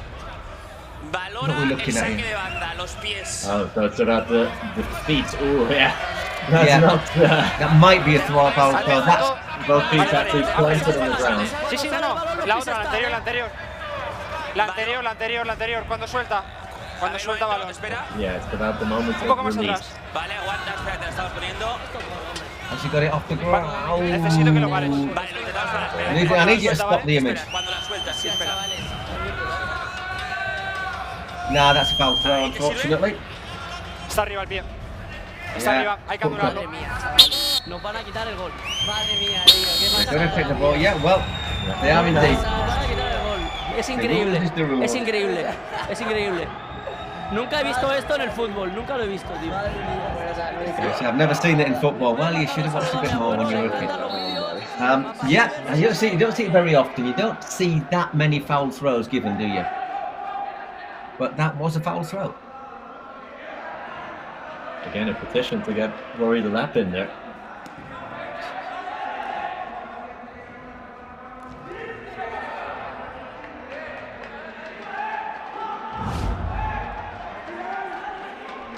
It's a shame as well because it's great vision. He's picked him out, Adri, and good control, good finish. Meanwhile, back at the ranch. Again, here they go again. It's an own goal. It's an own goal. And now it's Buyer to take the lead. It's Gabriel Vidal who puts it in his own net. And after Roger Carbo pulled it across. It was a nicely worked move, wasn't it? Just in that sort of situation, Vidal, where he's got the player behind him, who is Juanma Gonzalez. If he doesn't get a touch on it, Juanma's going to put it in. Except, of course, his touch isn't quite what he'd have been looking for. So, 2-1 to Exbuyer, who have come back from behind. I'd say deservedly so. Looking at the numbers, 9 shots against 5.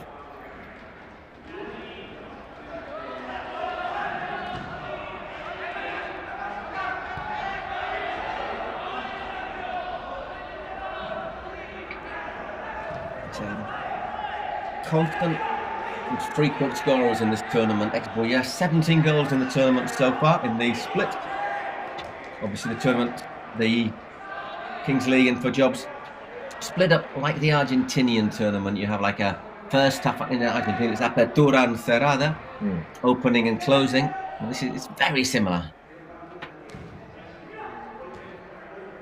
Exbuyer come back from a goal down then. Intervention, although it's still in play, but now they do.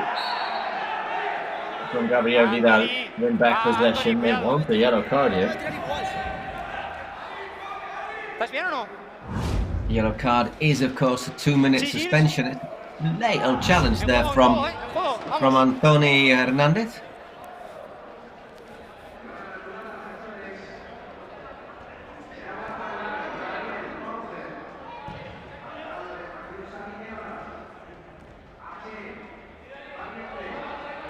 And you're back underway.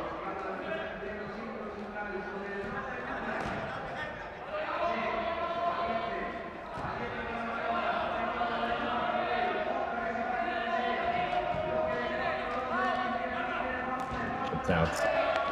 Put in there by Paufer. Alex Romero fists it away back to Paufer. MVP. Last time out. Paufer, and even he said when he accepted the MVP award that it probably should have been Vacas, because Alex Romero pulls off another great double-handed stop. And there's a chance, just drifts wide there from Oriol Boada, I think it was. He wants the corner. Let's have a look. It's a great save there from Romero, really quickly out of his line. It's a flying effort as well.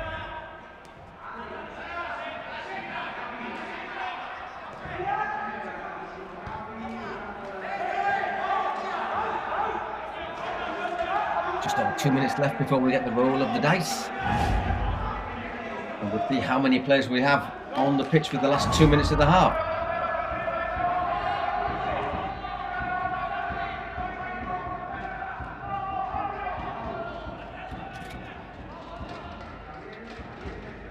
So last week we had the Barcelona Hector Font putting the dice onto the pitch one of our matches. He won't be doing that today, I presume, as Barcelona playing later on this evening, and that's not far away. Just curling away all the time though, that effort from Alvaro Arce. Here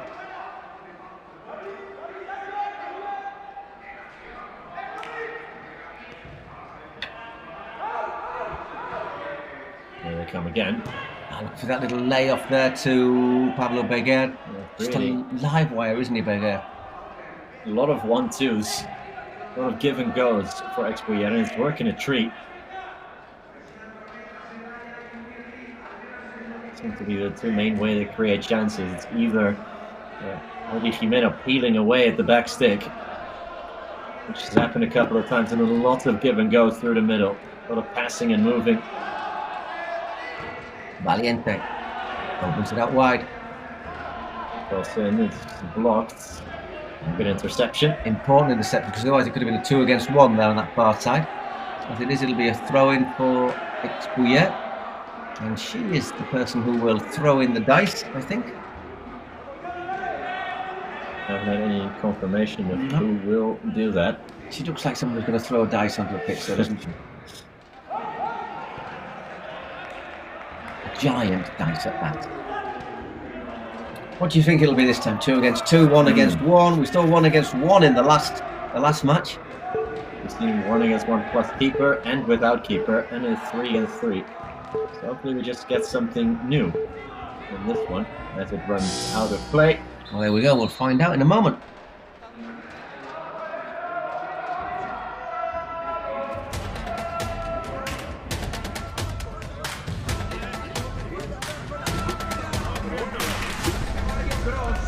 See what happens then. I got the feeling it's a player from the Queen's League who play their matches on Saturday. 4v4. 4v4. Opens things out a little bit without going crazy.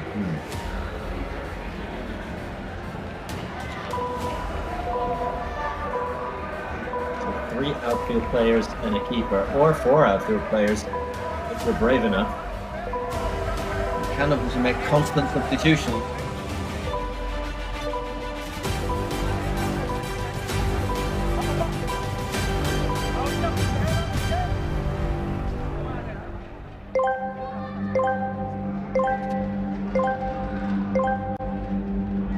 Here we go then. The vein of water. Polo starts. Mad rush for the ball, and ball starts, I think. So I'm just flying out of the traps. Oh, that's clever. No, I'll tell you what it is. Tell you what that is. No. I get the feeling that it was Danny Perez went for that, and then he was substituted straight away. Did you see that? So obviously Danny Perez is cracking finish. Velillas, Fernando Velillas finds that bottom corner, just shifting it onto his right foot. Quick movement, bang, bang. And when you have Gerard Bacas beaten, you know that's a good strike. Indeed, yeah. What I was going to say is Danny Perez, clearly the fastest player. They said, you go up there, win that ball, then go up. So, and Barrio caught, keeper a long way out. Brave stuff here, Bacas. He's good with his feet as he has with his gloves. Well, he had a go. Not a bad effort either. Trying to keep it in. Oh, the audio technician there got. He really would have felt that one. Bayek. Oof. It's expensive equipment we've got there. Well, for offline for a while, that'll explain it. And if we're still online, that's a great advert for the equipment we have, the hardware. Bit of space and the goal! Vital from Vidal. Great strike, Alex Romero. Got a hand on it, but just couldn't keep it out, so he'll be disappointed. I don't think he'll be happy about that. He's just got under it. Just to be fair, it bounces right close under his body. Yeah. I don't think he'd be, as you say, I don't think he'd be over the moon about that. That's the life of a keeper, though, isn't it? You make 3 or 4 saves and you're gone. And then you have one where you can maybe have a look at it and all of a sudden you're Charlie Brown. Good grief. Not a good place to lose the ball, but good recovery. Was that a yellow card? Clip. Probably in the cat more than anything, though, isn't it? Gerard, un momento, Gerard. Oh, no, I tell you what, no. Ni amarilla por un lado, ni nada por el otro. Calma, Capi. Ya está, chicos. Not a yellow for one side or anything for the other. A yellow card, but it's not going to be given. But yes, that's another go. That wouldn't. Switch. Keeper's out. It's a long way. Yes, if you come there, you've got to get there.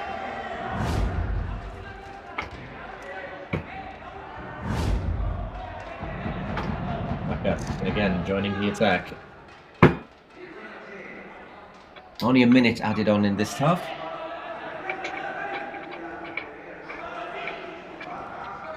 Oh, a great run forward from Bacas. Bacas just about got there, but he has his pocket picks. And he's surely out of his goal. An open goal for Pablo Miguel to tap it into. It's 4 goals to 2.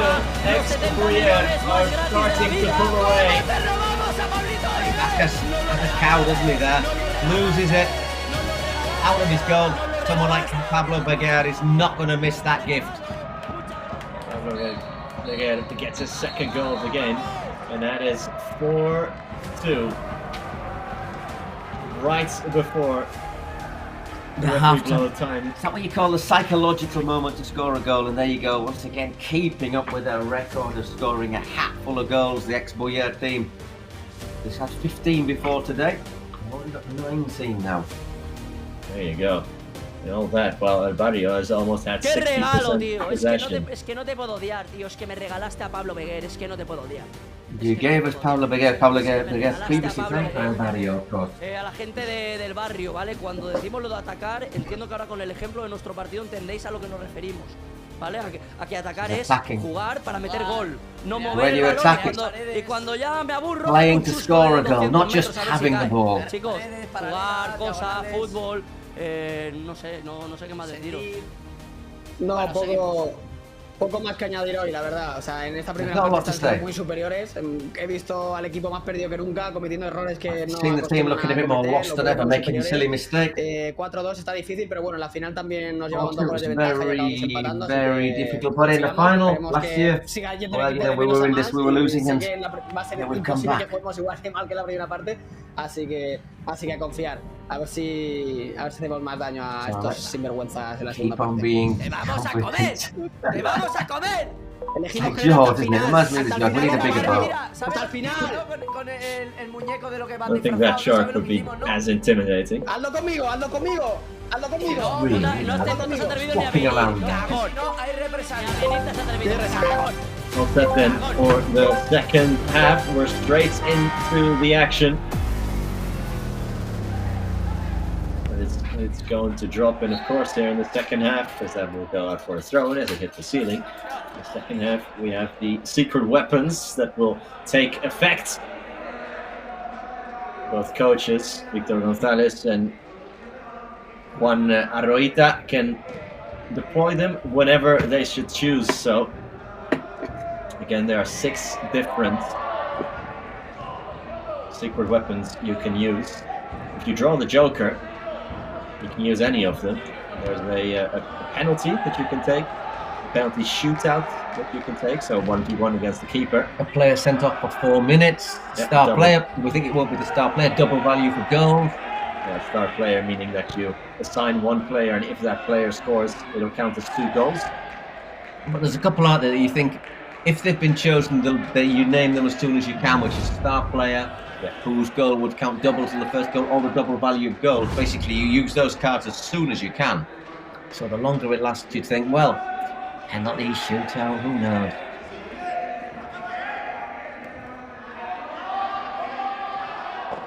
So far, they're keeping their powder dry, both coaches. And here come El Barrio. Nice slide tackle. Iker Alcarazo.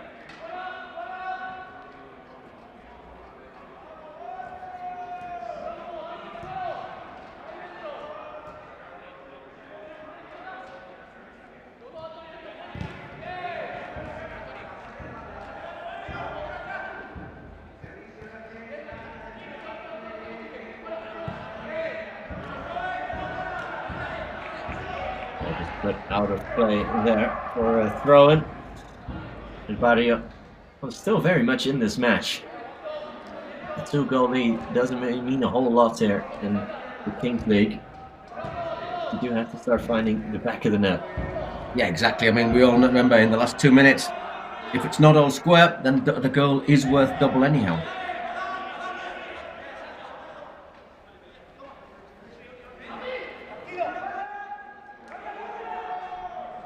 Capi now in the goal for ex-Boyer.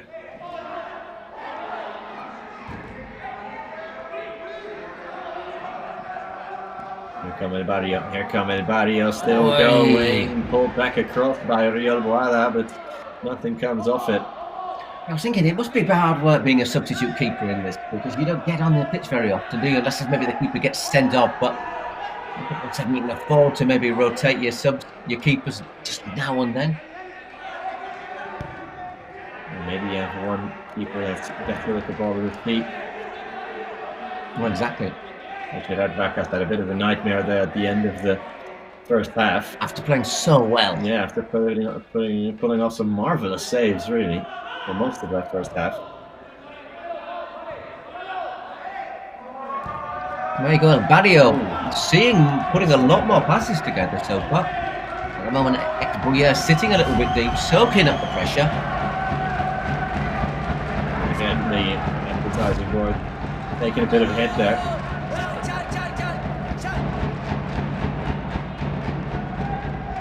Good pressure once again from El Barrio. But yes, driving, making up a lot of yards. Nice little layoff. Garbo just looking for some space. And Velia goes down, nothing given. Coach just there, so the coach is giving the gesture saying, nah, don't worry, don't worry. Victor Gonzalez.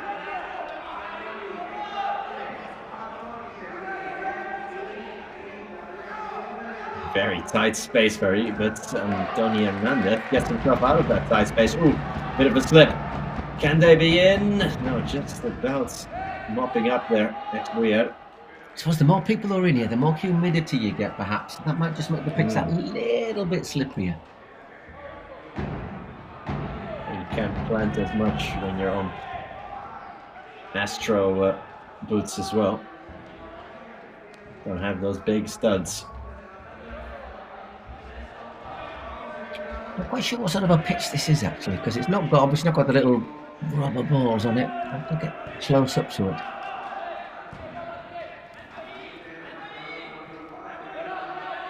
Last week, let's forget, we had a protest. Someone saying we want the green pitches back. We want the green pitches back, and I was thinking, no, just don't chain yourself to the goal. Fortunately, somebody had some wire cutters or bolt cutters. Yeah, he got his message across. He did what he had to do. A couple of minutes there, tied to the post. All part of the show. You never know what you're going to get here in the Kings League. We had a rabbit in the stands today. I was quite impressed by the rabbit. I could write. The team owner has a king prawn taking a penalty. You never know what you're going to get, and that's part of the fun. Meanwhile, El Barrio huffing and puffing. Possessed there. Space worked nicely, and great heroic. Heroic from Adri Jimeno. Neuer looked nailed on to score there. That was Danny Perez, I think, who clears that. That's a great block, it is. Was Danny Perez indeed, number 5.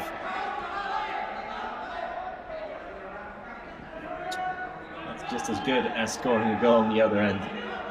When you save a sure goal like that.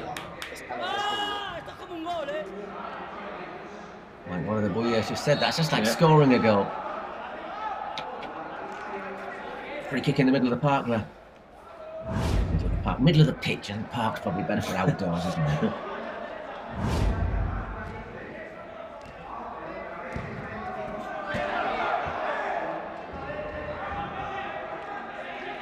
I got thundered in, just wide. How fair. I think watched it wide, didn't he, the keeper? Gappy had his angles covered there, just about. There is Gappy, the keeper, under pressure. Did very well to get out of it. Although, MATCHWEEK surrender possession. Vidal. Little nutmeg from Vidal. But MATCHWEEK got everyone once again organised, got those two defensive lines close together. Not a lot of space. It's again forced into shooting from distance the ball. It's again wide. That is a lovely little nutmeg. Once again, a little slip though. Valiente with a long-range effort there. Yeah, a bit careless.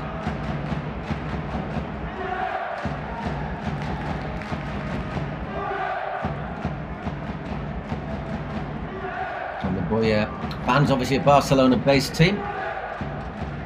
Yes. Then driving. That's great challenge from Valiente. That just stands up. Say, look, we're Ronaldo never used to get past me much. Both Ronaldos, I suspect, if I remember correctly. Yeah, might have survived both eras. Both Nazario and Cristiano. It's about 5 years between them. Ooh. Variante there, peeling away. That wasn't that long, because Ronaldo, big Ronaldo, he joined Madrid in 2002 after the World Cup. Yeah, I'm not sure if he left in 2005 or 6. One of the two. Cristiano arrived in 2009? Yeah, in 2009. So it will be 3 or 4 years between them. Oh, you think of them as players from a completely different era, as meanwhile Valiente's in here, leads it for goal. That's a beautifully worked goal. Really well played, good patience in the build-up there. Cracking finish there from Kike Gonzalez, isn't it? No, it's Pau, it's a 6, not an 8. Pau fared the man of the match last week, just slotting it past Capi. But a lot of credit has to go to Mike Valiente there. Could have gone for goal himself easily, but had eyes in the back of his head there, seeing that Pau Fer was in acres of space. And that goal is so significant because it means, obviously we've got 10 minutes to go, but yeah, it would mean that if we went to the last 2 minutes with this score, then 1 goal for El Barrio would put them ahead.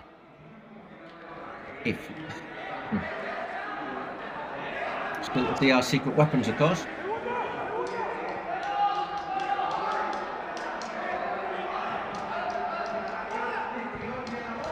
Well, that's not ball, looking for the movement there from Pau. 2 Paus, by the way, in the El Barrio team. Pau's then. We're going to have a secret weapon in a moment or two.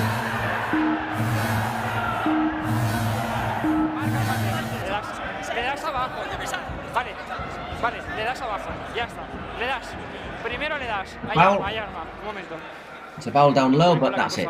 Por aquí. Espera, que voy al arma primero, Gotta see what the secret weapon is. Te dará después seguro que te pisa después, pero no es falta. Voy al arma, ¿vale? Dejarme balón, porfa. Voy al arma.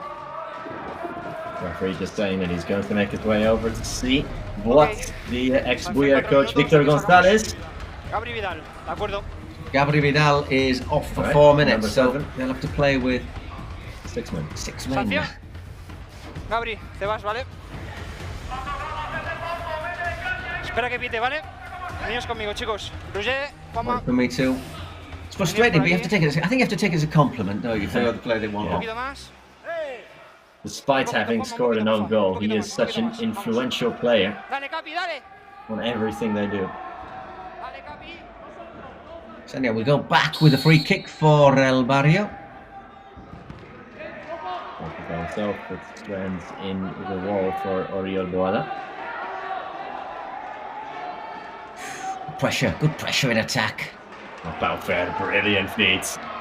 Such a tidy player, isn't he? Glides across the carpet.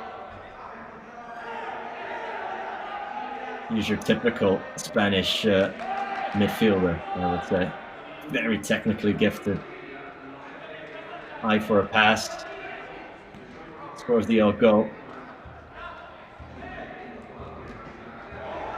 Oh, nicely played, nicely worked. Beautiful. Needed that last-minute challenge, but otherwise it looked as if Vidal was going to be through, didn't it? Gil Vidal. They've got a man over them, or actually they've got a man under. Yeah, that's the impressive thing, isn't it? They've put together a really good minute. Needs to go wide, doesn't it, that? Yeah, we'll have to go for it a little bit here in these 3 minutes. At least try and carve out some chances. Of course, they've got their own secret weapon still to... No, sorry, they've used it, of course. And Barrio still have theirs. Yeah, I wonder what it'll be.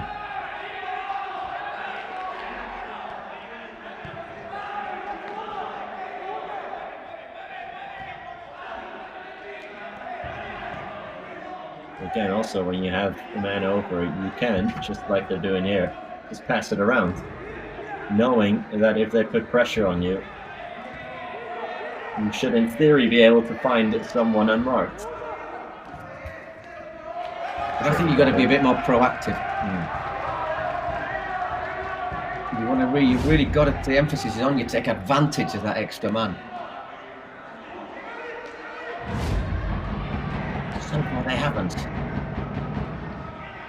And I'm saying with that unknown of what El Barrio have got. Yeah. It's a penalty. We could go into the last 2 minutes even Stevens. A potential golden goal situation for the first time, either this or last match day.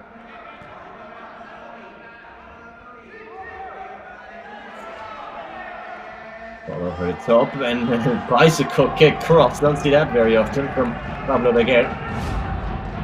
It's played by Bacas. Yeah, in the end, reasonably comfortable. A nice technique though from Beguer. Catches his ankle, I think. Yeah, no, yeah. Happily going to ground. Le das al tobillo, le das en el tobillo, Dani. Le das en el tobillo, Dani. You caught him on the ankle, Danny. Sí, le da en el tobillo. Va tarde, ¿eh? Danny probably knows it. He's got him on the ankle. Gerard? Do you want a big treatment? Ya, sí, te da en el tobillo. ¿Puedes seguir, Gerard? Sí, vamos. Yeah, carry on. Está fuera, ¿verdad? Tenéis mesa, It's a ¿no? yellow card. Dani Perez. Oof, so the it's 6v6 then. Yeah. But with Vidal to come on in 40 seconds, so. Also, after going a man down, there'll be a man up in about 25 seconds. And with a secret weapon still to use, so. Very interesting. Yeah, Barrio will just run down the clock here and get their man back on the pitch.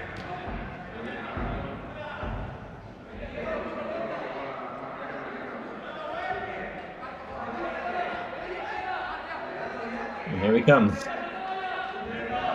Gabri Vidal. So, 6 against 7 now. Okay. But the other way around.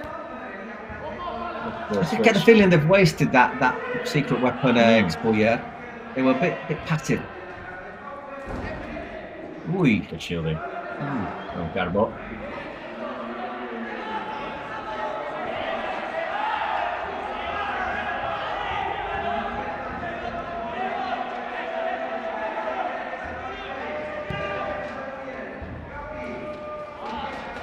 Guppy spreads it, but Garbo, well, gave him a lot to do. And again, Del Barrio, we still have a man over for the next 30 seconds. Someone's gone down in the area there. Off the ball, I don't know if anyone saw it. It might have just been a collision. Just to be pulled back, and here's a chance. Valiente was so close to getting on the end of that. Nice effort. Placed wide. Might just did he take a deflection? No, he didn't.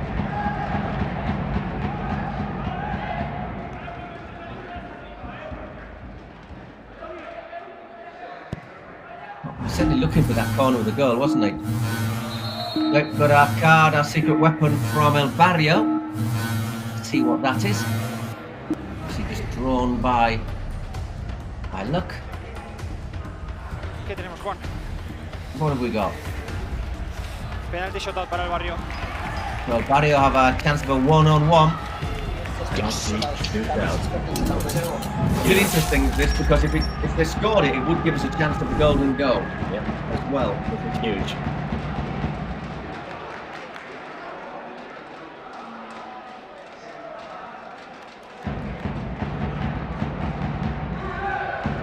No pressure.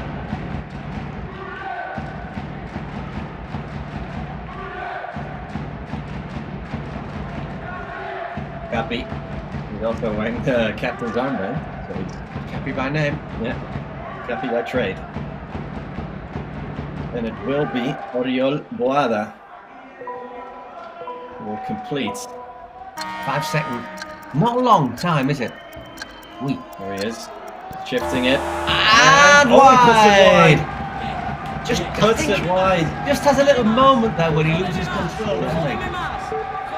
I thought he'd done everything right. He did everything right. Just slightly awkward, but he did very well to get round the keeper. Takes it a little bit too wide, so once again we find out that the shootout isn't as great as you think it is. So we're now going to the last 2 minutes where every goal is valued double.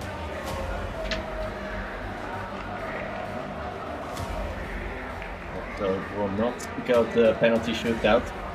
We know that much. Every goal is worth 2 now. Escucha, lo dijimos, había que saber sufrir, Vamos a sufrir. Okay, we have to know how to suffer. Vamos a sufrir que sabe mejor. Venga, dale, va,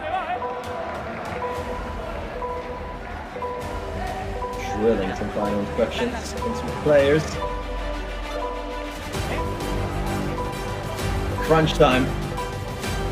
1 goal and El Barrio can sneak this game. Is there more drama then? We have 2 minutes plus injury time. Probably 2-3 minutes at the most.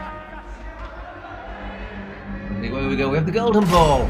There you go, the special Adidas golden ball that we lose for the last couple of minutes.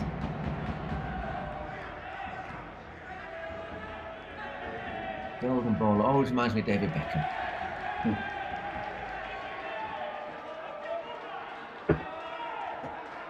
It's more like orange, really, isn't it? Let's be brutally honest. But anyhow, same colour as the Barrio shirt. Is that an omen?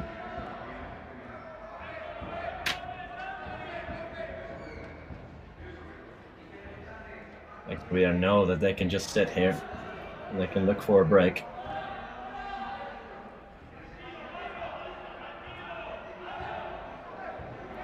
Oof, no shouts that a man was on, but he did well. Iker Gonzalez to get out of trouble. It's well defended, and the ball is for El Barrio.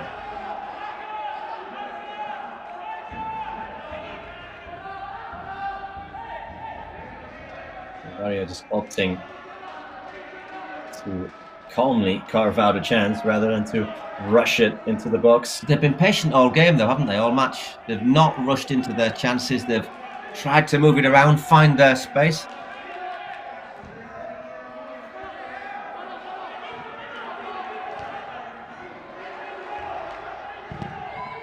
Shot from range. It loops up. There's that moment, isn't there, when it loops up and you think, where's it going to go?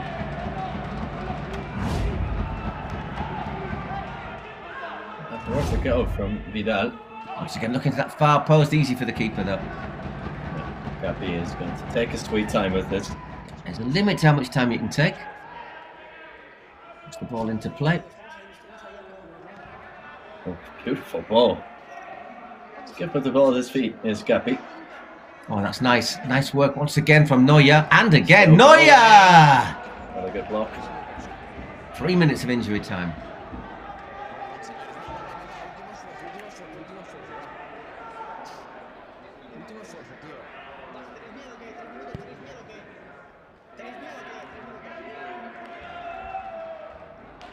Everything well.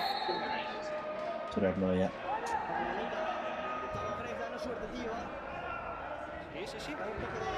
Alert defending, and just like last week, seems like Paufer is he's a popular man. Again, leading the MVP voting. He has been very good again. So is Berger, has to be said. Now is Paufer just looking to help that one on. If he scores the winning goal, I think that you give it to Pau, don't you? Yes, it is Berger at the moment. He's been overtaken, and Paufer.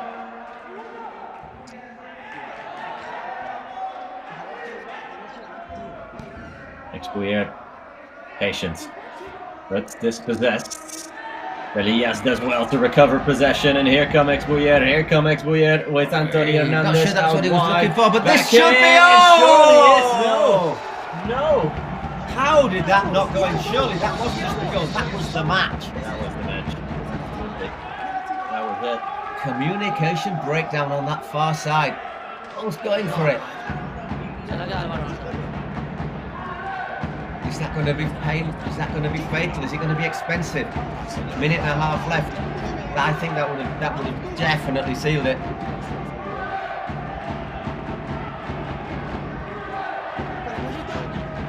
Neuer. Oh, Neuer. Corner. goal kick, I think they've given. ¿Te da? Te da, Gerard, te da. Espera, espera. Si es asistencia, Anthony, para el tiempo, ¿vale? Para el tiempo, porfa. Play down. It's my thigh. It's the muscle, I think is what he said. ¿Sí? Me ha parecido que te daba, Gerard, te lo juro, de It's verdad. Hernández, isn't it? Anthony Hernández. Last minute of the match. The clock stopped, so we've got just over a minute left.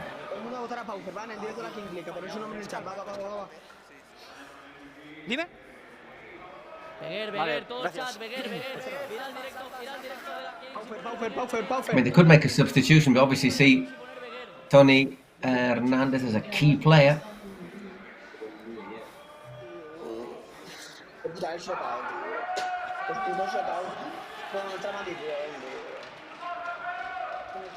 And he limps off. Quickly making his way up. And on comes Juanma González. So I've got a minute left here.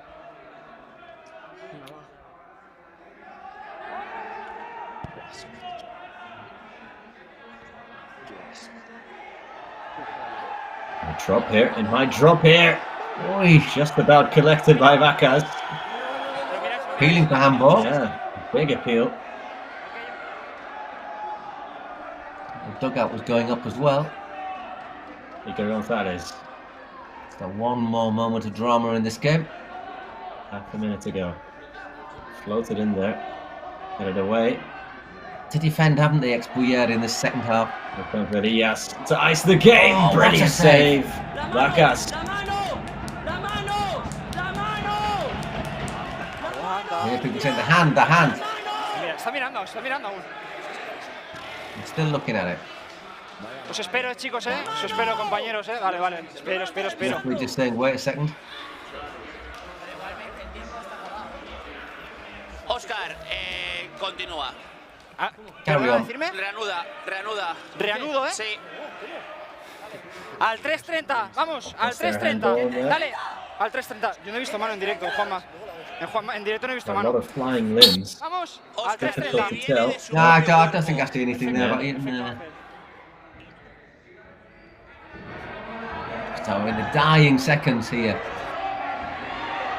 It's a vital interception. Varillas still going, Varillas. Has he done enough? And that is the final whistle. Ex-Bouillard make it 4 wins out of 4. They keep up their perfect record. Right, that's a couple that isn't there now in that second half against El Barrio. El Barrio, who were patient, they moved the ball around effectively, but they couldn't quite carve out that opportunity to take something from the match. Convincing of wins for Ex-Bouillard, who really were under the cosh there for a while, but they did enough to get it done. The stats with more shots on target, more XG, although El Barrio had almost 60% of possession. Really effective passing from El Barrio. So it just shows that they were willing to take the time, use simple passes and try and carve out the openings, but in the end, it wasn't to be. Good defending from Ex-Bouillard.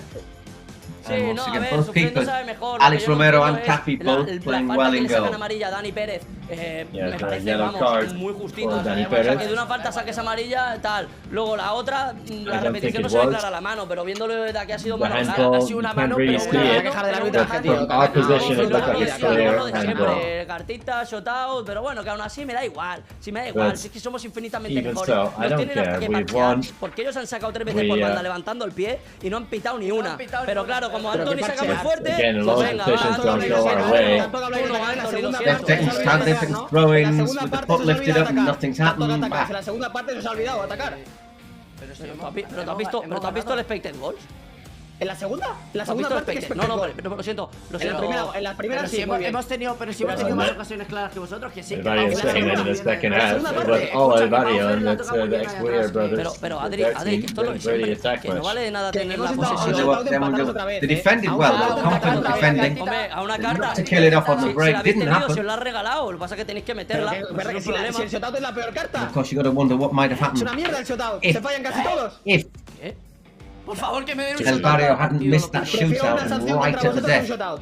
100%. Vale, bueno, pues ya está, chicos, hemos perdido. Bueno, que enhorabuena, que sois muy buenos. Hemos ganado gracias a que Adri Contreras le ha tocado un shootout. Le hemos ganado por eso, chicos. Qué suerte tenemos. Tenemos mucha suerte de que al Barrio hoy le haya tocado un shootout. De verdad, mucha suerte. Gracias a Dios que no le ha tocado un gol doble o una sanción 4 minutos. Gracias a Dios. Gracias a Dios. Pues da igual que aún así le han dado mucha suerte. No te preocupes, que aún así le han dado porque han echado a David Pérez una falta en el medio campo. Lo que hay que hablar. Pero que sabes lo que sí, lo que sabes lo que es un facto y no me lo vas a negar, que soy punto número 1, soy tu padre en esta liga, punto número 2, soy líder.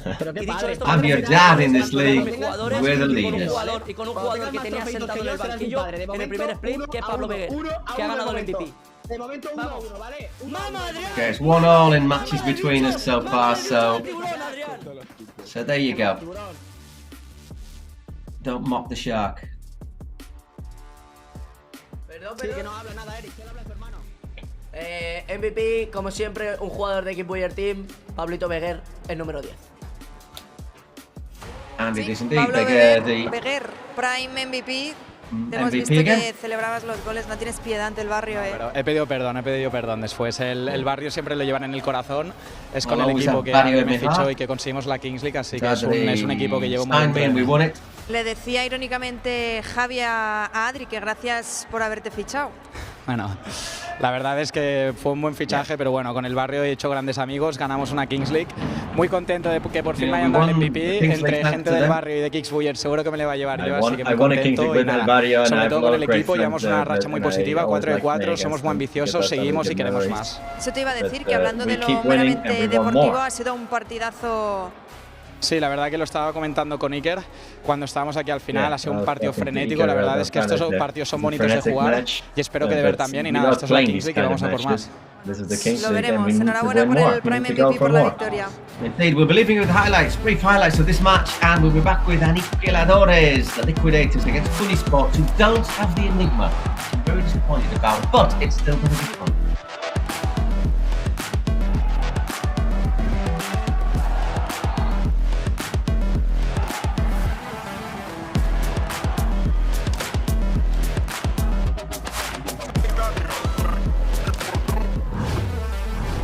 Estamos por aquí con el bar de Mau y ahora tenemos a un jugadorazo con nosotros. Estamos bien acompañados hoy.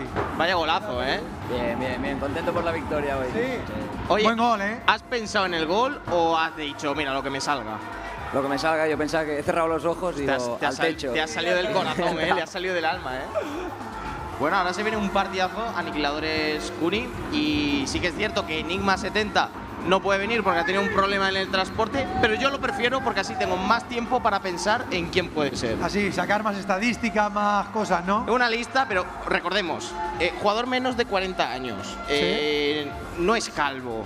Le gusta la pesca, que a mí eso es una cosa que me ha dejado un poco. A ver, yo buscando por internet digo jugadores que le guste la pesca. No he encontrado jugadores que le guste la pesca. ¿Tú tienes alguna idea, Feliu? Pues ni idea, pero. ¿A ti qué te gusta aparte de meter golazos? Ahora dice la pesca. Un hobby tuyo. El pádel. El pádel. Este es de los míos. Bueno, con quien tengo también que quedar es con el pibe, que una vez tenemos que hacer esa comida. Que siempre me dice, a ver, cuando vengas, tenemos que quedar para comer. Digo, pues sí, es verdad, pero nunca afianzamos una cita. ¿Pero tú ahora vas con Aniquiladores, con 1K o con quién vas? Yo esta vez voy con Kuni, porque si voy con Aniquiladores lo mufo. Vale, es que tengo un superpoder, cacho. Parece que no me conozca. A ver, ya que tenemos aquí a Feliu, le podemos hacer una porra entre los tres. Venga. A ver, ¿qué Feliu? ¿Aniquiladores o Kuni? Aniquiladores. ¿Resultado exacto? 4-1. Me gusta. Yo diré que Kuni Sports siempre desde pequeño, desde la cuna, 5-0. 5-0. Portería 0, ya está. Venga, yo voy a decir Aniquiladores 4-2. Bueno, por lo bien que lo ha hecho, le vamos a dar esta caja de Mau a Feliu. A Feliu. Para ti. Golito y cajita de Mau. Ábrete alguna, que veamos el partido. Bueno, gente, nos vemos después en el bar de Mau. Chao, chao, chao, chao.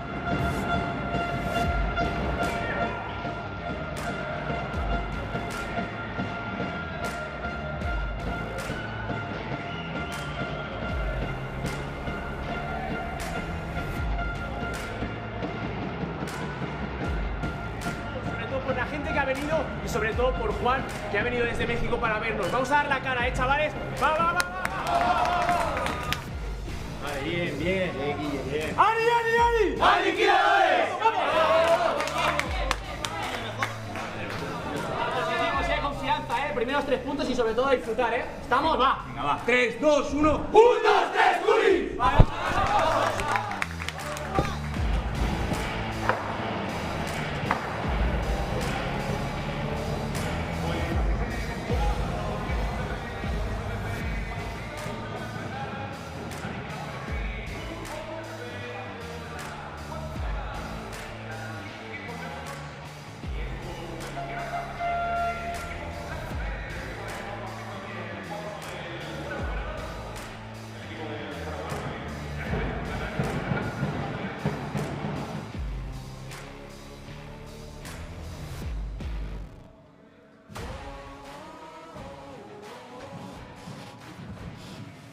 Hola, hola, hola Kuni, ¿cómo andas? Hola.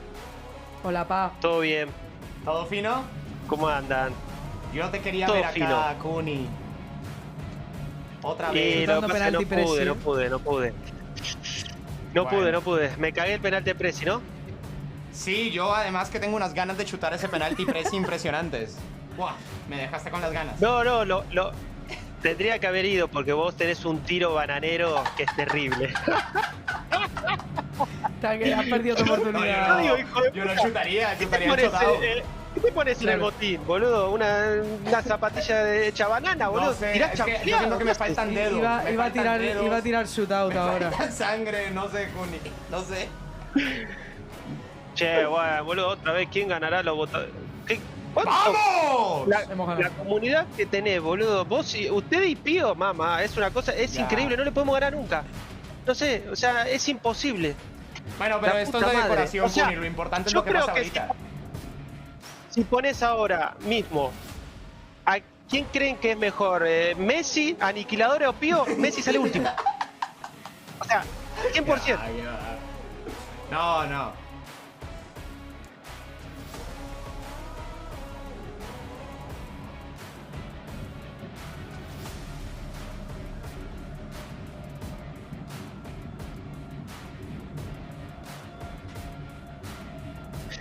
Exacto, bueno, Musakio siempre, bueno, yo lo conozco hace bastante, me he enfrentado en el Villarreal, pero siempre quiso jugar en la King, así que bueno, justo con la baja de Nico Pareja nos vino bien para ver si él podía estar. Estaba en Buenos Aires, me dijo que llegaba a España esta semana, así que nada, está muy bien físicamente y bueno, esperemos que hoy pueda, digamos, demostrar. Sé que, a ver, es normal, el primer partido de la King League es diferente, ¿no? Así que yo creo que esperemos que se adapte y bueno, esperemos tenerlo más partido para Kuni.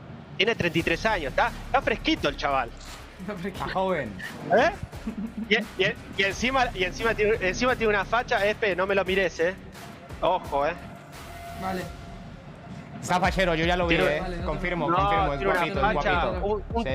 top model. Unos abdominales mejores que Cristiano tiene.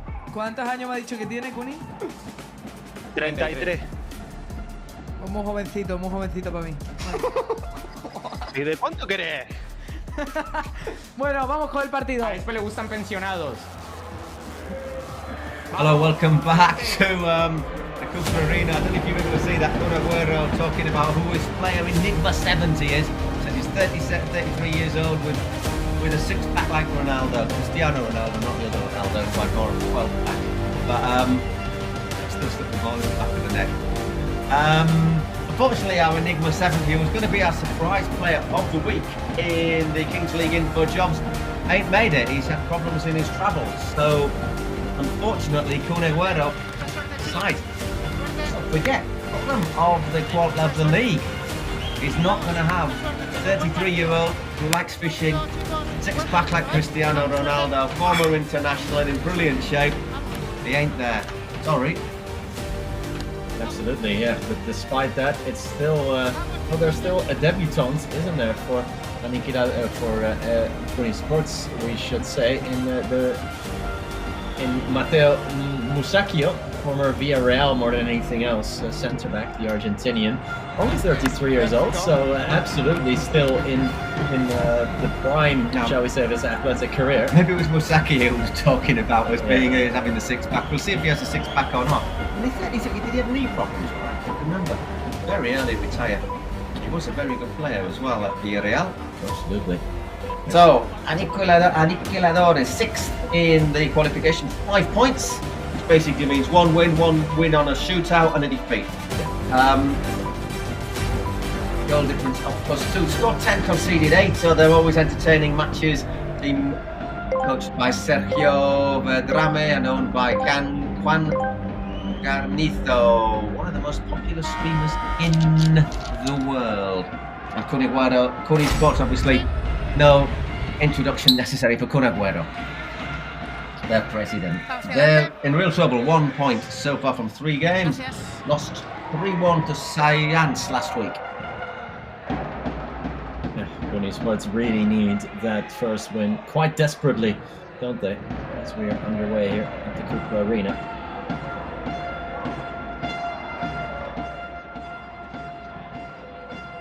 Aniquiladores on the ball.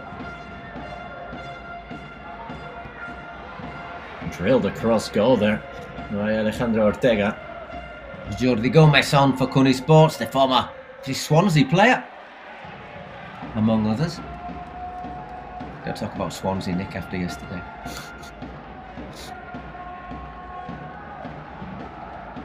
Let's see how they complete this 1v1 then. One more chance for Ortega. Ali Ortega shifts it onto his left foot. Pulls it wide. Drags it across goal.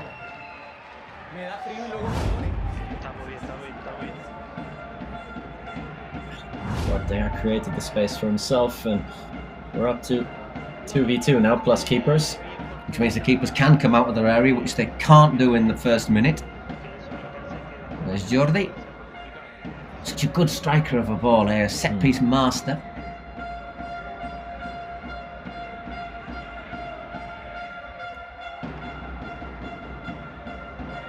Victor Costera in goal for Kuni Sports.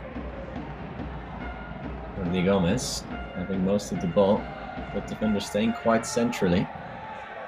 Keeper's quite far over. We can pick him out, and he very much can. It wasn't a bad effort, eh? Victor Costera, well, except he's managed to keep it in. Yeah, that's usually not a great sign when you're shooting. Was that offside?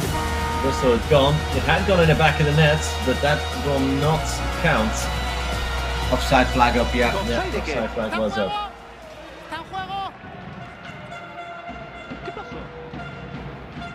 Pasó. Asks Cullen, what happened?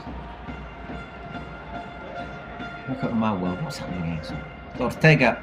He's got Javier Espinosa, one of the main men for the liquidators as well.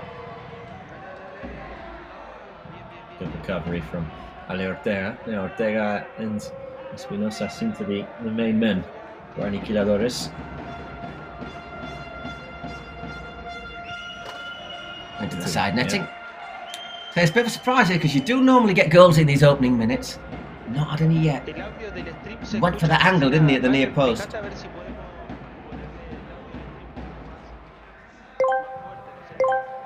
Countdown to another player getting on. Here they come then. It's Carlos Val on for Kuni Sports, number 2. And no Pablo Zabaleta this week for Kuni Sports. I think he sort of comes and plays when he can, doesn't he? Which is why we might have Musacchio this week. Jordi Gomez does keep his place, being the number 11 and 12 players of Kuni Sports.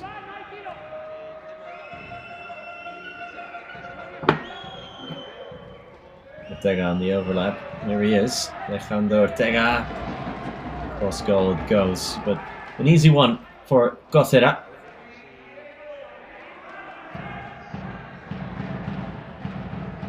Once again, Jordi brings the ball forward slowly, no great rush. Taking the time. It's ready for another player each to come on. Get that countdown.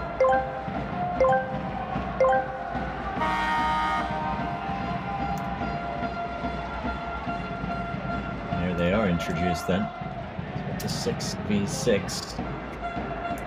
One player remaining as Matteo Musacchio is now pitch. And the ball now.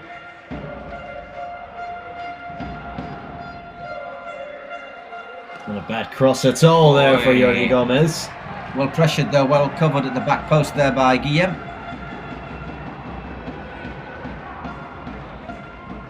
I'm sure there's no chance of that ending up in the back of the net. And there you see, there is, as you say, Matteo Musacchio.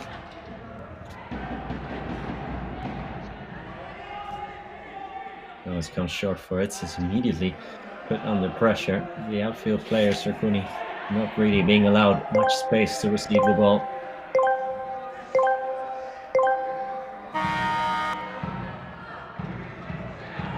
To be fair, they've struggled. One of their big problems for Cunny Sports this year, this split, is just the lack of goals. They've only scored 4 goals in the first 3 games. Ortega has a pop, and it's a good save from Cosera.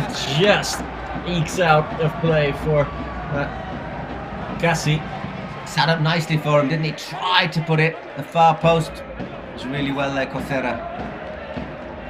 Gassi Ruiz with a big chance. Probably the biggest one of the game so far.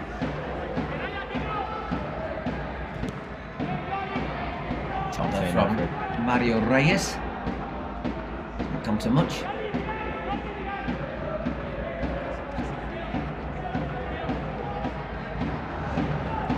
Owen, and a chance to create something, and again it falls to Cosera, who sets off Torrenpo, or does he? It's intercepted straight away by David Alba.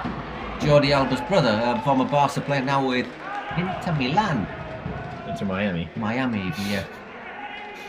I am enjoying that nice trip to the Far East. Well, Leo Messi managed to pick up an injury. Yeah. Which has made him not popular in China. If you're injured, you're injured, full stop. Yeah.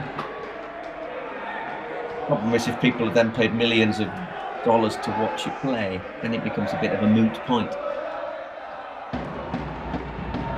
Such a switch is cut out by Gassi Ruiz. But now Gassi Ruiz's effort is cut out by Jordi Gomez, who steams to stay on his feet. The right-hand side. Still has it. Now finally does lose out on possession. Good tackle though. Jordi Martinez.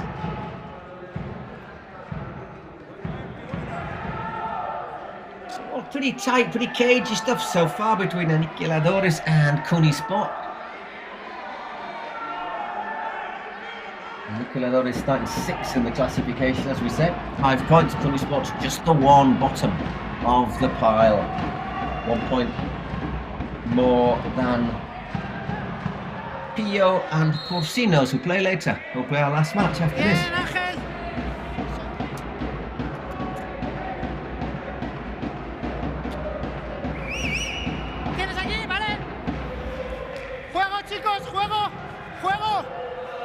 Let's play.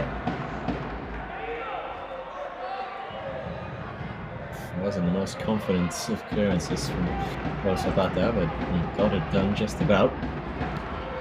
Well defended, right. Perfect positioning in the middle of his own box there. Straight back to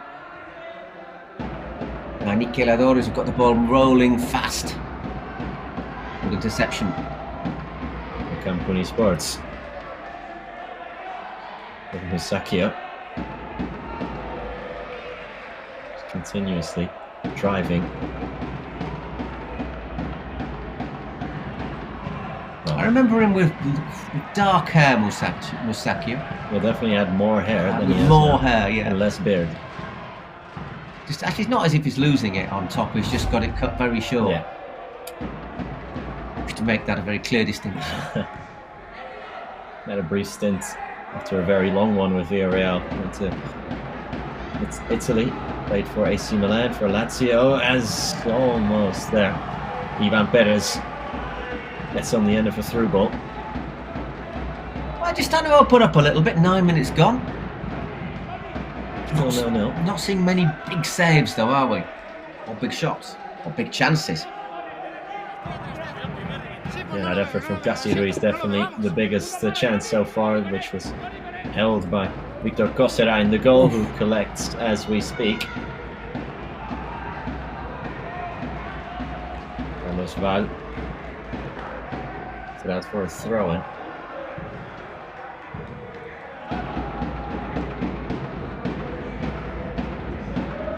High press deployed here from Kuni Sports. DM. A bit of trouble, and they surrender possession. Still, and not a bad effort there from Jordi Martinez. Yeah, Paul Zapata, it's a relatively comfortable save. Had a sighted goal. Did well to keep his feet.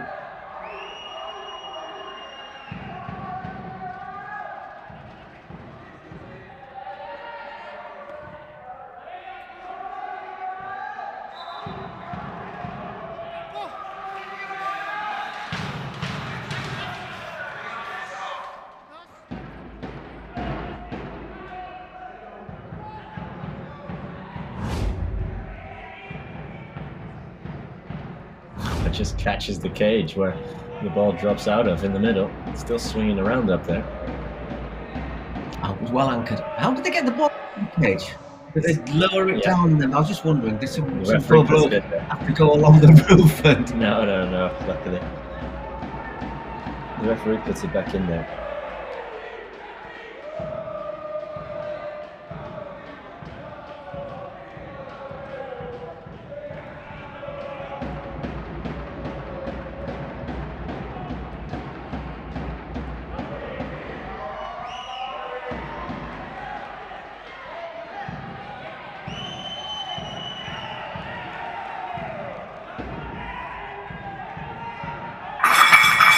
It's a relatively slow start to the match here. Controlled start to the match. Both teams probing. I think something like that, the way that Victor Cosera played the ball out there could be decisive for opening the game up. Fine getting it past that first line of pressure. Picking up his teammate, and that was Iñaki Villalba.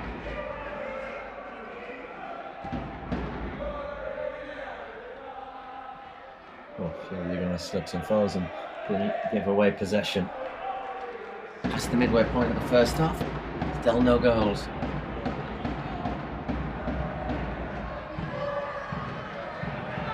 Oh, slip. Ortega! Musacchio with the block.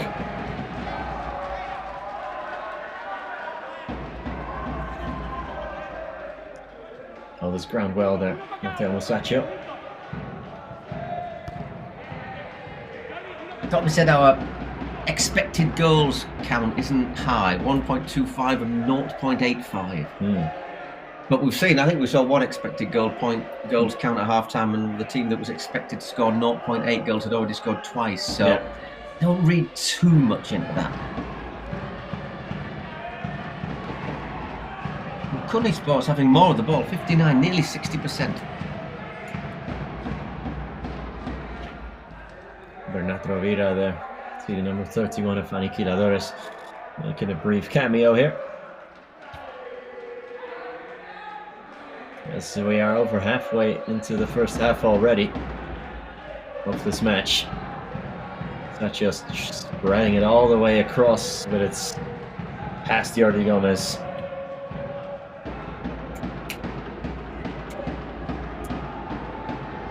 He's doing a lot of running. It's Gomez. I think what we need to see from Jordi is see him unleash a couple of shots. He's got a great left foot on him. We know he can hit it hard. We know he can hit it accurately. He's got to start doing it. But I think also the Aniquiladores, they know that, and they're just not allowing him really those options. So again, look at the pressure on the ball and the second line trying to pick up the runners. Just very efficient defensive work so far by Cunny Sports, but at the expense of not doing much going the other way.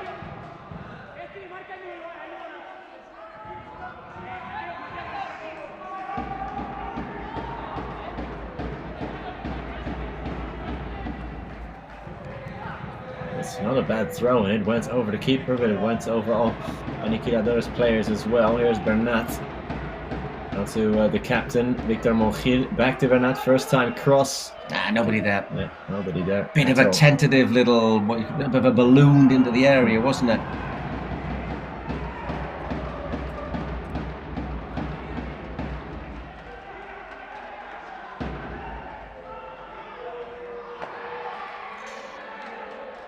Play on, says the referee. Oh, no, he doesn't now. Mario Reyes. Quietos. Bien, segundo. No, banda.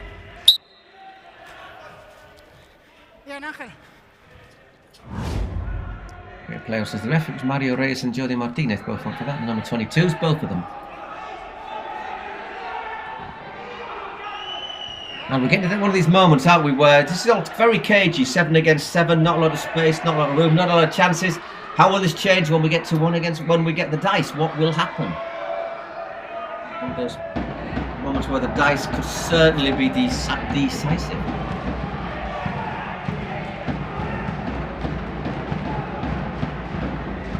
Yeah, absolutely. I think this game needs a bit of that as well. It needs something to just break it open. Yeah, definitely. Team to get leading, inspire the other one to say, look, we've got to go for it.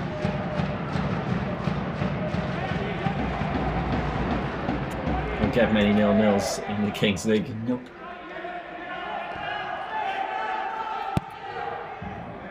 Cosera clears his lines and it falls all the way to his rival goalkeeper, Paul Zapata. They've been very cagey so far.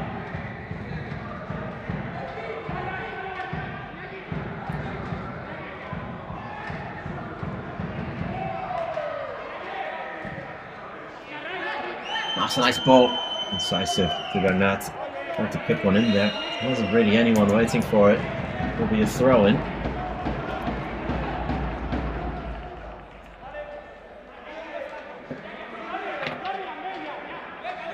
Two minutes to the dice.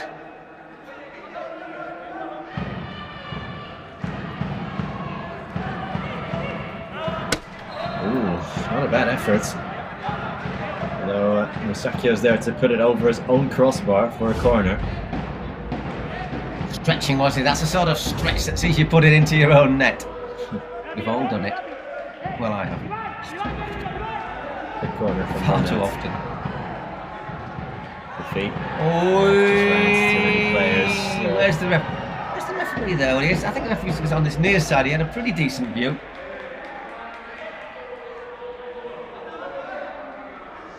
Definitely had a good view of it. Whip, hang on. He's blowing though. He just run out of room there. He's receiving information in his ear from the VAR. Should there be anything worth looking at? Jordi Abello might make the challenge. ¡Vámonos! Play on. Gracias. ¿Qué minuto? Vamos, queda poquito ya. And another one slipping. Straight out. Maka.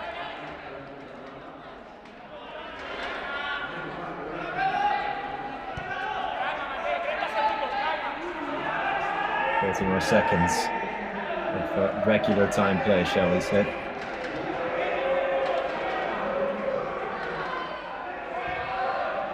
Carlos Val to Musacchio. Yeah, tactical 18 minutes so far. No, that's well cut out. One last chance is there for a shot on goal before. Everyone for Cunha is back. And there's just no space to pull the trigger. And Mario Reyes goes down very easily, doesn't he?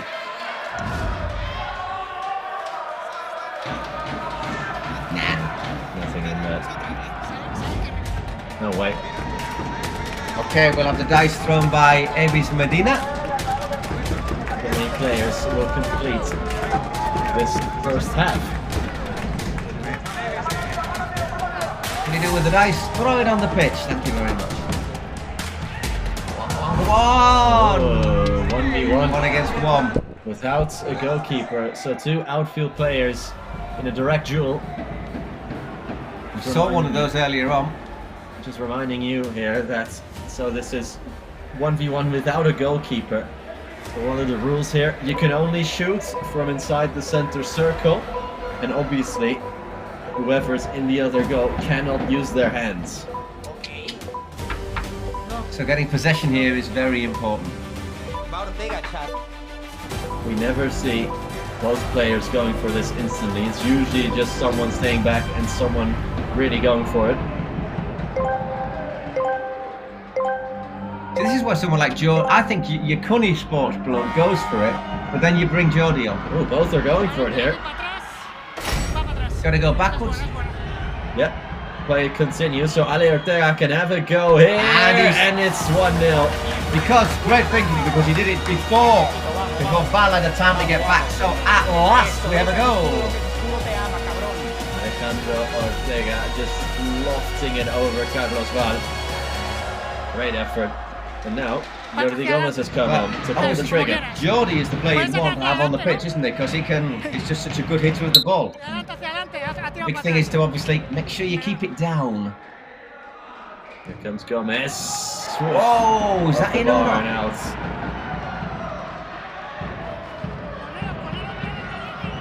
Ali Ortega then to make this 2-0. Here is Ortega. Not great there. Scuffed it. Jordi Gomez to equalise. So you wouldn't want to get your head in the way of that shot from Jordi, would you? If you want to keep it. Jordi tracked wide. Obviously got injury time we'll have to add on. What an effort. No, it doesn't go in. It doesn't go in, does it? I was wondering about that because the net bulges and moves so much, but it's just the... Victor Montiel has come on, meanwhile, for Ali Ortega. Montiel, driven efforts, well blocked. It's Iñaki Villalba.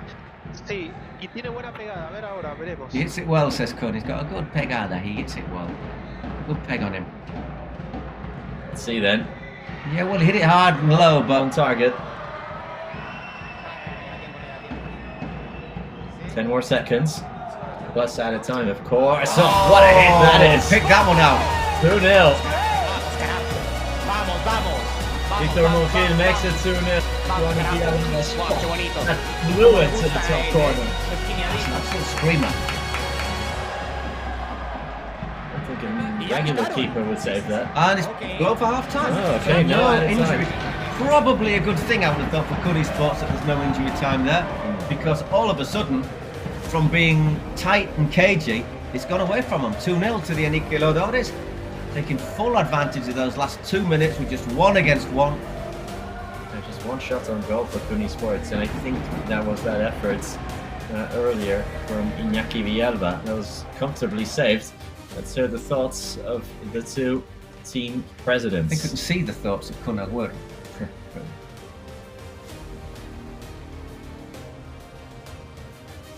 Sí, a ver, igual es un resultado muy engañoso, ya sabemos cómo es acá, pero sí es un poquito más de alivio empezar con... Yeah, maybe it's a little bit of an unfair scoreline, but it's certainly a relief for us.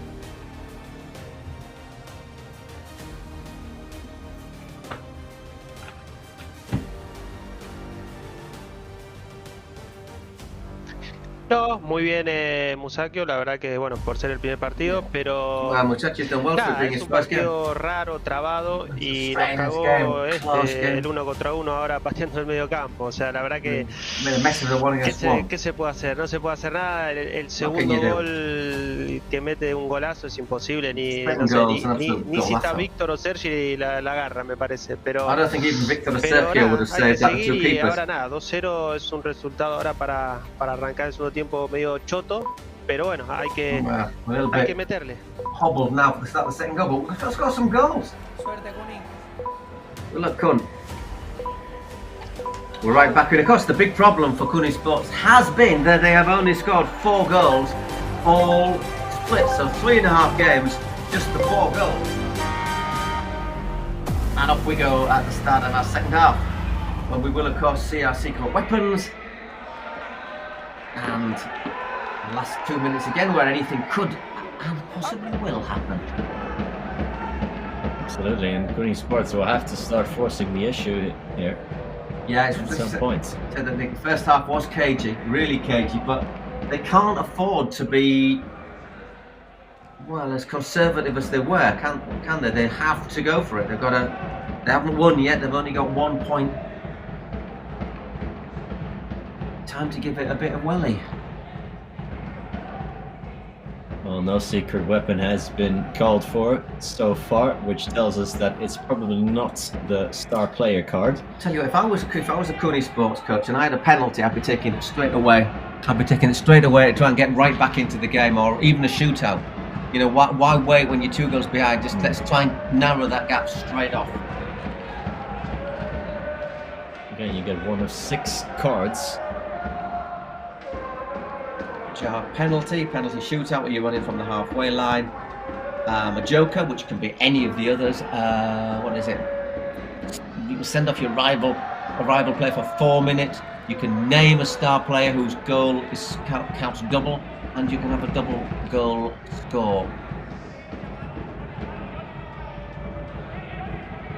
So the joker, which you could choose any of those. Yeah. Unsurprisingly, people always go for the penalty. And sometimes the penalty shootout, depending on the context.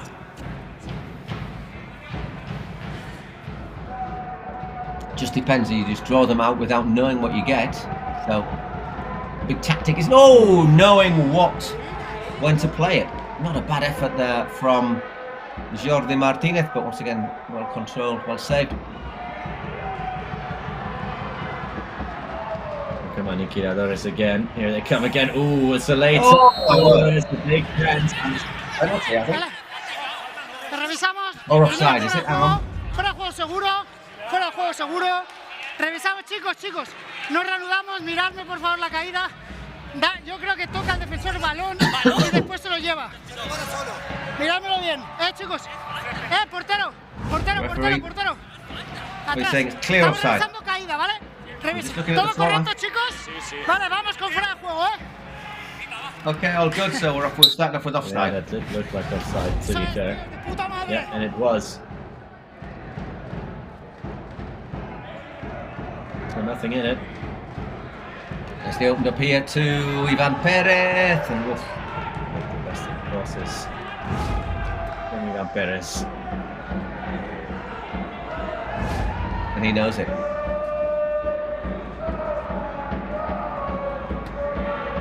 Aniquiladores then sits on a comfortable 2-goal lead. Gomez drives the other way. Ivan Perez has to keep this in.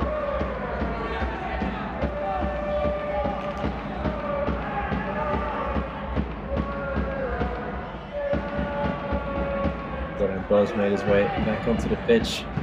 Carlos Val as well. Jordi Gomez floats one in there. It's cleared. Val is straight on. Castillo is denying him an opportunity to turn. Took his time a little bit too long there, Ivan, and once again, Aniquiladores is pardon me, closing him down.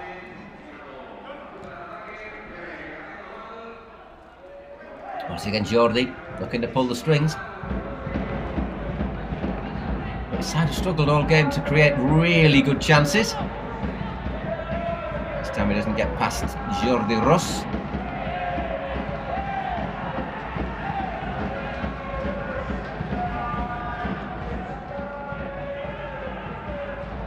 Throwing for Aniquiladores. Only 5 minutes gone in the second half.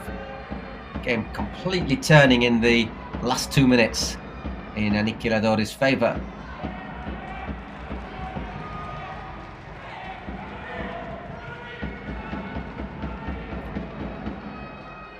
Good distribution there from Paul Zapata. Let's Aniquiladores lose out, and here come Cooney. Torrento. Decent ball, but once again, just reasonably easy for the keeper to come up with them.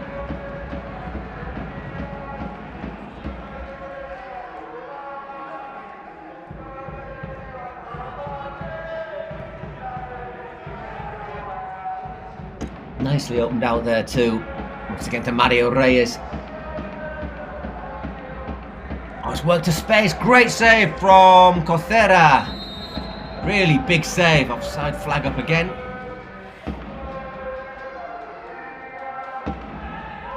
Good save from Victor Cocera.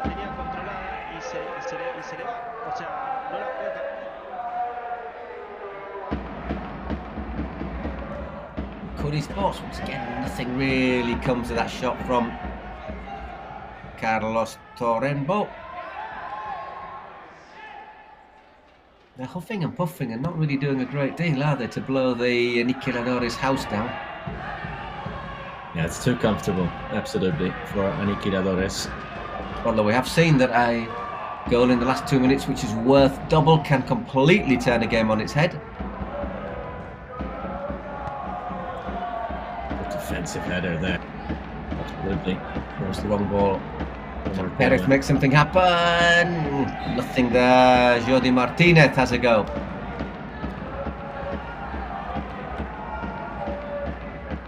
Throwing as the ball bounces up. Val.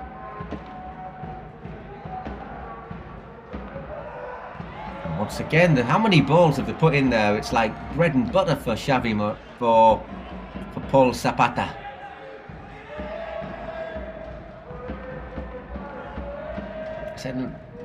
He's made lots of claims, but he's hardly had to make any saves.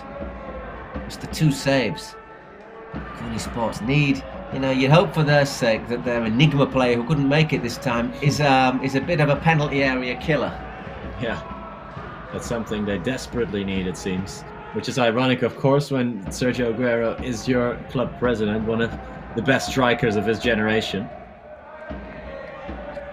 The list of records he set with Man City is long. Yeah, someone who has an astonishingly good goal record throughout his entire career. Someone who just scores goals, as simple as that. But his team, not quite.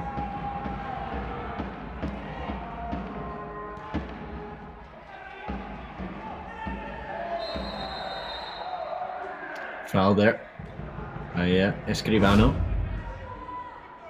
Was a little bit late with the tackle from behind. Yeah, he gets the ball to start with and then just follows through and catches the...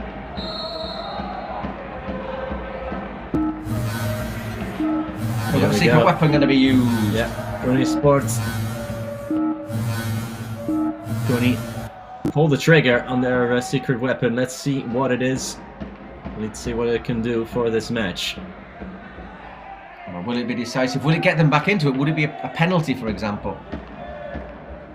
Jordi Gomez. Certainly need a goal. Quite taken in a stride there from Jordi Martinez. And here come Aniquiladores. They have a man over if he can pick him out. 3 against 1. The touch was heavy. That was a great chance there, but the touch from Javier Espinosa was just a bit heavy. And, you know, you'd have expected Javi to have snaffled that, wouldn't you? What we've seen of him so far. Good patience from Deno. Great work. Really good, well-worked chance there. Should have been 3-0. Yeah, you would have backed Espinosa to bring that down and put it away. And 3-0 with the form that Cunha are in. There's another chance and another good save from Cocera. Now it is time for that secret weapon then. The ball has run out of play. Tight angle. Pull the trigger from Mario Reyes. It's a smart stop either way from Cocera.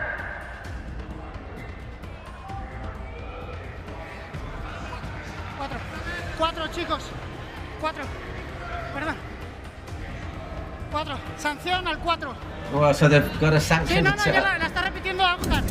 La está repitiendo Right, Víctor Monjil. 4. The captain. El 4. Quietos. Sanción al 4. Let's kick to Monjil. Yeah. I don't think he realized it yet.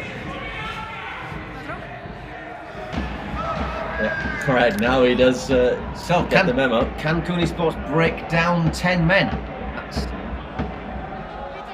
Take it as a compliment, Victor, because that means you've been playing well. Tiempo, tranquilos. So 10 minutes, obviously 4 minutes of suspension. The clock is now ticking. And Aniquiladores still got their wild card, or their secret weapon. Oh, shot from range. Optimistic, to say the least.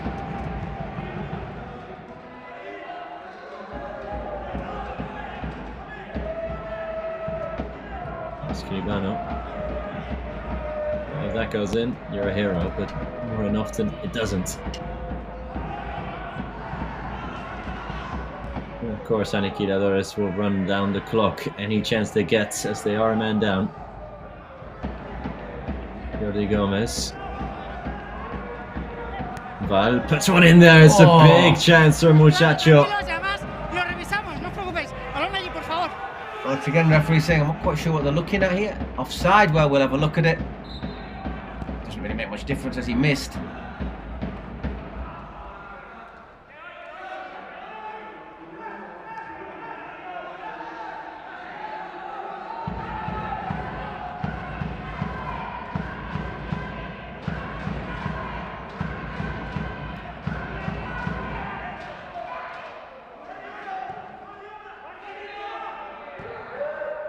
Spreads it.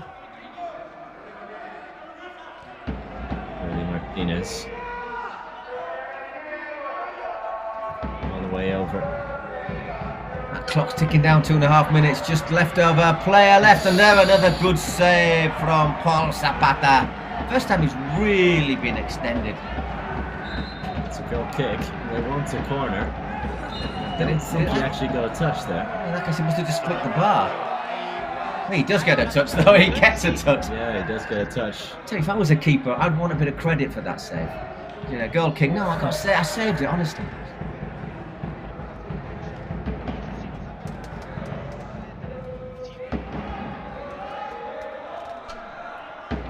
Muchacho. Brilliant ball. Probing, driving inside. Just can't penetrate the core of this Aniquiladores defense. There they go. Rock solid, haven't they? That's a good turn though from Ivan Perez, and forcing a corner off Jordi Ross. Corning this would have been great, wouldn't it, with his low centre of gravity, his ability to turn in the area. Interesting corner. Yeah. It's a training ground corner, isn't it? But it was a different training ground.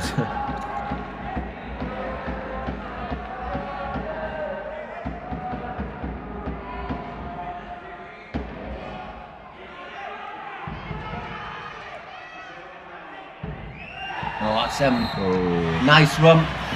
Escribano wasn't booked last time, so I think he will get booked this time. Yep, Adrián Escribano. 2 minutes off the pitch. There will be 6v6 for a while. Que salga, nos colocamos todos y reanudamos. Balón quieto aquí. Calm down, everyone get in position and we'll start again. Tarjeta al 13, Chicos, venimos. Just as that little gesture, doesn't he? Just to make sure he doesn't progress. Vale. And after that challenge earlier. Yeah. That's not an unfair yellow card. No, I think anything where you're not trying to play the ball and you're just going to stop a progress is a fair yellow card, driven high and wide. It does mean that now it's Kunisports who are down with a player less. Aniquiladores still have their secret weapon to play. They have, well, 3.5 minutes in which to play it.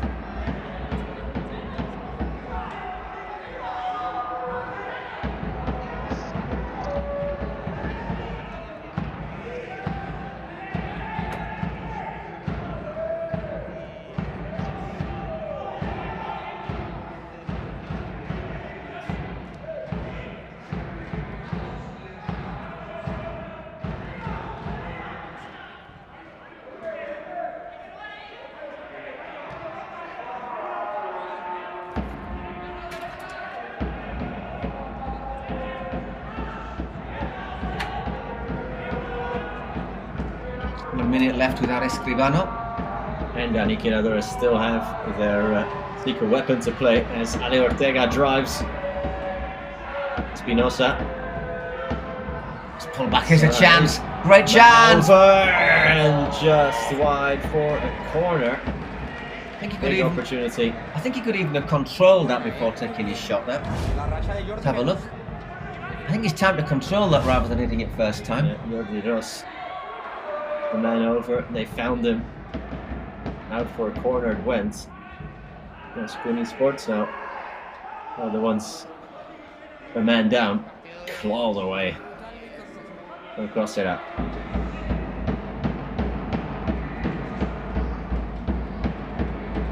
Espinosa, dummy run.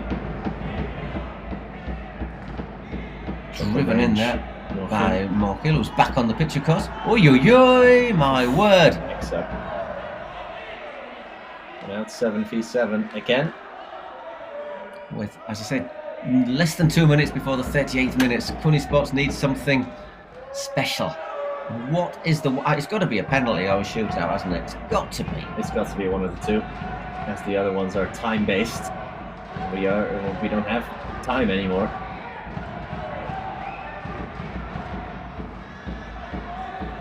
Oh, there is a great chance. It's still clear, not cleared. And it's finally claimed by Paul Zapata. That's the best chance they've had all match, I would say, for Queenie Sports. Absolutely. Zapata did well to get it back to Ian Perez. And there is the... Sam's secret weapon. It will be used now. They've got a free kick as well. It's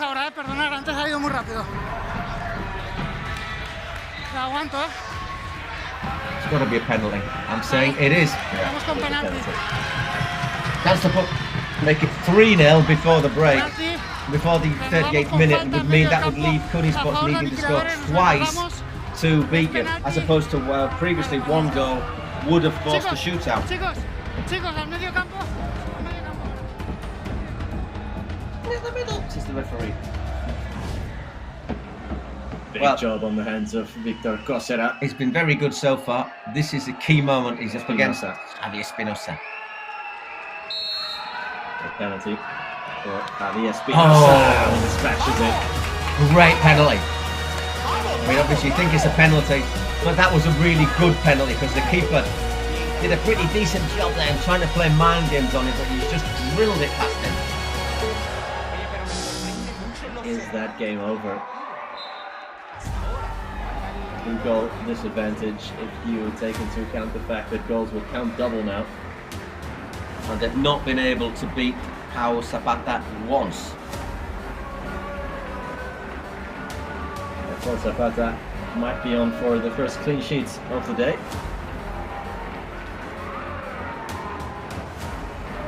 One of the first in the tournament that you don't get many clean sheets in this. I think that just highlights the problems that Queenie Sports have.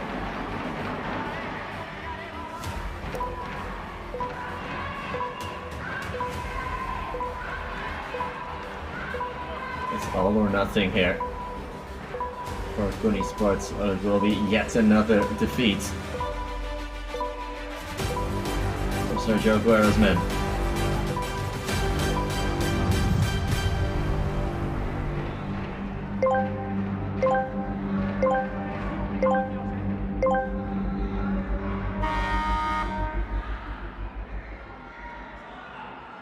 And look at that, how quickly they were into that, although it has to be said, Val nearly wins the ball back.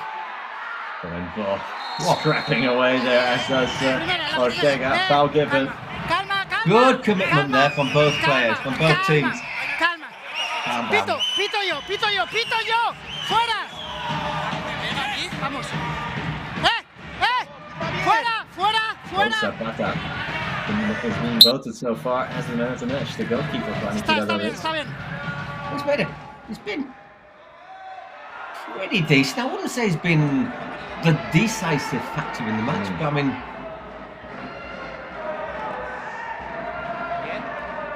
he hasn't conceded a goal though, as you say. Yeah, Perez trying to keep it in. And bounces nicely there for Pau. Remember the goal worth double.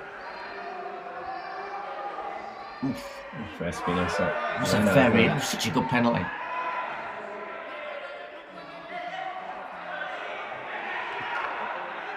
Might get 2 more minutes of added time, but it won't be much more than that. Queen Sports will have to do it now. Perez just wide. Well, it was a close effort. Must have just taken a little deflection because it's a corner.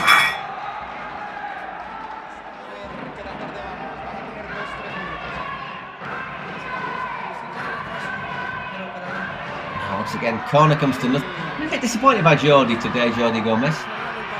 There you go, sloppy pass to Espinosa. It's a tired pass, wasn't it? I mean, he's putting a lot of work. That's good to see, though. Yeah, wins that. Good challenge. Corrento again scrapping away. Good challenge from Ortega. No, says the referee.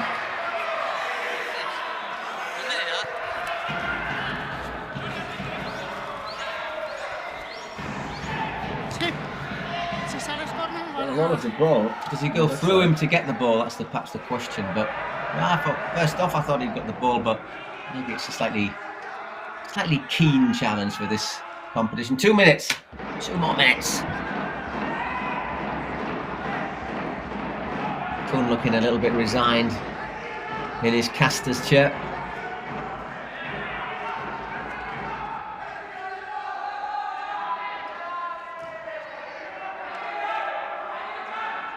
Perez. They just can't find a way through. Nope.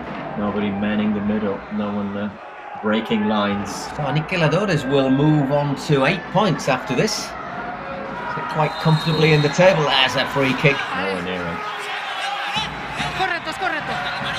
That sort of moment, think, okay, we'll just keep going. We'll let that clock tick down a bit more.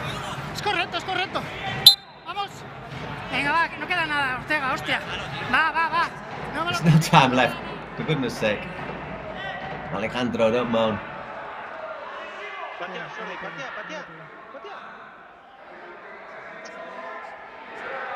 Has that gone out? No, it hasn't. It continues for now, and here come Aniquiladores. Jose Ruiz losing out there to Val. Another late challenge, this time the other way. Maybe a chance for one more. Shot a goal. But only for the one, so well, I'll make it 3-2, but not going to save your bacon today, is it? Iñaki Villalba is no doubt going to go for this.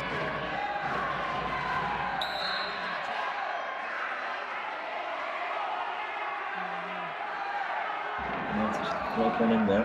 Now he goes along. It's deflected, and that is game over. Aniquiladores 3, Kuni Sports 0. Resounding victory for Aniquiladores. Yeah, I think it's hard to disagree with that 3-0. Smartly worked. Good use of the secret weapon with the penalty, just to make sure that they were out of reach before the last 2 minutes. There's the numbers for you. Say 21 shots, 10 on target, 4 on target for Kuni Sports. Wasn't really. He's got one man of the match. I don't think the keeper was really Paul Zapata. Hola. Stretched too much. Un partido muy cerrado, pero locura. Pasen. Un partido cerradísimo. Los goles fueron literalmente por dados, por carta. Sí, a ver, contento por la victoria, pero fue un partido muy tenso por lo mismo. Yeah. Very tense, reserved, but no, think about it, really. Bueno, nada, it all changed in those last 2 minutes of the first half. Los dos equipos estuvieron bien. Creo que los dados, como te dije, eso cambia mucho el partido. Arrancás con 2-0 el segundo tiempo. Te saca un poco de confianza, seguro. Y nada, bueno, después ya suerte también de la carta, que es un penal. Nada, pero bueno, nada, hay que seguir para adelante, queda mucho. Y nada, por ahí nos faltó un poquito más, por ahí patear al arco, ¿no? Un poquito más de afuera, cuando ellos se cerraron un poco. Pero bueno, nada, contento por un lado que Musacchio la verdad que estuvo muy bien, así que esperemos poder tenerlo algunos partidos más. So hopefully we can have him for more games. They need the enigma. Dale, They muchas need gracias, chavales. Cuídense. They need the striker. They need someone who's going to put the ball in the net on a relatively consistent basis, because 4 goals from 4 games ser isn't otro going to por get you Zapata anywhere. Prime MVP. Lo de tu show bajo palos evitando Well, once goles again, ya lo sabíamos. No sé si another tenías show la behind presión extra por tener a tu the presi en sticks, cabina. saving the goals. We know you can Bueno, do that. tener a Juan aquí siempre es un gusto, pero bueno, yo creo que hoy ha sido un trabajo colectivo de todo el equipo. Creo que hemos estado muy bien en defensa. Prácticamente ha chutado poco, ¿no? Digamos. Yo creo que hay que seguir así. Llevamos otros 3 puntitos y nada, a seguir. End of the day, 11 against 11 or 7 against 7. We've got another 3 points. There you go. So we'll leave you with some highlights, and we will be back very soon for our last match. Porcinos against Pio Pio. They're in Barcelona Football Club. We'll keep it for 40 minutes. They want to get this over with. We'll be back in a couple of minutes.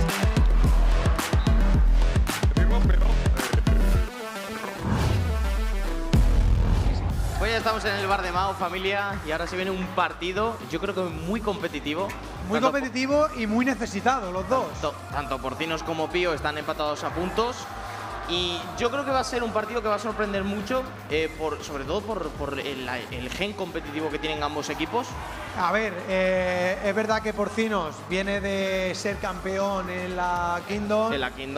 No es su liga técnicamente, pero claro, se ha metido en ese hoyo, no puede salir. Entonces hoy necesita la victoria, pero es que Pío está igual. Yo aplicaría un consejo que dio Juvenal esta semana en su canal de Twitch, y es: quitemos presión a los jugadores, que disfruten del fútbol, y vamos a disfrutar de fútbol. Una porrita rápida. Una porrita rápida, va. Yo creo que gana Porcinos, 5-3. Yo creo que vamos a tener penaltis, 3-3. Hasta el final. Y hasta el final. Bueno, vamos a ver qué pasa. Nos vemos en el bar de Mao, gente. Chao, chao.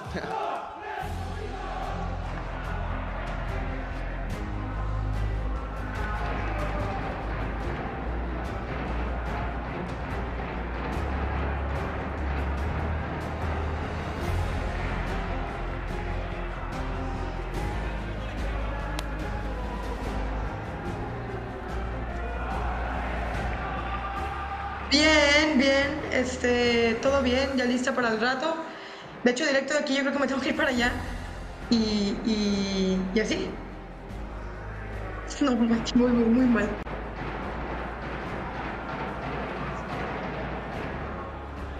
El ojo. Sí.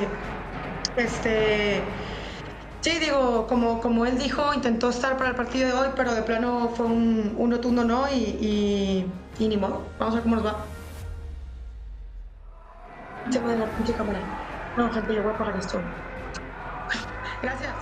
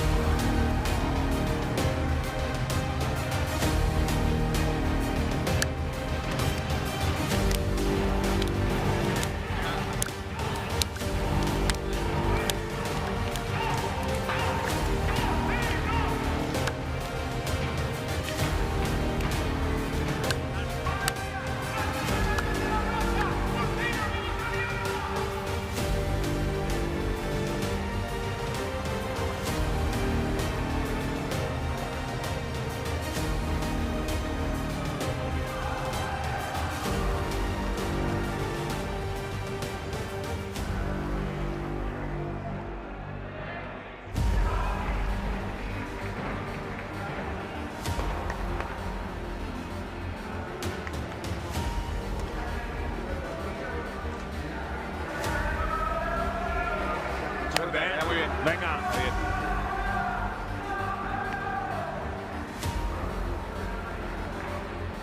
Back for the last match day 4 of the Kings League InfoJobs. Porcinos against Pio FCC, Ibai Llanos' side, hoping to beat Rivers' side. We're straight into the action here. Starting with 1v1, of course, in what is the last match. Indeed, and a big match for both teams as well. Porcino's 9th, just the 2 points. Pio 11th, just 2 points. Goal difference of -9 for Riverside. What's happened here? Stoppage straight away. Was there a false start? Doesn't look like. Looks like he was just staying deep. Rivers in their away strip with Dani Ruiz, and driving here straight away was Guti.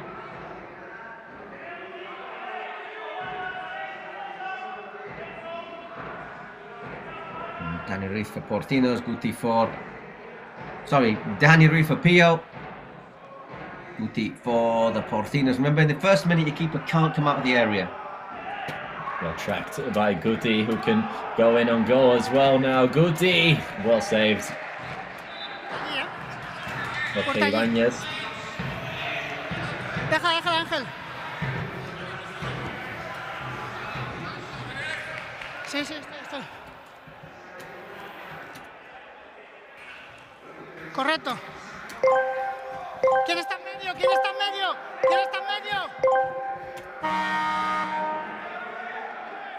Guti will get help now. And the keeper joins in for the fun as well. See, they can come out of the area now. Shooting chance. Pablo Hernandez, their top scorer. Top scorer in the tournament before the start of today. The former, obviously, Spain international. Let's just keep it simple. He's played for lots of teams. Yeah. Played for lots of big teams and Leeds United. There he is, Pablo Hernandez. Just trickles onto the post. Looking to break now. Dani Hernandez and Victor Uribe. Uribe! Whoa. Cracks off the post there, off the upright maybe.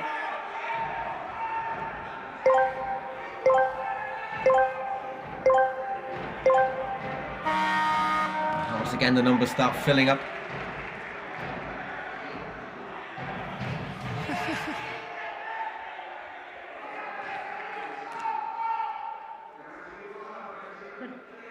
Les preguntaba a ustedes, pero gracias.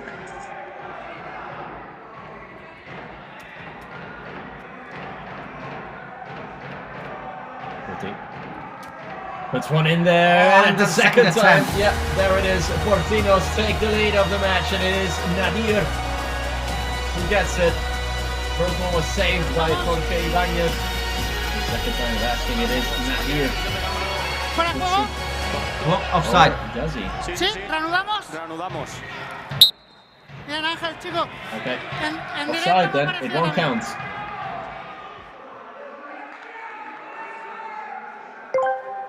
So offside only in that line level with the edge of the penalty area.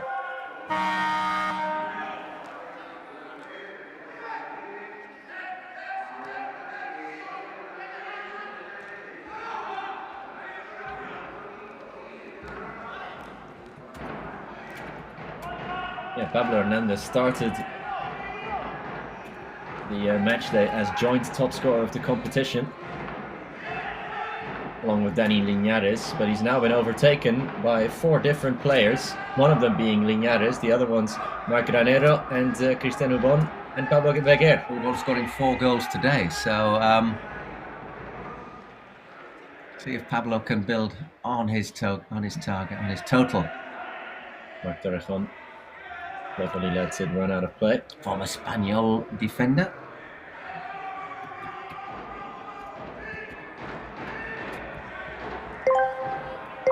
Pio needs something here.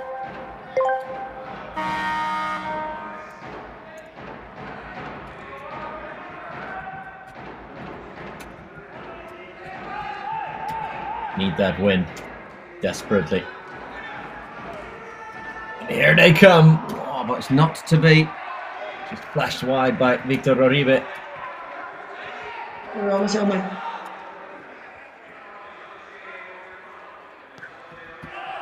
Tremenda cara de puta.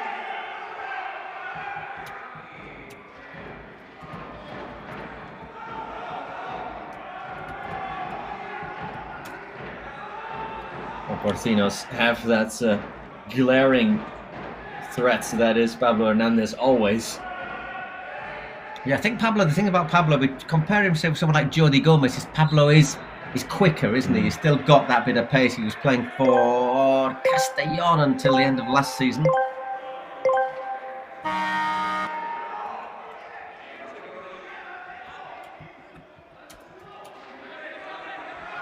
Now we are to full completion, 7v7 football at the Cupra Arena for one last time here in the Kings League InfoJobs.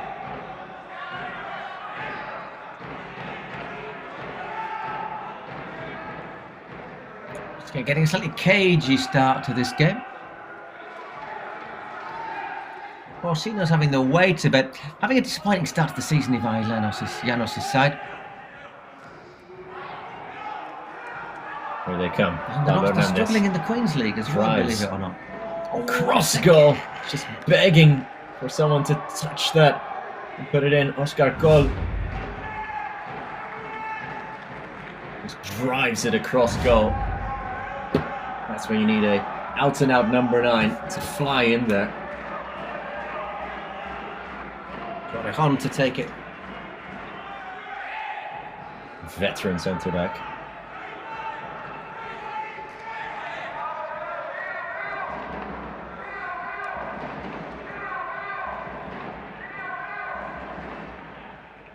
It makes me laugh that because Spanish team Las Palmas from the Canary Islands, of course.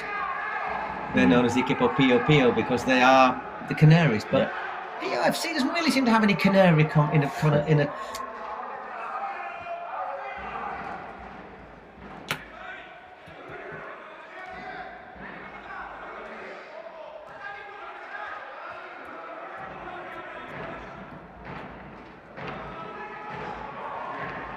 And there and again across goal, but Oscar Rivero that time just putting it out for a corner. A lot of crosses being fizzed across goal, and a sighter there for Nico Santos. It's not working for the Piggies at the moment, although they are in control. 7 minutes gone. I always think sometimes if you get to this stage and you didn't get a goal in the first 5 minutes, then tends to be pretty close, doesn't it? Until that 18-minute mark when everything can change. Trying to control it in the area there is Nico Santos. And it goes off Nico, out for a goal kick.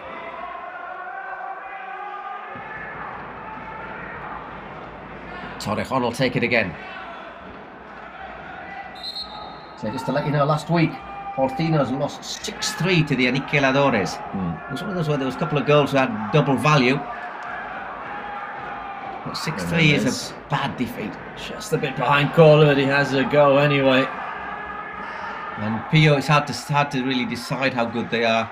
They got done 3-0 by Los Troncos, who have been on fire, haven't they? Let's be honest.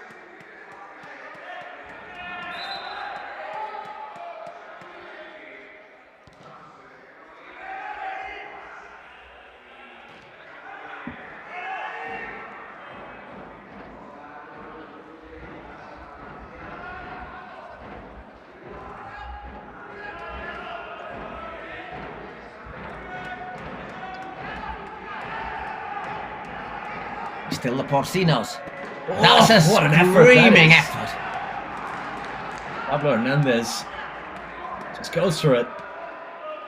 He scored a lovely goal last week.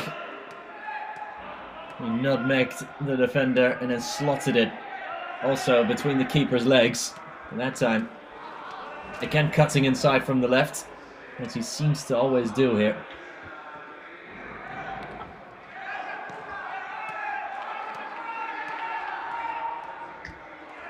So definitely Pio on the back foot. Porcinos, however, not beaten Jorge Ibanez yet. I think it's not the mad thing to say that Pablo Hernandez is probably the best player in the competition. Definitely up there. Maybe in the top 5, top 3. You look at his record, you look at what we see his playing career as well. Not that that is an indication of how good he is now, but he still has such quality. Always. He was playing in the second division till last year, wasn't he? You know, where someone like Jody hasn't been playing in sort of elite football for a little bit longer.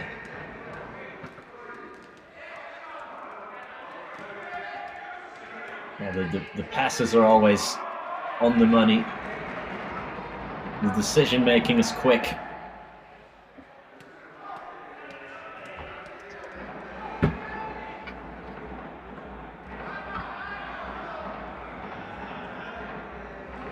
Yeah, you have to remember that being a professional footballer is statistically the hardest thing to become a professional of in the world, of any job. I can believe that. Because of sheer amount of people who want to become it, which are obviously in the case of football, hundreds of millions, and people who actually live off playing football. Pablo Hernandez at that was a very good one. Passing inside here is Nico Santos. Out to Col. Oscar Col still going.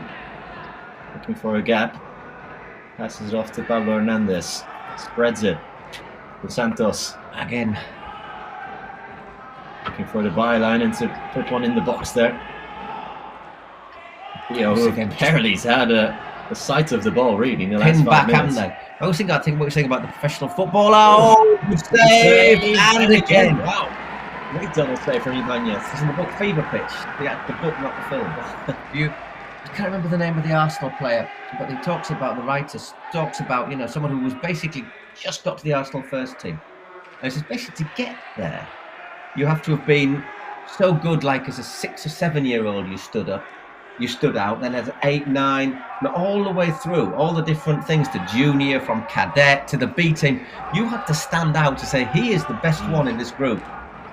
And then he got to the first team and had a nightmare. Yeah. But it's, you know, to get there, you have had to be consistently the best of your generation.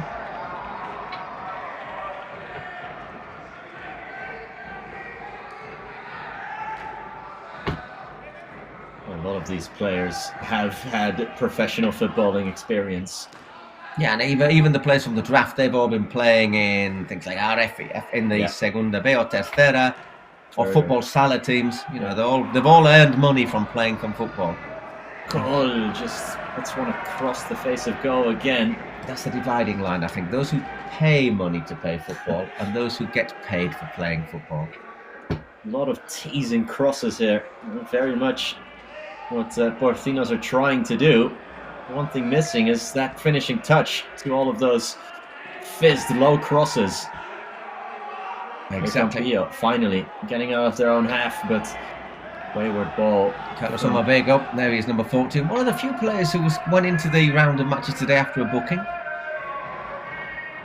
Oh, ooh. Almost had his pocket pick there. Cole. Pablo Hernandez. I'd like him to see him in more advanced areas. Nico Santos inside and still going. How was that not got in? I think it's the keeper, or was it the defender who got a boot to that? I think it was the keeper. It was the right calf of Ibanez denying David Soriano. Oh, goal. First time effort. Just wants a touch of someone that to end up in the back of the net. Channeling inner Arjen Robben there. Was right foot, yeah, that's Ibanez. Just getting a touch. Rivo's got a suffering kit on, I think. And then this. Kept it in. Ooh! Almost an own goal. Again, if you're Rivas, you're probably watching this almost through your fingers, aren't you? Really struggling. You'll have for a bit of footwork. To be fair, showing a bit of personality as well to just get these challenges in. Here's a chance. Takes the shots. Didn't create any space at all. Pablo Hernandez, same goes for him. Ooh, almost a mix-up there. First time effort. Optimistic. Ivan Lopez. Joquita.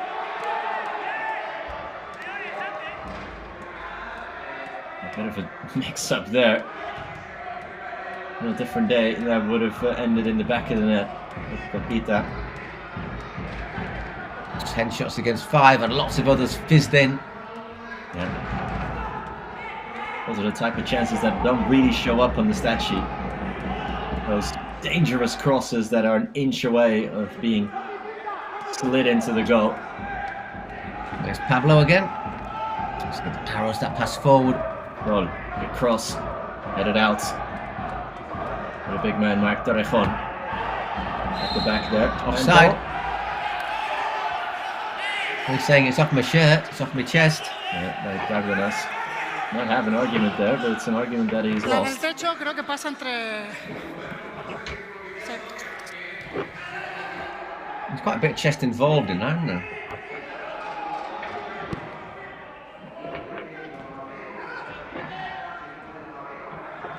Vega did well to hold it up. Coquita. Falls back to Coquita. Oh, it's a great chance. Oh, what a save. What a save for Marc Briones. That is pure reaction goalkeeping. Lovely move from Pio, yeah? That's what he said. What if that actually was... I wonder if Ivan Lopez might not just have been better off having a shot himself at number 7 there. As it is. Take nothing away from that save from Briones. 2 minutes before we get the dice, and the dice, by the way, will be thrown by somebody called Nixie, who is an artista que la está petando. An artist who is absolutely breaking out. Yeah, breakout singer. Aye. You got any of their music? I always say this, that Spain is such a wonderful country in every sense. Food, culture. You're going to say but here, aren't you? You're going to say but. The music, for me, is absolutely terrible. As good as the food is, as beautiful as the country is, as beautiful as the culture is, the music is lacking big time for me. Not a fan then. I always say how you lot think about. Oh, it's a good chance. Oh, still. There you go. Battling away there and good brave keeping from Briones. I would say how you lot think of English food is how English people think of Spanish music. Which might be harsh, depending what point of view you're looking at. I like English food. A lot of people don't.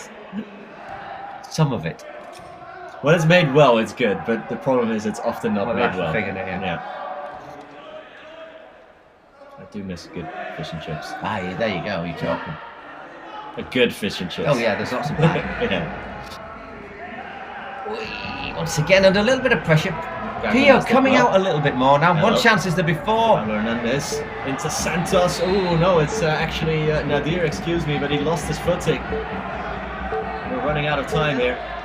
Again, Hernandez picked the right pass at the right time. Nadir just seems to miss his footing, doesn't it? So 18 minutes gone, 0-0. Let's see what Nixie throws.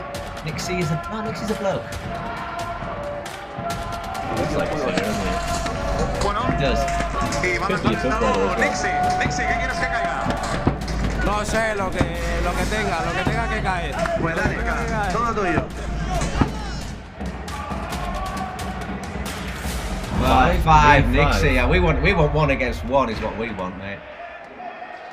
So that won't mean there's too many changes. It's 5 against 5 for the last 2 minutes plus injury time.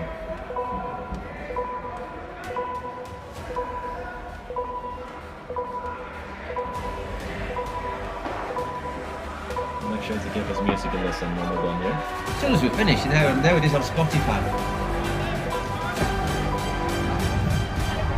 Might be 5 then. Let's see if someone can break the deadlock here.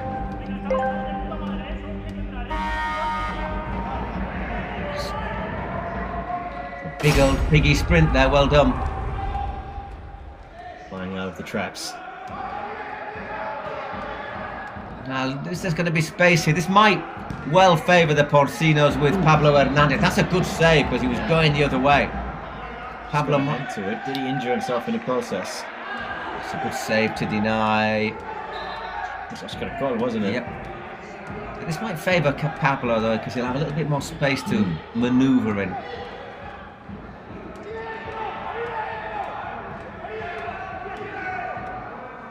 Here's Nadir again. To Pablo Hernandez. Drills it in, and it's an own goal. It's an own goal. Marc Torrejon puts it behind his own keeper, the captain. Pablo Hernandez again with one of those low crosses into that corridor. That is definitely Torrejon who got the final touch there. Yeah, so to be fair, one of those as a defender, you've got to go for it. It's got past the keeper. You know there's someone coming in behind you. If you don't get a touch, it's in. You'll get it. And obviously, what a slightly different touch. But it happens. It does happen. Either way, that's 1-0. Porcinos opened the scoring. And as so often, is either the opening minutes or the closing minutes of the half. So important.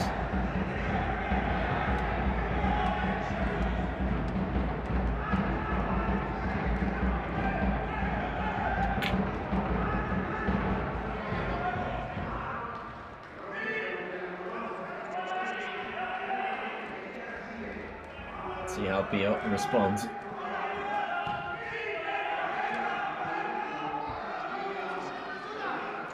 Shifting inside, creating space, and it's not a bad effort from Carlos Omabego.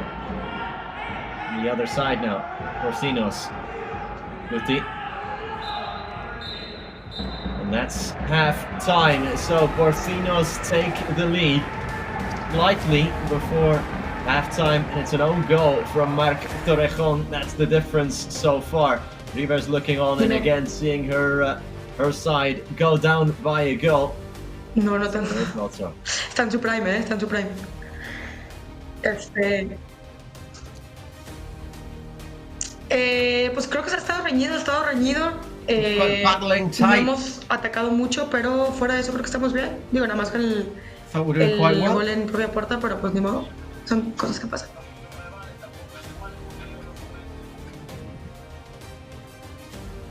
And these are things that happen, she says. Yeah, they've been unlucky after battling, after defending deep and one thing and another. Gracias. Just to concede an own goal is frustrating. Vale, ellos están haciendo esto. En salida de balón de ellos. This is what they're doing. El portero es como un jugador más. Entonces lo que hacen es contactar con Nadir, que está de medio centro, y a partir de ahí tercer hombre, ¿vale? Si la veis clara, y siempre que sea después de una devolución, el punta izquierdo nuestro, que salte tapando la línea en vez de con 4 como habitualmente. We're going to try and close that line up. Está a pares con 1. Meter ese balón ahí dentro, ahora eso sí, nuestros delanteros aguantar eso, con vuesta propia vida, Sí, chavales, hay que seguir, no damos ni un paso atrás, Hay que seguir, we can't take a step backwards, we've got to carry on. They're just, of course, they started off to end the last playoff place, Porcinos. A defeat probably put you out of that, and obviously a win would give a little boost up the table, take a bit of pressure off. No match next week, remember, but we're back in a fortnight.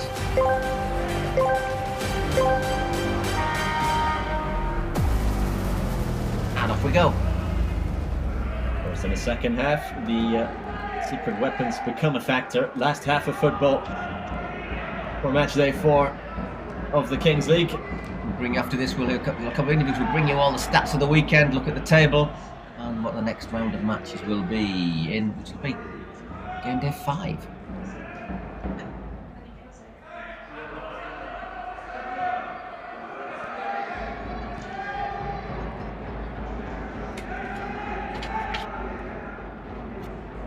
Porcinos leading by that Marc Torrejon own goal. Very unfortunate. It was a goal that was coming, wasn't it? Porcinos have been all over Pio so far.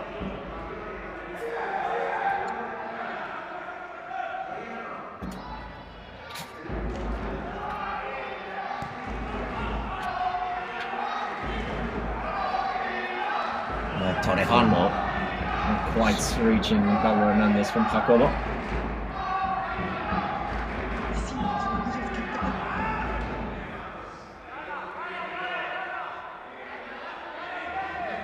Big lunging tackles is what Torrejon is and was all about. Oh, here's a chance. Clean throw, but ball first touch. Really was from Victor Uribe. Really lets him down there. One of the star players for Pio, Victor Uribe. It looked as if it had opened up for him. Back at the other end, here come Porcinos. Comfortable low for Jorge Ibanez.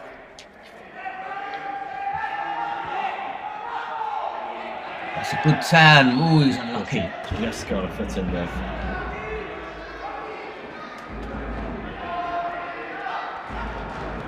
Danny Ruiz again, number 90.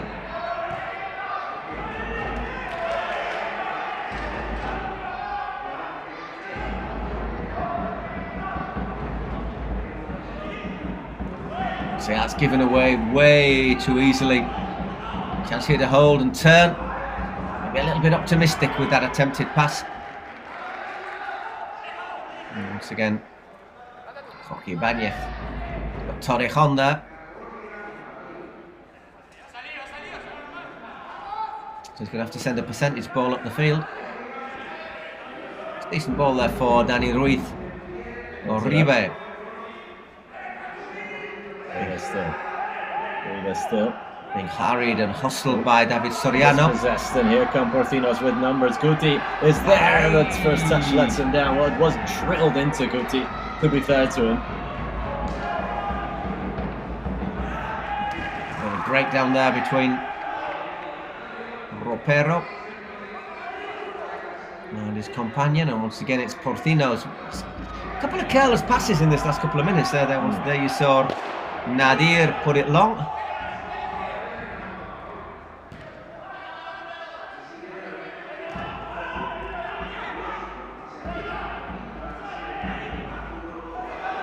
And here's a chance. Here's a great chance. No! I'll be honest.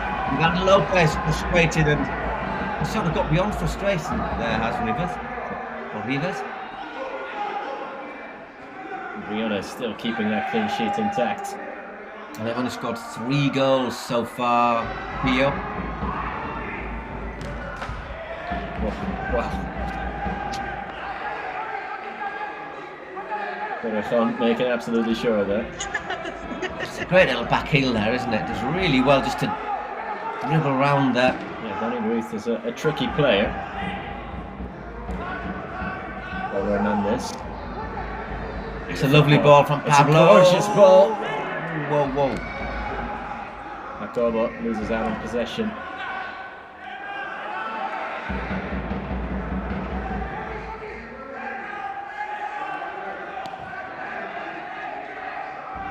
Just picked up a little gear, hasn't it, this second half? A little bit quicker, a little bit more bite, a little bit more urgency. Well, edge of the boxes. Hernandez, runners on his left, goes for it himself, and it's a fine stop. Great save once again, Jorge Ibanez. It's worth an effort. Gets across a long way. That was going into the side netting there. 9 saves from Ibanez so far. We're going to have a secret weapon. Porcinos. Use there as moved into the box. Pablo Hernandez. Let's see then what it will be. Han perdido. What do they ask for then?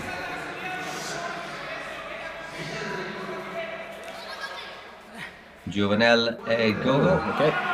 Double goal. You can sense it. You can sense there's a goal coming.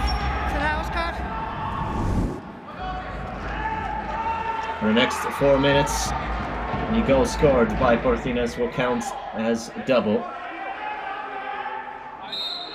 Is that just the one goal, or is that even if they score multiple? I think it's just the first goal. I think it's just the one goal, and then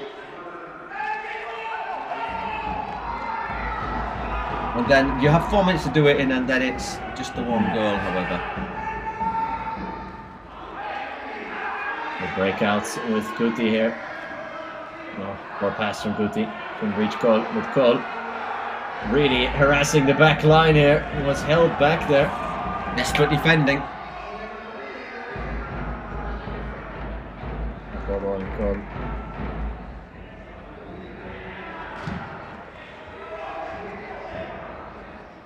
Pio really not had a look in here, but they are still in it. Absolutely.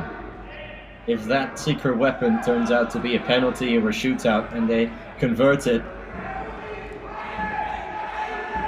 suddenly they're back. There's Guti, out for a corner. Nope, goal kick, says the ref. Must have just flicked off him.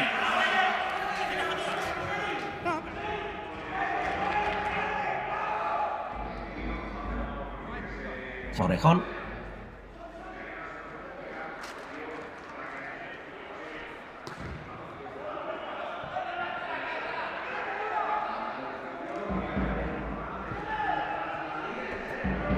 No space to cross. I think he's looking for a corner with Oscar Rivero. Yep. Well to get out of the way there. Manu.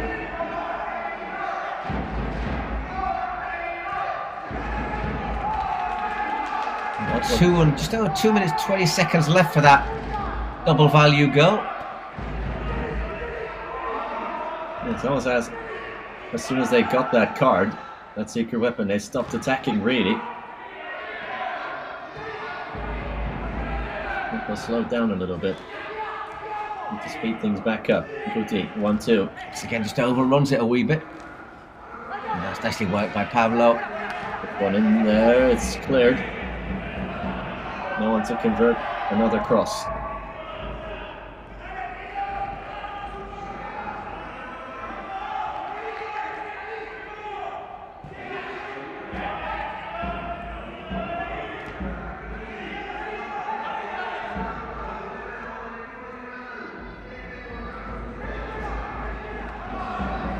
Intercepted the ball. And here come Pio. Here come Pio driving in numbers. Roberto leading the charge. Just about keeps it in. Well, they're doing a good job, Pio, here, because they've almost annulled that secret weapon. Challenge there, and that will be a foul. Rivero gets wrestled down to the ground. Although Soriano's a little bit cynical there. Pito, atrás, atrás, atrás, más, más, más.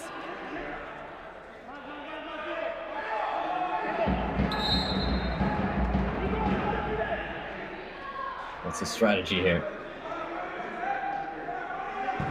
It'll just be a shot at goal, and it's a tame one on the throat of Briones.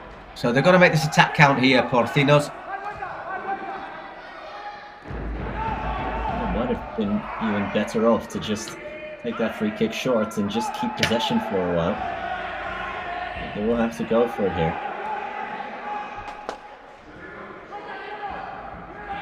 To be fair, as you said, the 4 minutes to score a goal with double value, they've not really troubled Jorge Ibanez in this period, the Pio keeper. Unless they get a shot off now. It ain't going to happen. There you go. So they'll be happy with that, Pio. They're still very much in this, and they've got their own secret weapon to use, which they are now going to use. See what it is. I have an inkling that it could be another double goal card. But at this stage of the match, getting someone else sent off could be very good as well, with legs starting to get tired. Penalty! Whoa! So they have a chance to get right back on level terms. They can score. It might also give us the prospect of our first double death or goal de oro. Golden goal.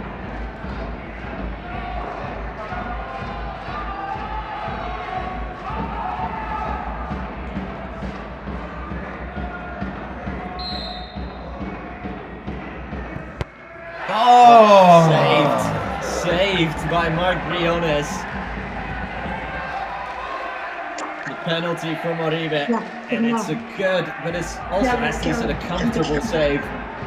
That height, isn't it? Where as a keeper, you can get there if you guess the right way. Yeah, for a keeper, and it wasn't really in the corner either. Wow, what a let-off! What a let-off, and what a frustration for Pio. I mean, they've done a great job. They did a great job to nullify Porcino's secret weapon, and there, when they had the chance to make theirs count. Almost caught from a tight angle. Yeah, Hernandez was late to arrive. Let's back up. Forced Ibanez into a fine save.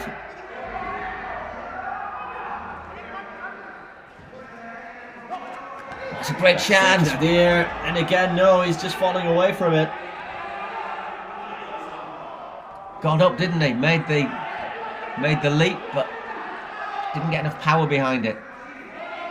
That's going nowhere. The pass, I say, the completed pass stats there, 216 to 98.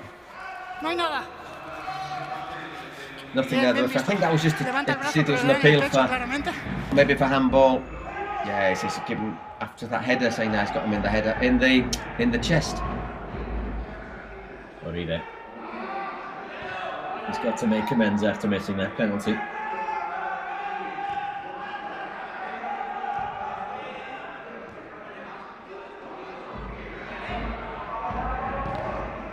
The shots easily blocked.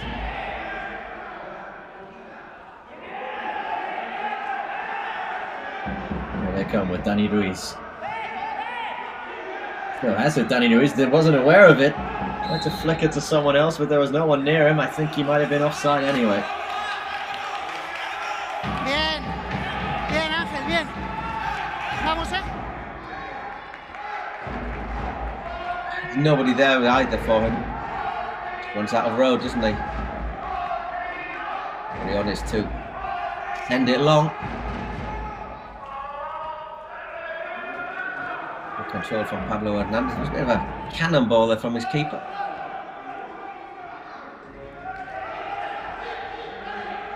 My press deployed by Pio.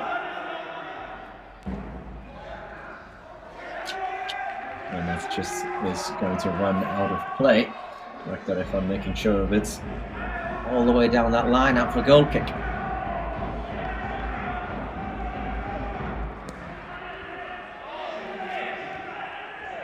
Coming along, and it's brought down well by Dani Ruiz. Well defended though. Yeah, Porcinos have defended really well, has to be said. There's Nadir, here's a chance. Ball, and yes, it is. That's gorgeous. Oscar Col makes it 2-0. Lovely goal there from Oscar Col. With such quick feet as well.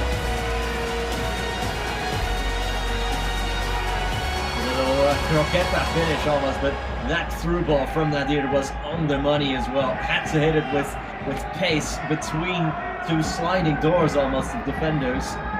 Yeah, he does really well, and he finds that space, doesn't he, to beat Ibanez, and he does it in half a yard. Yeah. Brilliant footwork, quick feet. So, 5 minutes just over, and Porcinos. Well, they've put themselves in a very good situation, although, of course, if it's 2-0 and Pio would equalise in the last 2 minutes, that goal would be valued double. Rajon just had a crack at goal, will be a corner.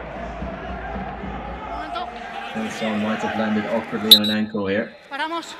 ¿Necesitas asistencia? 21. I think it's David Soriano. Arriba. Sí. Yeah, he said he's just landed on his ankle there. Pito para reanudar. Pito. Whistle that gets going again. Ooh, well defended again.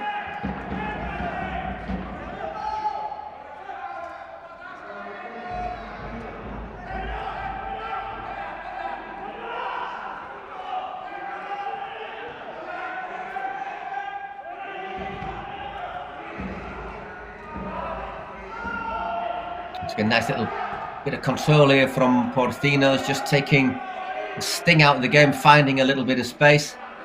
It's nicely worked once again. Pablo Hernandez comes back, looks to make things happen. Pio forced forward. That's good aggressive play though. Alejandro Mejia doing well there. Aguanto, si sigues puedo dar ventaja, tío. Chicos,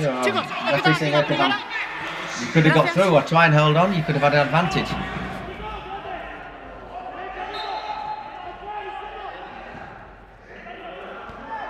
Good in there. Defensive header.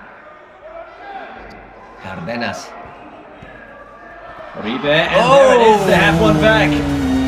That does make it interesting. Fabio Ruger lets the goal back for Pio. That's something, they have a lifeline. But that completely changes the context, because at 2-1 now, if Pio score in the last 2 minutes, that would put them 3-2 up, because the goals are worth double.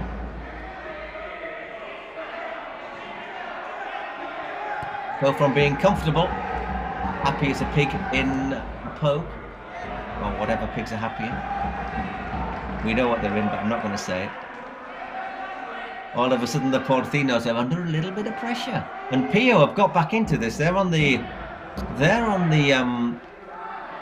attack now. No, not with passes like that. They aren't. They've got the initiative.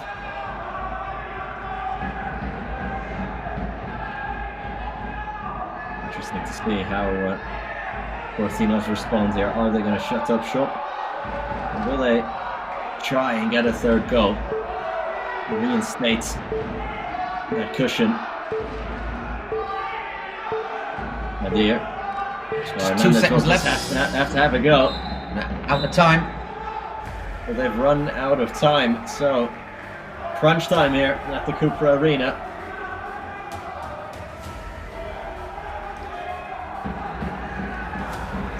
Minutes plus added time to go. And again, we won't have penalties then. Or you won't have a golden goal then, or penalties. We've only had one so far in 2 weeks, haven't we? Yeah, we haven't seen a golden goal yet in these 2 weeks. We've seen one penalty shootout. Portero, como desde los costados, estar jugando ese balón dentro a Minibartu para que él le aguante y saque cosas desde ahí. El que vaya a presionarle al balón, que tape el pase central, que jueguen fuera, que provoque que jueguen fuera. What he's saying is, don't let them play an inside pass. Make sure they open up the wings. The only pass you can allow them is to open it up. Don't allow them to come through the middle. Coach Ajoa leaving it quite clear. Full of passion, isn't he? He certainly is. His brother Albert is commentator here in Spain, of course, on TV network DAZN. So, 2 minutes plus injury time for either Porcinos to hold on to their lead. Yep. Robert at the death. Rebecca really running at this, and he wins possession for Pio. Great stuff. There was no holding back there on that challenge, was there? Carlos Omabego putting his body on the line. Viewers will love to see that. Under number 14. And Luis forks it out wide for Omabego. They can vote now for man of the match. All 4 options on the Porcinos team. Nadir, Gol, Soriano, and keeper Marc Briones, who so far is leading the votes. Yeah, the Cole people getting their voices heard as well. Oscar Cole, scorer of the second goal. Look at the keeper though. It's a big day for keepers, isn't it? They're winning a lot of these votes. Keepers often go underappreciated, but not here in the Kings League, it seems. Target there from Danny Ruiz. Works it out wide for Cole. He's almost beating away at the back post there. Cole couldn't pick out the run of Nico Santos. A goal now from Porcinos would probably put this to bed. You would think. Oscar Cole sees Pablo Hernandez on the overlap, but he can't find Hernandez, who was in acres of space. They've done really well to neutralize Pablo Hernandez. No me lo dejes a mi elección, estoy a 20 metros. The referee. I think the referee's struggling for breath. He's had 2 games, hasn't he? And he's. Oh my word! Pio takes the lead of the match. Little piggy, can I come in? Rosita, the number 7. This could be a huge goal for Pio. That's what happens when you don't kill your rivals off. Just like that, a deflector shot that goes in. Omabego picks him out. Coquita. Deflection of Cárdenas and past Marc Briones. Ivan Lopez, Coquita, my word. 3 minutes of injury time. Still plenty of time. The thing is, like, you look at Rivas now, and before she was probably reasonably relaxed because you give it up as lost, but now all of a sudden you're winning. The nerves kick in again, and a free kick.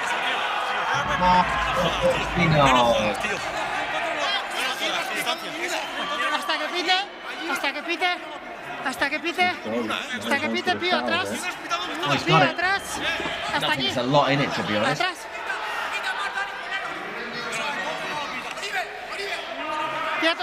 Quietos. Chicos. Un pasito atrás. Por favor, un pasito atrás. Por favor. Un pasito atrás. Tenéis que estar detrás del punto de penalti. Venga. Hernandez stands over this to potentially retake the lead. Don't often see people scoring from a direct free kick. Here's a what a save! Good save, but there's the goal! There's the goal! Porcinos retake the lead of another goal in added time. I think it might have been Cárdenas. It hurts, if you'd have just lost 2-0 or 2-1. Yeah. If you'd have lost 2-1, it wouldn't have hurt as much as that, would it? Yes. Absolutely. That's a fantastic save as well from Jorge Ibanez. How harsh is that on the keeper? We've got another minute. Maybe a minute and a half. Maybe a bit longer after the celebrations. Are we going to have another twist in this game? Another twist in the piggy's tail. Ribbon. Out of the way by Pablo Hernandez. Can they bring home the bacon?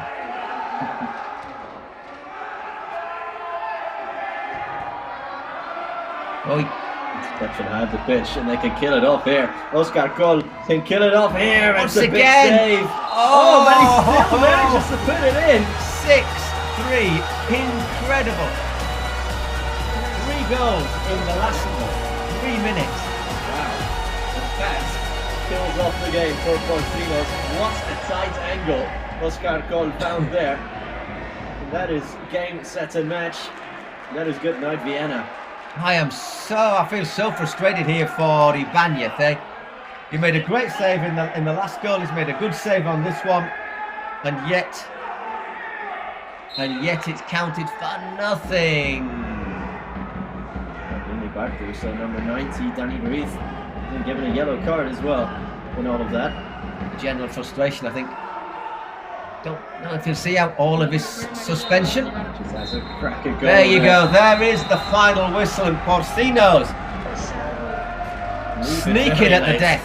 Leave it very, very late. Well, Pio suddenly, at the death, took the lead of the match out of absolutely nothing with Coquita, the number 7. His deflected shot crept past Marc Briones.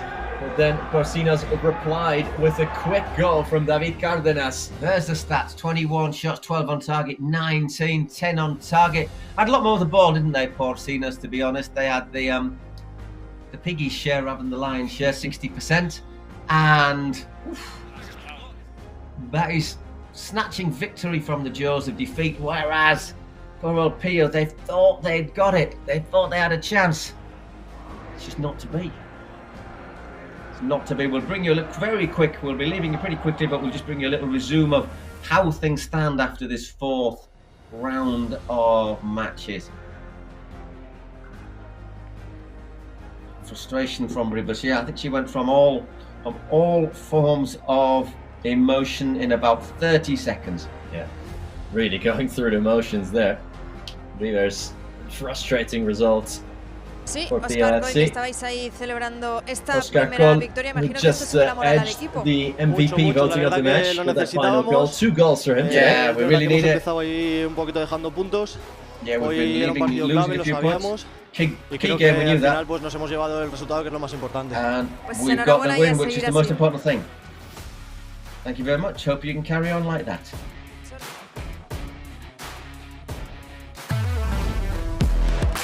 There you get the highlights very quickly. Unbelievable stuff here. Own goal from Torrejon. Yeah, it was unlucky there, wasn't it, from Marc Torrejon. A big penalty save there from Marc Briones as well.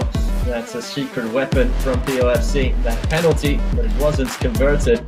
Pio then took a very unlikely late lead. After first, it was Flavio Ruggeri who made it 2-1.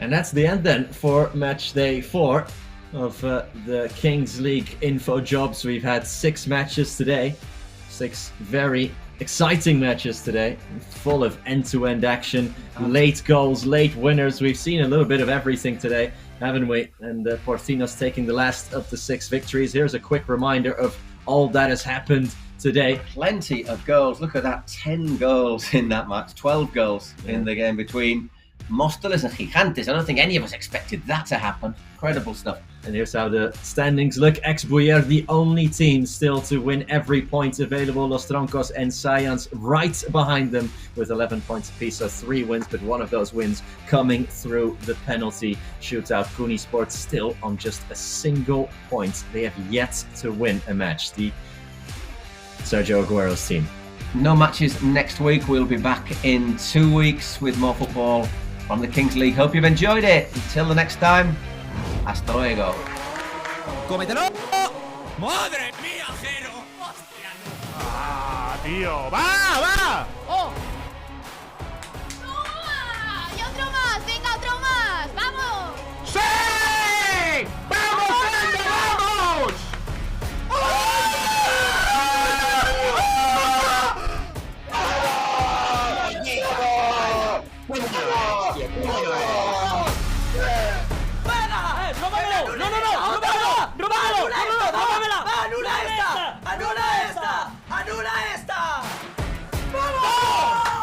Vamos, bien, buena, perfecta.